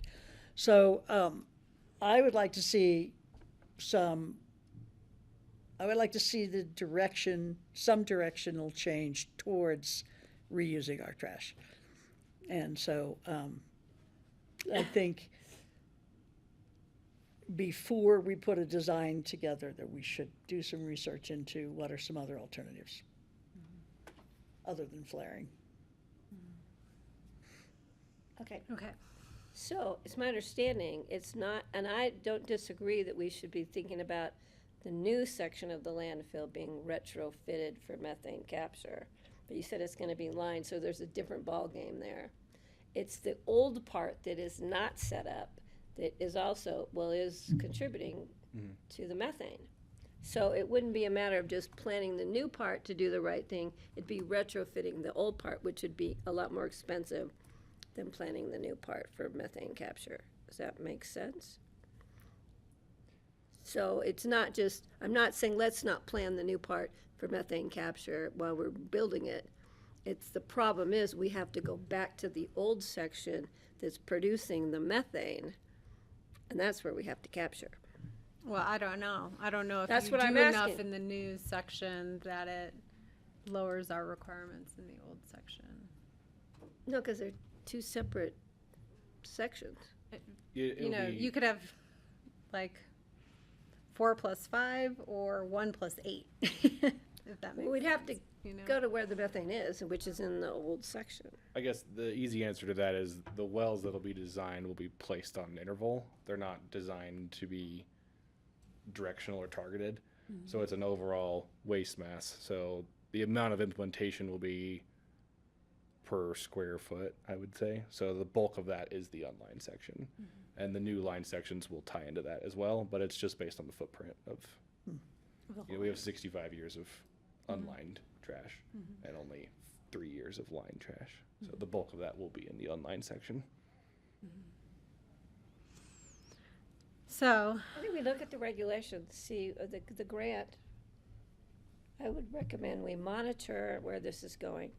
But in the interim, we look at the regulations, the requirements for the grant to see what that would entail, if it's a complete detailed plan or if it's just something that we could submit to get our foot in the door for a grant opportunity, and then utilize that to somehow mitigate the methane we're producing ahead of the time we're required to mitigate. and I guess it would, Tyler, I don't know where the landfill's at in thinking about the global climate goals. You know, you guys may have already started down the path of strategic thinking for this, and I don't think we need to get into it now, but it would be, I think, helpful if we're not at the beginning, then maybe we should be talking more frequently about what that looks like, or what the time horizon and how that time horizon runs into this time horizon, you know, at a future date. That's not what's posed before us right now. But I think what the goals I'm hearing are trying to find synergy where it can exist and leveraging opportunities where it can exist, since this rulemaking is moving on down its path. Is that fair? Yeah, Greg? I just wanted to say, CC4CA's just in their newsletter published, it's August 20th at 4:30 to 7:30 p.m. is virtual public comment on this. And you can register remotely. They've got it on their website. They've got links to the rules and the various roadmap for greenhouse gas pollution. All that's right there, very succinctly in their dispatch. Now, you've got that, right? Just wanted to point that out. I agree we should monitor it, and I certainly think we should be looking for the grants. And I also would lobby to oppose trying to gut the regulations at CCI. I think that's a bad move, and I would fight that. That's where I am. Does that sound good on the right side of the table here? Okay. Yep. All right. Should know more in a couple weeks. Happy to report back on what they decide in the hearing, and Thank you. I'll report back on what we can do with the grants. Hopefully some of that can be used to fund design and engineering. I would imagine some of those grant dollars could be used for that, but I'll let you know. Thank you. If the grant grant dollars exist in a couple weeks. I will say the opportunity with the landfill is, you know, is a targeted source. You know, I mean, 6% may not sound like a lot, but 6% in one place is rare in terms of trying to reduce climate emissions overall. Yeah, go ahead. Just a suggestion, do we know who we can reach out to at AQCC or at the commission that's the proponents of this specific rule to say, listen, we want to do the right thing, we want to work with you to arrive somewhere. I'm looking at Levi instead of Tyler because I think it's more Levi. We want to arrive at a good solution here. We want to help you get there. We don't think we're there yet, but is there, is there some way we can help understand where they're trying to go and help, how are they coming up with this? Because it's not working. Clearly what they've proposed seems pretty draconian. And yes, it's urgent, but it doesn't seem like a solution that's practical. Maybe in our plans for a new landfill or an expansion, we can help them develop something that would work for us and for others. Just thinking, how can we be proactive and reach out to the people that are the proponents of this? Because I think they think like we do, and they have the same goals. Maybe we can help inform their, It's probably not conversation. Lauren Boebert. Probably not her, no. No. It's probably not a politician. It's probably a No, wonk these are somewhere. appointed. I think Somebody at they have a CDPHE. liberal bent. So in Denmark, you can't have a landfill. They're prohibited in Denmark. Yeah, No they ship landfills. it all to Norway. Right. No, they incinerate it and they create electricity and heat and they capture the gases that come out of the plants and Make cheese. and then they have ash. So 2,000 pounds of 2,000 tons, I think, of trash Ash? generates about 600 pounds of ash. What do they do with the ash? I don't know. They probably put it on the fields. I think pottery. It's gotta be someone's gotta be toxic. It's potash. Patty, go ahead, and then I want to move us on because we're not Yeah. caught up. That wasn't Not your entirely my fault. No. I want to, because Greg brought up the bio capping. Do we have what we would need at the landfill? Soil, topsoil, gravel? I know we don't probably have enough water. We definitely don't have enough water to maintain that system right now. The other concern is we would be covering about 26 acres of the landfill with compost, and it would take us more than a year to produce that, which would, I think, fall in line with actually if this was passed, we'd be okay, but it would be all that we make. Compost itself doesn't create methane? That is a really good question. When you bake it, when you process it, you're reducing the methane you're capturing. Yeah, the applied compost would not produce additional. Except if the elk have been sleeping in It's it. anaerobic. Possibly, yes. Creating an anaerobic cap is what it sounds like, right? It might create odors. Okay. I think we've not given you anaerobic. direction. Thank you. Thanks. Thanks for your time. Sorry, that's a Yes. little tedious. Are we gonna No, do all Levi's other? Yes. I hope so. And got we'll all just dressed move up. What? You got quickly. more? What? I still It's plan to separate. get us out of here at 5, folks. Good, let's A get going. review of legislative updates, please. It's in the packet. Bye, Tyler. I'm out of here. Thanks, guys. Thank you, Thanks, Tyler. Tyler. Good to see you. Thanks for the gravel I did get out there the other day. I had to shovel it all myself. Oh, of course. It was good. I loved it.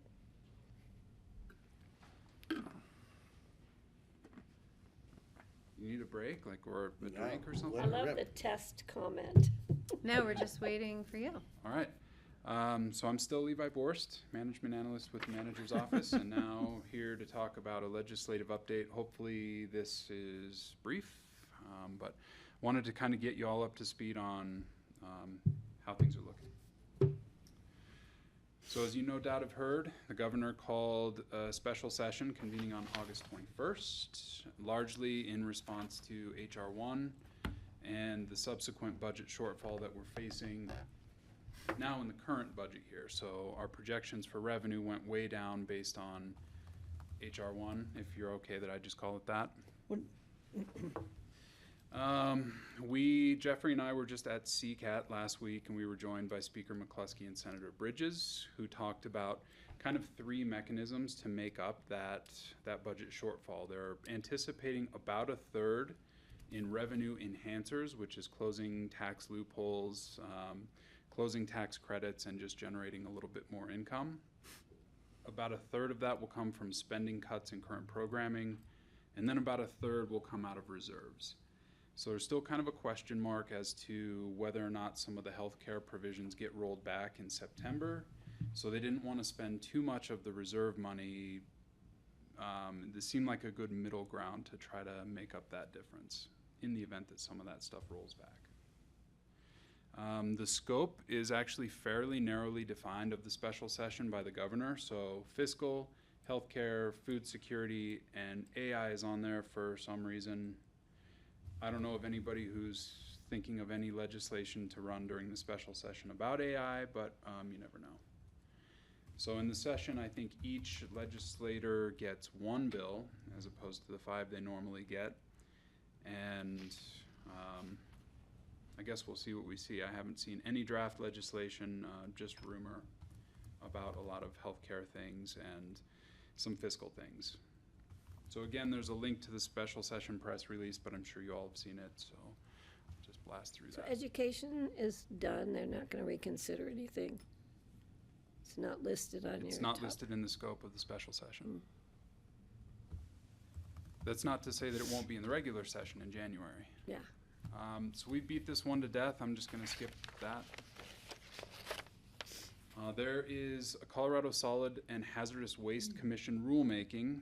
It's a long-winded way of saying how some of our funding for the Smuggler Superfund site gets collected. So it gets collected at the landfill in terms of fees. And there's a rulemaking next week where they're looking to modify those fees to essentially generate a little bit more money to fund the Smuggler Superfund management, and Tom Dunlap is part of that. Spaz, can you see if Kurt Dahl is online? Do you want me to leave the room, because that's gonna raise fees on me? Do we get the money, or does the state get the money and then give us some of it? We Okay. get the. Well, you kind of get the idea.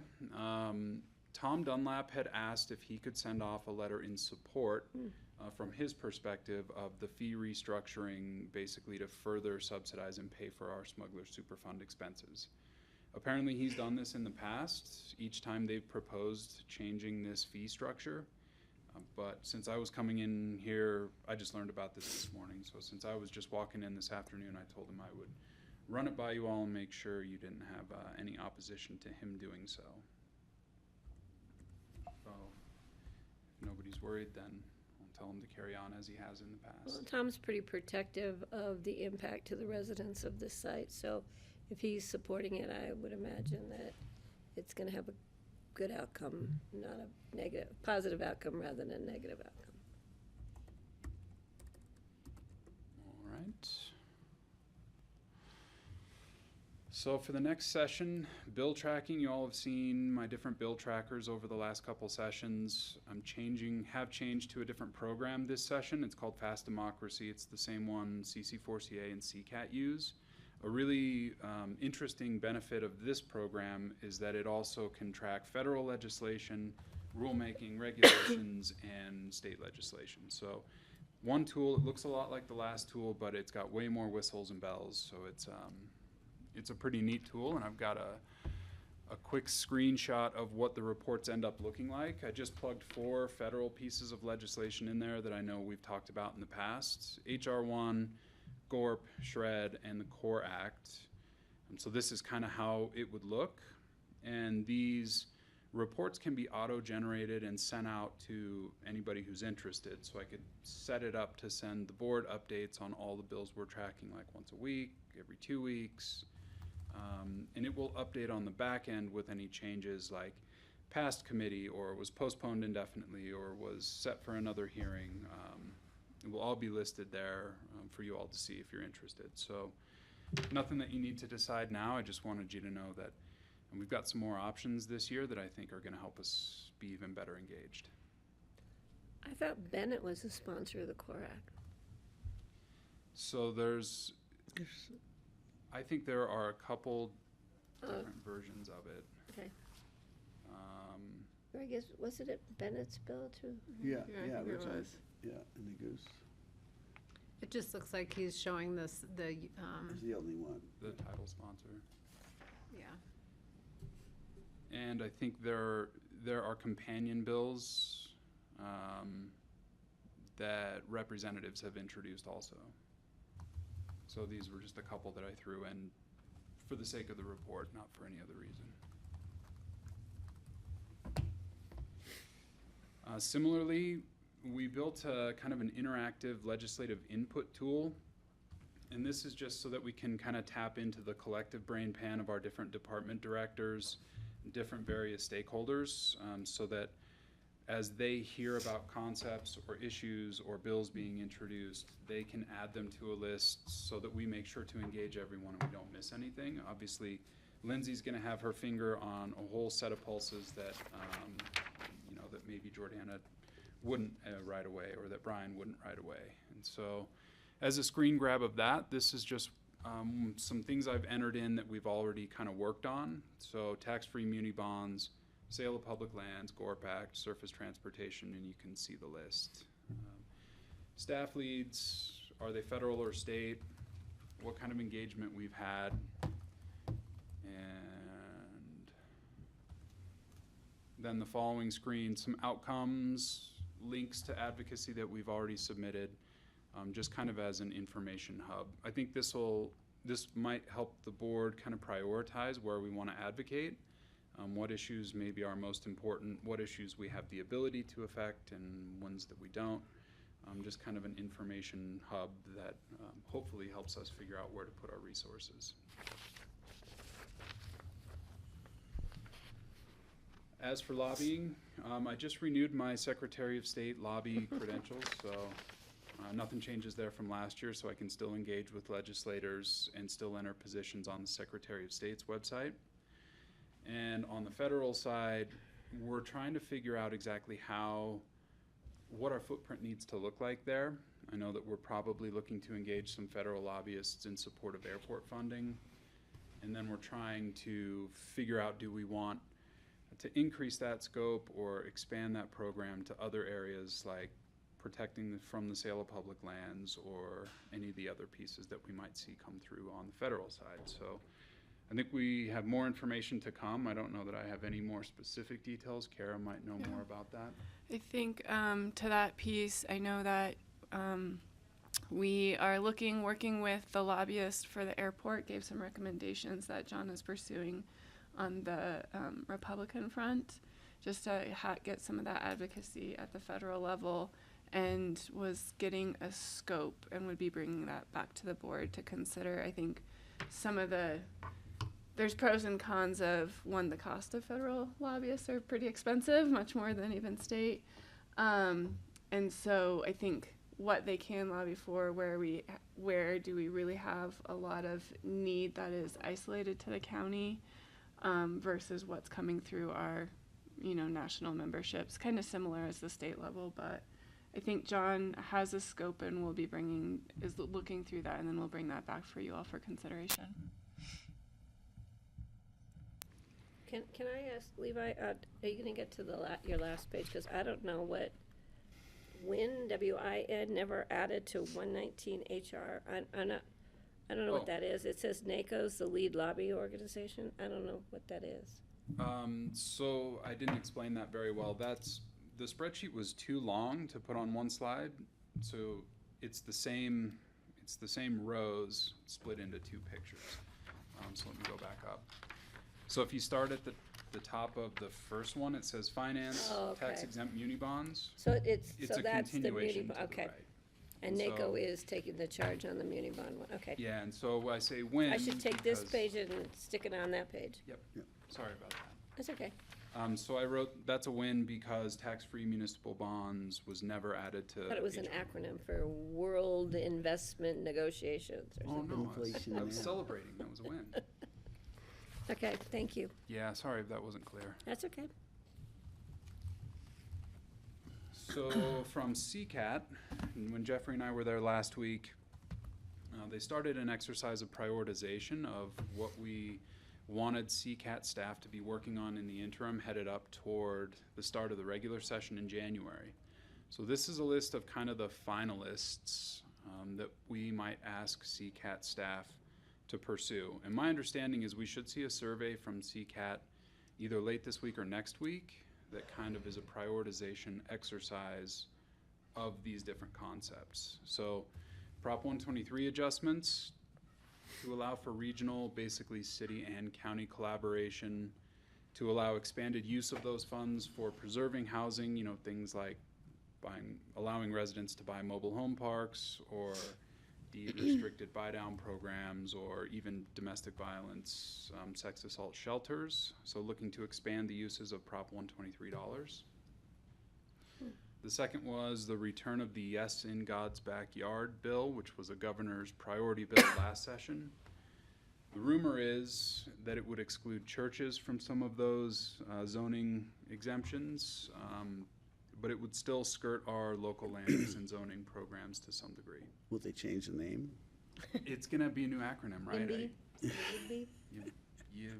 I don't know. YIMBY, yes, in nobody's backyard. What does it do with RLAFA, the federal religious whatever bill? Because it'll require a statute law. I think that was the concern a lot of us had with It'd be in the conflict. religious organizations because Yeah. of the conflict between, you know, Federal and freedom state of religion governments. and some of the like ACLU Yeah. sort of Fair Housing Act questions. Another area is possible, probable land use legislation. So in DOLA's strategic growth report, there were some concerns listed about County 1041 powers, various different, I think they call them challenges in that report that might find themselves subject of legislation in the coming session. As always, land use is a hot topic, so I'd imagine we'll see something there. Can I add? Please. So they call them potential challenges. And so I would say for this board, this is analogous in many ways to 213. And if the board has a chance, the paper by DOLA is called the Strategic Growth Policy Scan. In addition to the potential challenges of 1041, it also includes the potential challenges of urban growth boundaries. So it's really worth, in everyone's own spare time, both staff and the board, to please read this further affront to smart growth and smart planning. Please. Thank you. Well, I probably won't. Can you summarize it? They literally, so both, many departments within the current administration at the state level do not believe in smart growth or smart planning, which are defined by the American Planning Association. Smart planning would say we have 3 urban growth boundaries, we're going to build multifamily and continue to promote density within urban growth boundaries. The policy scan that came out of DOLA, similar to what we've seen out of OEDIT, which is also a Colorado department, are trying to pick apart the environmental powers that we have as a county to say no to something based on environmental concerns. So water, coal, timber are all under our 1041 review. And urban growth boundary is something obviously that we hold near and dear, which is where we are going to extend our municipal services to. So this report really challenges all of the ways Pitkin County's managed growth for the past 50 plus years. And that's why I'm saying this could be another way of bringing back the stripping away of local control and local power, what we saw in a previous legislation 231. in 213. And so to me, this seems like the final year of an organization that favors growth over the environment. Okay, thanks. Thank you.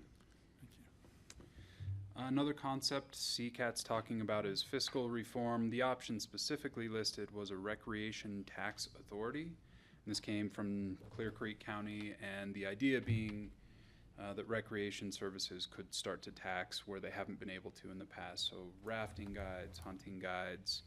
George mentioned specifically ski industry, so whether that's lift tickets or just ski instruction remains to be seen. I thought that would be under excise tax, but I think the tax on the ticket would be. I just wrote down what I was told. As an aside, excise tax authority is a CCI legislative issue out of Boulder County. So excise tax authority and recreation tax authority are kind of both happening in different places. And George has said, if we get excise tax authority, then he's not interested in pursuing the recreation tax authority because I think he can George from accomplish- Clear Creek? Yeah, can accomplish Cities this. have excise tax authority, municipalities do, but counties do not. So if you have a chance to read Ashley Stoltzman's CCI legislative issue, it's pretty scathing. It's a fun read. I like her. Health reinsurance program improvements. Wait, and mention the fact what came off of the tax agenda. Wait, back up. What came off the tax agenda? So the piece that came off the tax agenda was that we would not look at a RET until 2027. That's Right. also worth pointing out there. Well, it was not pushed through as a CCAT priority, but we have it in CCI at the same time, so it still lives there. Scared What me was the for a- scared rationale me for for a moving it back? The next governor would be in place by then. Who won't say he's gonna veto it before we've even discussed it? Okay. And as a Thank brief you. aside, the rumor is, and it's just rumor, that both Democratic gubernatorial candidates are open to supporting a RET fee, should either one of them win. And or ret tax. I guess in concept, either or. Well, Health reinsurance program improvements. So this is probably coming in the special session or not at all, I would say. It was kind of the feeling that I got at CCAT, because when people are applying for insurance, they'll need to do so ahead of January. And so if we can't tackle the reinsurance program in the special session, the regular session will be too late.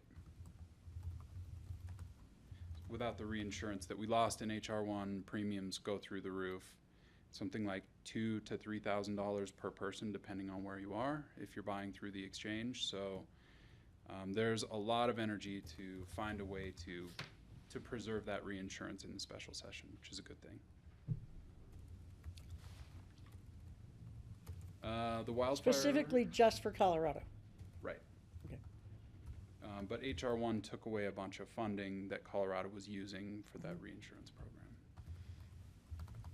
The wildfire hail insurance enterprises, remember those from last year. They failed as part of the enterprise fatigue, I would say. So I don't know how they're planning to fund it differently this year other than through enterprise funds, but absent taxes and a budget shortfall and enterprise funds, I'm not sure what the options are. So Director Conway's committed to bringing those back, and we'll see what he has. But what are they, with that homeowners would then create their own insurance pool? And it would be an enterprise that would be owned by the insured? Well, there were fees associated with the premiums for either homes that weren't hail-resistant roofs or homes that weren't mitigated for wildfire. And then that money goes into a pool that supplies reinsurance to keep statewide availability of insurance and keep the premiums low. It's my quick and dirty version of that. Crash prevention just was asked to have it on the survey, but CC4CA is not bringing it back. That's everybody's favorite vulnerable road user bill. That also died in the fiscal committee as a result of the enterprise fatigue. So CC4CA still, I think, has a fresh wound about that one, but they're open to bringing it back if we can find a sponsor, and somebody else wants to carry the torch, but CC4CA is not going to lead the charge this year. Large county commissioner elections, this is just the thorn in the side that we see every year. What is it? Large county Yeah, commissioner what does it do? election. Well, I think it changes the way counties elect commissioners when they have, last year they said over 50,000 registered voters. And it's an at-large versus not at-large conversation, I think kind of equity-based. I thought it meant you just have to elect large county. Yeah, commissioners. Many of our counties do. Stature. Sorry, Patty, you're too small. Yeah. And then ranked choice voting is another thing that I think it was Broomfield has been pushing for. So they're looking to exclude the primaries and have the legislature refer a measure to the voters about installing ranked choice voting. I've been hearing more and more opposition to that. Because of so- voter confusion, lengths of ballots, and, yeah. I've been hearing more and more at a national level that we should push for And it. maybe that's where, I heard it at NACO too, and there wasn't a lot of support for it at NACO. There was, people are confused, anyway. And so these are the items that should come out on CCAT's legislative survey. That'll come out this week, maybe next week. And, you know, one county, one vote. So I think the questions are going to be, would our county support each one of these? Kind of a yes or no.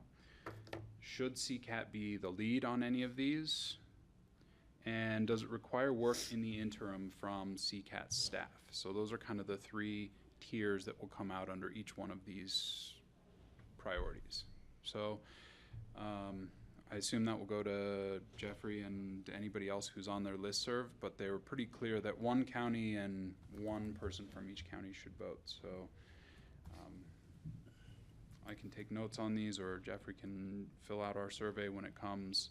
Just wanted to make sure the board saw all of their prioritization exercise ahead of time. Or, I mean, we always have time to discuss these at an open discussion after we actually get the survey. So Yeah, I think that makes most sense. just so you've seen them, I mean, just a straw man, sorry. please. The three most important. We're kind of running out of time a little bit, so I don't know how much Levi has. One more. Okay. One No, more- one we're more not slide that ranking them goes now, past. are we? We're not ranking them now. Well, that's what Jeffrey's asking us to do, and I'm just saying we should probably see if we have time for it, since we have a couple of other things. I don't have enough info. I'm gonna suggest we mull these over, and when the survey comes out, please come prepared for us to discuss an open discussion. You will send it to us? CCAT will send it out, but I'm happy to forward it when I get it, just to make sure everyone's got it. And I think everybody is on the CCAT I think I am, yeah. listserv, whether you read it or not, but I don't always read it, so yeah. send it to me. You bet. I read yours. Oh, thank you. Mhm. And I think this is my last slide, just a schedule of upcoming attractions. The 19th is the Smuggler Super Fund discussion, which we covered. 8, 20, and 21, AQCC rulemaking.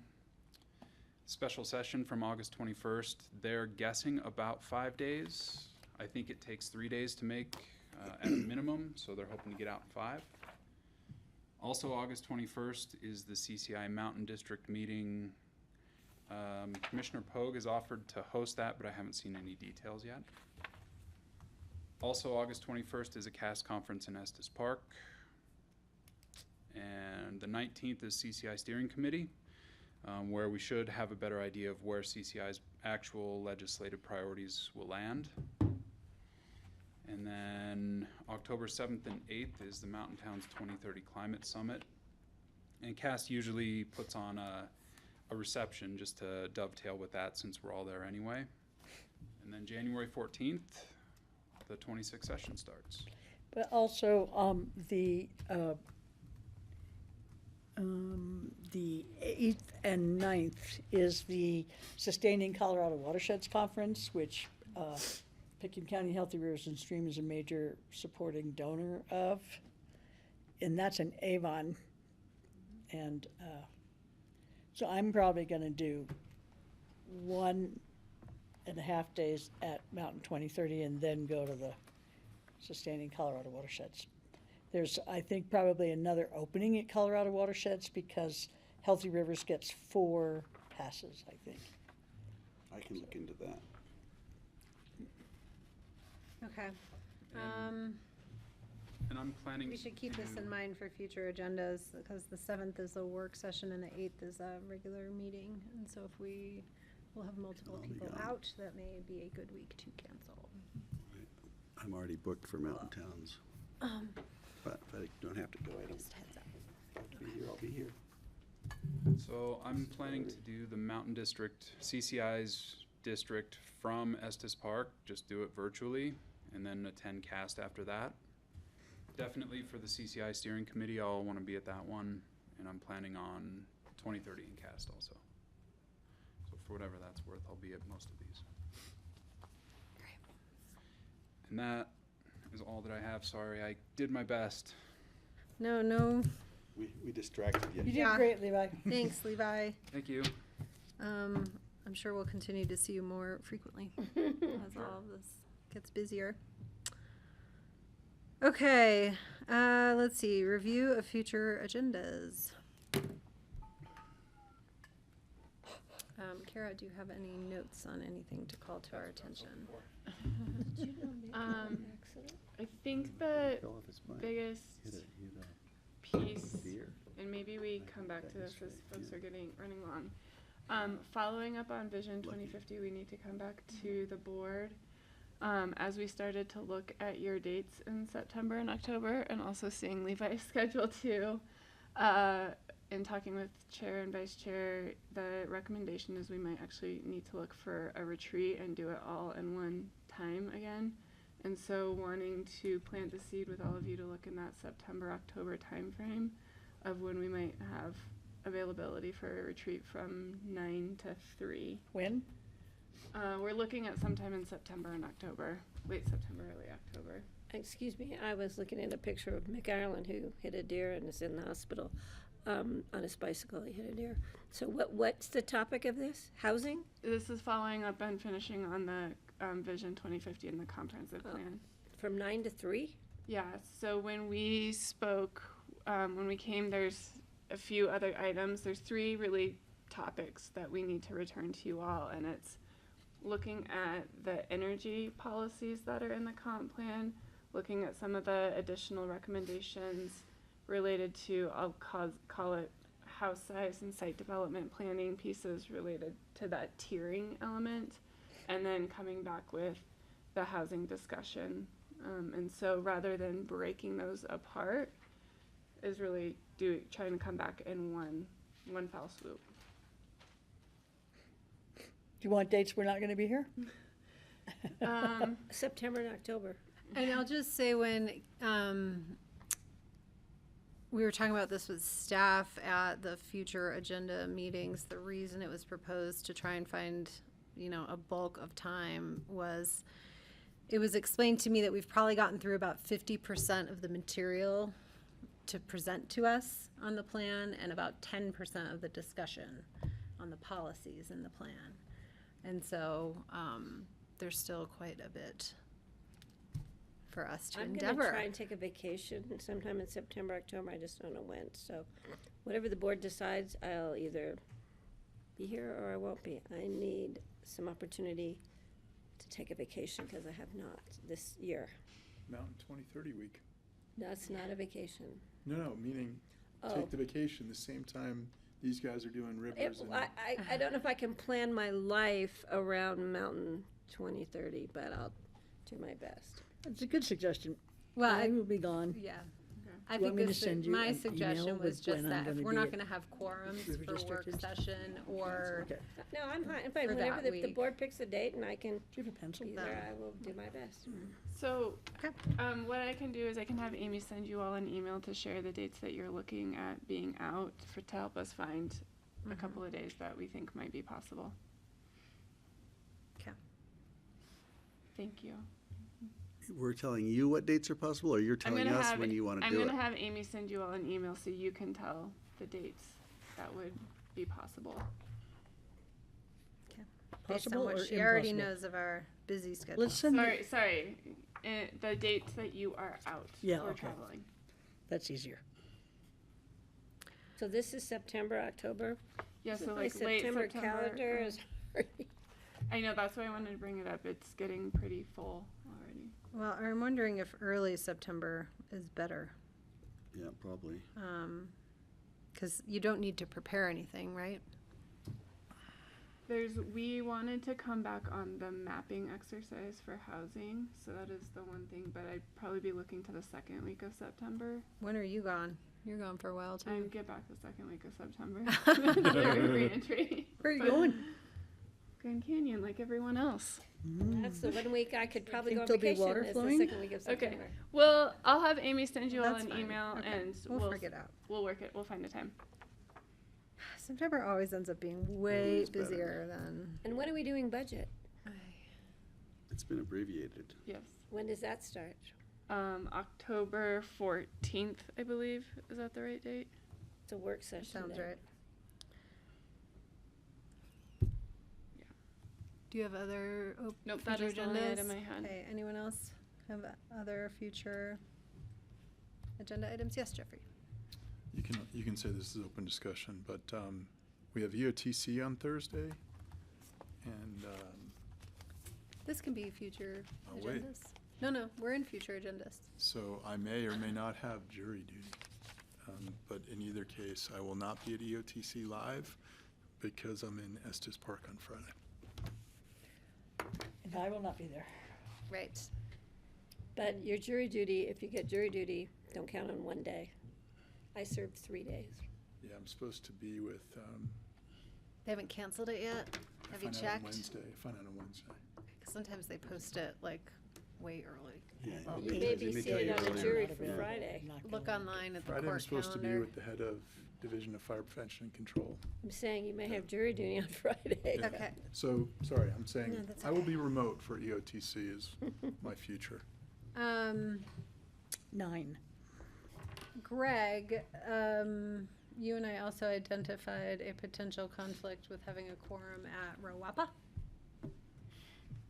on Thursday. Yeah, I and have on my, I haven't so, followed up on that yet. okay. We have to find out if it's happening. Is it happening?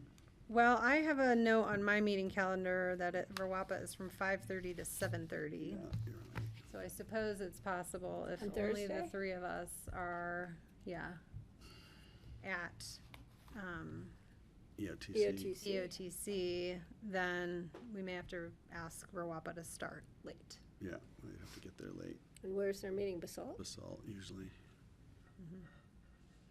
I don't know if she normally has Not a, heard from April, so let me do that right now. John speaking at the English Tea Party tonight. okay. He's a featured speaker on it. I have Yeah. one really easy He's not future even agenda. here, is he?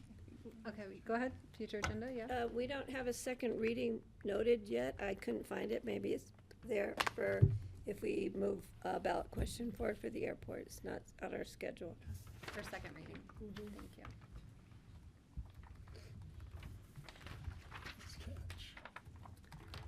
Or third reading or fourth reading. Special meetings. Just one reading at a time. Not a bad Thank you. idea.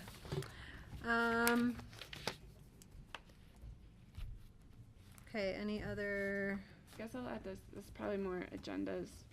We're circling back on Cloud 10 site visit. Want that to be future agenda. right, It's the 29th September, right? 30th is what or I the have. 30th, is that August right? 30th? we were gonna do Or a September. partial work session in the morning Yeah. and then Mhm. Yes. tour in the And afternoon. I think I have Accra in the morning. Yeah.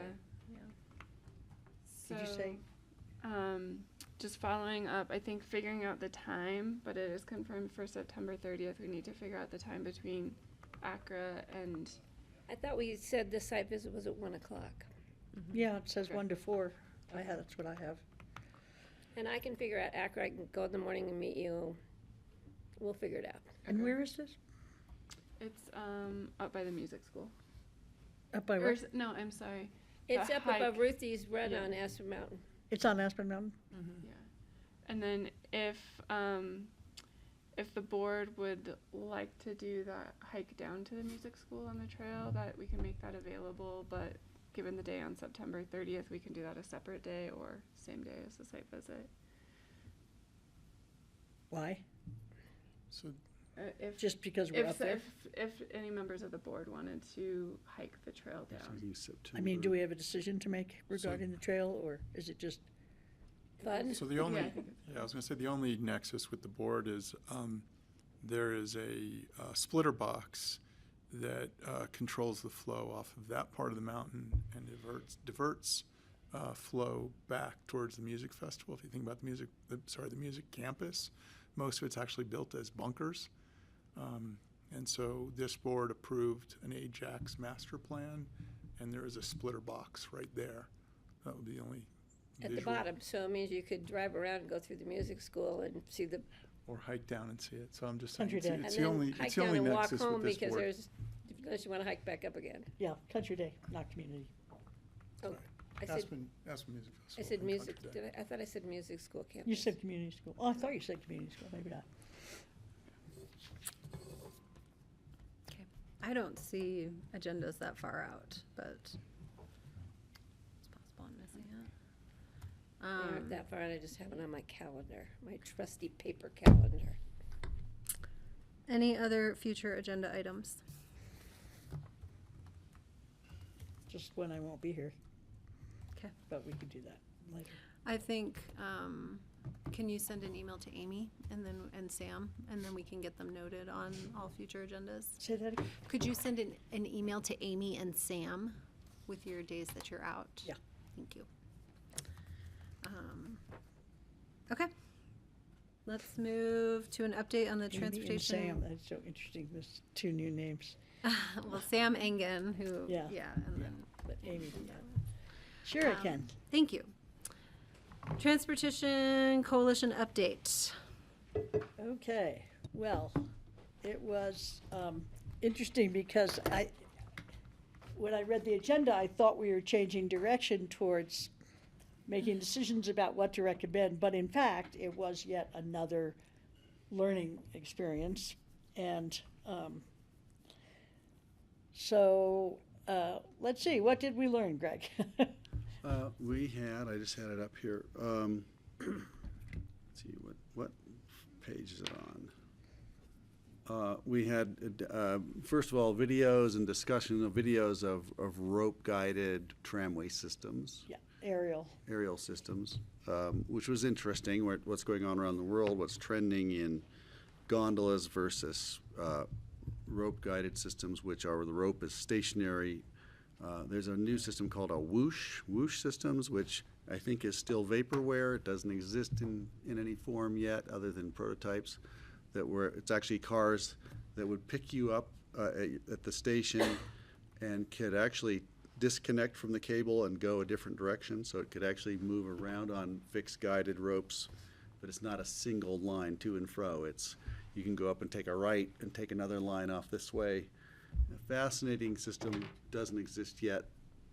Kind of cool to think about for a transportation system. Moves a lot of people. They talked about those. Yeah, and then I've got the Reminds me thing. of something I saw at Epcot as a child. It's like an Epcot, yeah, total Epcot sort of thing. Yeah, very cool. But you all have to agree, if you're in the same gondola car, you have to all agree. Well, no, they're small. Right. They're like 4-person or 6-person. So it's just like each individual one for whomever. They talked about the aerial system at Telluride from town to the village, not which is for the skiing, busiest but one just in for the going state. between the two. I've ridden it And years it ago. carries like 3,000 passengers an hour. It's the busiest one in the But state. it's, I did talk to some people who've been on it recently. I've been on it. And it's empty a lot. And it's this long, and there's no stops on the That's way. what You start gondolas here are. and you end there. Yeah, 1 point. And you yeah. go have lunch and you ride down. There's that mid-mountain Yeah, restaurant. there's a mid-stop. Well, but generally you go to the restaurant, have lunch, and come back So down. it's worth. There are 2 videos about it, and I think we sent links to you guys. If we didn't, I'll find them and I'll send them. They're interesting. They're worth watching. Yeah. The other thing, the school district, it was suggested that the problem at the roundabout could be solved in the mornings and the afternoons, perhaps just by timing the way the school district, either a timing issue or an issue with kids going to school, whether kids are driving or parents are taking them. It turns out there are 50 cars from Aspen each day to the schools that cause the 11 to 14 minute drag on the system. So it's a small number of people driving their kids to school, and they could probably ride a bike, walk, or take a bus, who are actually exacerbating the long waits that push traffic all the way back to the airport. That was an Or epiphany. into town, even. Or into town even.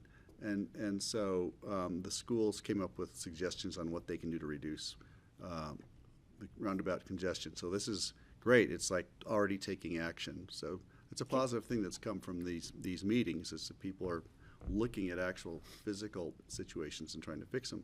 Can I add something to that one? Please do. So somebody commented, I think it was Bill Sterling, commented that the summer traffic at the roundabout doesn't seem to be helped by the lack of students and parents. That Right. the traffic is just as bad in the summer, that in fact they didn't see any difference at all when school went out between Right. on the commute. And so Michael Miracle talked about how that is a different traffic problem than we have in the winter, and it has to do, I guess, with the tourism and increased construction, but everybody agreed there was no difference. Right, we have the backups now. It's worse, it's been worse last week. Exactly. From personal experience, when I have pick up my occasional shift at Mountain Greener and have to go down at the same time in the winter or during school or not during school, I noticed a difference in the summer when kids weren't going to school. did? Backing up into town. So the town was busy because parents are driving their kids from town to the school. I know there's parents that drive them from Snowmass or from down valley to school, but there's parents that drive them. We have a great bus system. The solution is put your kids on a bus. Yeah, well, we've talked about that quite a bit. The woman who presented went to Aspen High. She was actually really cool. She works for the school district now. And she talked about the difference in the morning traffic and in the afternoon traffic from the school, because in the afternoon traffic, the kids disperse all over the place. So it's really different. In the morning traffic, everybody's coming to the same place. But she did a really good Is presentation. she the one who runs the bus system? Yeah. Mahaffey? She went to school. She Regan graduated Yeah, with my daughter. she's really great. She did a really good job. All right, sorry to interrupt, Greg. No, this is your presentation. I know, but it's fun to have you. Let's see, wanted to just make a note that there's TACA is offering a public event, August 25th, 7 p.m., called Less Traffic, More Community. Presentation by the CEO of Cul-de-sac, which is a community that is car-free, and the other guy, a co-founder of Lyft, are making a presentation that TACA just decided to put on. At 5:15. It says 7 p.m. in mine. Maybe there's a thing in advance. Oh, maybe I have it on here wrong. Or You maybe might be they're right. wrong. Who knows? We will have to double check. August 25th? Yep, August 25th. Don't we have I'd go if something I was going if on? I'm here. if I'm Sponsored not by here. TACA. 25th is a Monday? And then Kara came and spoke and wowed everybody with the discussion of the 2050 and residential growth vehicle trip information. And I thought people were pretty impressed by that. And we gave her appropriate kudos for your team. I heard you were very gracious to Karen. He was lovely. It was lovely. She said you were sweet, actually. Sweet. I don't say that in public. You ruin my rep, my cred. Sorry, it was my choice of words. So, I thought one of the most important things that came out of that meeting was there was a discussion about, okay, now we're going to move into what we're going to recommend. So let's start looking at blah, blah, blah, blah, blah. And they went on and they said, well, one of the things we know is that RAFTA is maxed out. And I know Greg and I were both just bristling when we heard that. And then at the end of it, Kurt Ravenslag, who's there, who's now the CEO, he stood up and said, that is a misunderstanding. RAFTA is not maxed out. And in fact, they are looking at increasing their routes this year. And there's a lot coming at RAFTA that will increase their ability to increase the ridership. So I thought that was really cool that he stood up and said that in front of people who keep saying that RAFTA is maxed out. It's not. right. The other interesting thing is there's a lot of discussion by the consultants, Fair and Peers, who came, and they're always very, very smart and interesting conversations. And basically what they're saying is virtually every solution that we come to, this is my conclusion, which I think is supported, every solution come to creates more people on buses or transportation or changing the time frame, scheduling to relieve pressure on the highways, which is a good thing. But when that happens, you're inducing demand, and that will fill up again. It's called induced demand. It's the classic scenario. So virtually all the solutions create more congestion eventually. You may do a very quick solve. It's like adding a third lane to the highway temporarily may be a fix, and then it's just going to bring that much more traffic in. That's proven over and over again. So people who weren't commuting because the commute was so bad, We'll now they're riding the bus or they're working from home. Well, so when the congestion lessens, they'll go, oh, well, maybe I'll drive after all. Right. And so it all fills in. That's It's just very human depressing. nature. Yeah. We've heard it at every meeting, and it's really depressing. So when you think about all these solutions for Or it begs the question, right? Which is? How do you reduce the number of cars, period? reduce the number of jobs and opportunities to go here. That's one Smash approach. the economy, that's Well, okay. Well, it's not smashing it, but it's like, well, if we're Well, gonna or grow, you create a, you know, car-free or you create a center car-free core, center core. or you Yes. create a Excellent. permitted process to drive into Aspen at all. And those were all you the know. suggestions. The one consultant whose name I'm forgetting right now said, the only thing he has seen that really changes people's habits is costing money. Congestion pricing. Congestion pricing. It's gotta cost money or And they're gonna keep doing What it. sector of our population does that hit the most? Yeah, it's regressive, it's not progressive. That's true. So the next best thing would be to say, well, as Kelly said, if you eliminate traffic in all cars in downtown Aspen, it would reduce the number of cars coming But I in. think that's a solvable problem. They still I think find it's The might be congestion regressive pricing. on its face, but you can put in redistributive programs. Employers make pay it for more their employees equitable. for what, yeah. Employers pay it, not the And employees. then the consumer pays the employers more to eat at a restaurant because they have to pay for congestion pricing. I mean, you have to look at exactly. all those scenarios. And if Exactly. you stop people being able to park in Aspen, which has already happened, I don't know where are the cars that come into town now park. I don't understand where they go when they get That's to what I'm town. saying. Like we come across the bridge, It absorbs we're them. all backed up, it takes us an hour And to then get they're- here It from, absorbs park and ride, then you get to Main Street and it's just like gone. And I have no idea where they all went. It's the weirdest thing. They find places to park. I think and these are can't figure it knowable out. things. I do, I know, it's pretty I don't amazing. think that one's knowable. I think these are knowable I just don't see things. how that one's knowable. They can't spread out in the residential district because most of those houses are And empty. so There's nothing to do, you know? To put a bookends on that, the presentation at TACA is about creating car-free I know, I can't wait areas, to and see I it. think They would be tried kinda that at cool. Merle Housing. It worked really well. Skippy talked about it for 3 years Surrounded by nonstop. card housing doesn't work, I guess, right? Well, they said no parking allowed at Merle Housing, and they parked all the way up and down Maroon Creek Road and at the hospital, and they had to Right, put in a everywhere parking but- lot. Yeah, everywhere but. God. The city was very progressive on that. These are and complicated issues, no question. Just um, people are addicted to driving their own car, and it'd be more fun to ride with somebody in the morning, I would think. We talked a lot about carpooling. Man, you know how much easier my life would be if I could like stick my kids And that's in probably- other that's the- cars that the are gist already of it. heading in the direction I Take my need kid them to school on your go. way down. Yeah. I'll let you know next time I go when I go down. Thank you. to- Kelly, The I don't know final- if you know this, but back in the day, like quite a long time ago, we had hitchhiking stations on Main Street, Oh, it was outside the fun. Jerome and then Yeah. one further down. And so you could just stand there and somebody would pull over and pick you up and Yeah, drop you sure. down. It was really cool. The When last I thing first got here from the school, takeaway from for a that while. was, for me, was it doesn't require, like, it's an advisory board, this group, they're advisory, they're purely advisory to the EOTC or to the county. They don't have power themselves, but as we've seen, they can influence, say, the schools to look at whether phasing or changing the way they handle parking might actually help.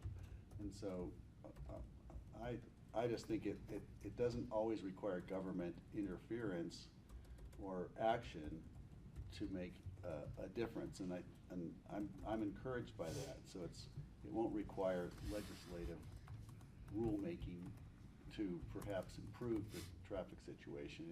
It is up to the drivers, and it's up to the employers, and it's up to, you know, the various groups that are attracting people with cars. So hopefully it becomes more of a community thing, and they don't just expect someone to legislate it. So it's not the entire solution. That's my last takeaway from that. All right, any other updates from the coalition? Not from me. Okay. Open discussion, please. That's all I got for you. Kara, do you have any open discussion? Board members, anyone have any open discussion today? Just the op-ed that Francie mentioned earlier. Was it Francie or was it you? It was me. Nancy, Yeah. you And guys it was did the it. editorial board. Editorial board, New York Times editorial sent board it? on, and worth reading, Roger Merle today's article, I haven't read it yet, about us being the most stressful airport in the United States, probably worth looking at. And that's all I got. Open discussion? Anything else? Yeah. The letter that we got from the State Land Board. Have you Today. seen it? Yeah, from today. They're still opposing. I'm going Same to way, ask isn't that it? we refrain from discussing that here because we have a code amendment where we'll discuss it tomorrow. Okay, And I that's don't fine. want to get out I of, just didn't want us to. yeah. It was. Thank we Thank got you it for bringing today. it to letter came our today. attention. I would say, I wouldn't be surprised if we received some letters on the RSG zone district tonight and even tomorrow before that hearing based on the presentation at the Frying Pan Caucus last night. I don't know if we will, but just check your email in the morning and see if we got any of those, and I'll make sure we flag any. But I don't want to talk about that since we. Where did the letter about? I don't. It came in under public comment. From Amy, maybe? From Jeanette. Jeanette, Yeah. from Jeanette, that's right. It's public comment submission ordinance rezoning all lands. Laserfish 205. is the name of it. And it looks like a repeat. Okay. Any other open discussion? I can't open it, so. No? You sure? Yeah. Okay. Open discussion? Tomorrow, Open discussion? Yes. we're gonna have a quick meeting, guys, right? We are Tomorrow? not gonna have a quick meeting, but I will move us methodically along. And I will be not staying for open discussion tomorrow. I'll probably leave when the flying dog thing comes up. Oh, thank you. That's great. That's good to know. Working on getting what? Food, For? dinner for tomorrow. We're gonna be here for a while. Jeez. I know, 22 items. That's been a long time since we've seen a You're full gonna front and. fly through them. I know, and the next Some of them are regular quick. meeting doesn't have, I'm like, couldn't we have spread out land use over those two meetings? It's only an 800-page packet, though. I mean, it's not over Okay. 1,000. Is there, That's it. Don't need a motion. I don't need a motion. If No, there's it's no Tuesday. further open discussion, we'll see everyone at noon tomorrow for our regular voting session. I will Thank be here at you. noon tomorrow. I won't be Thank late. Okay. I hope you'll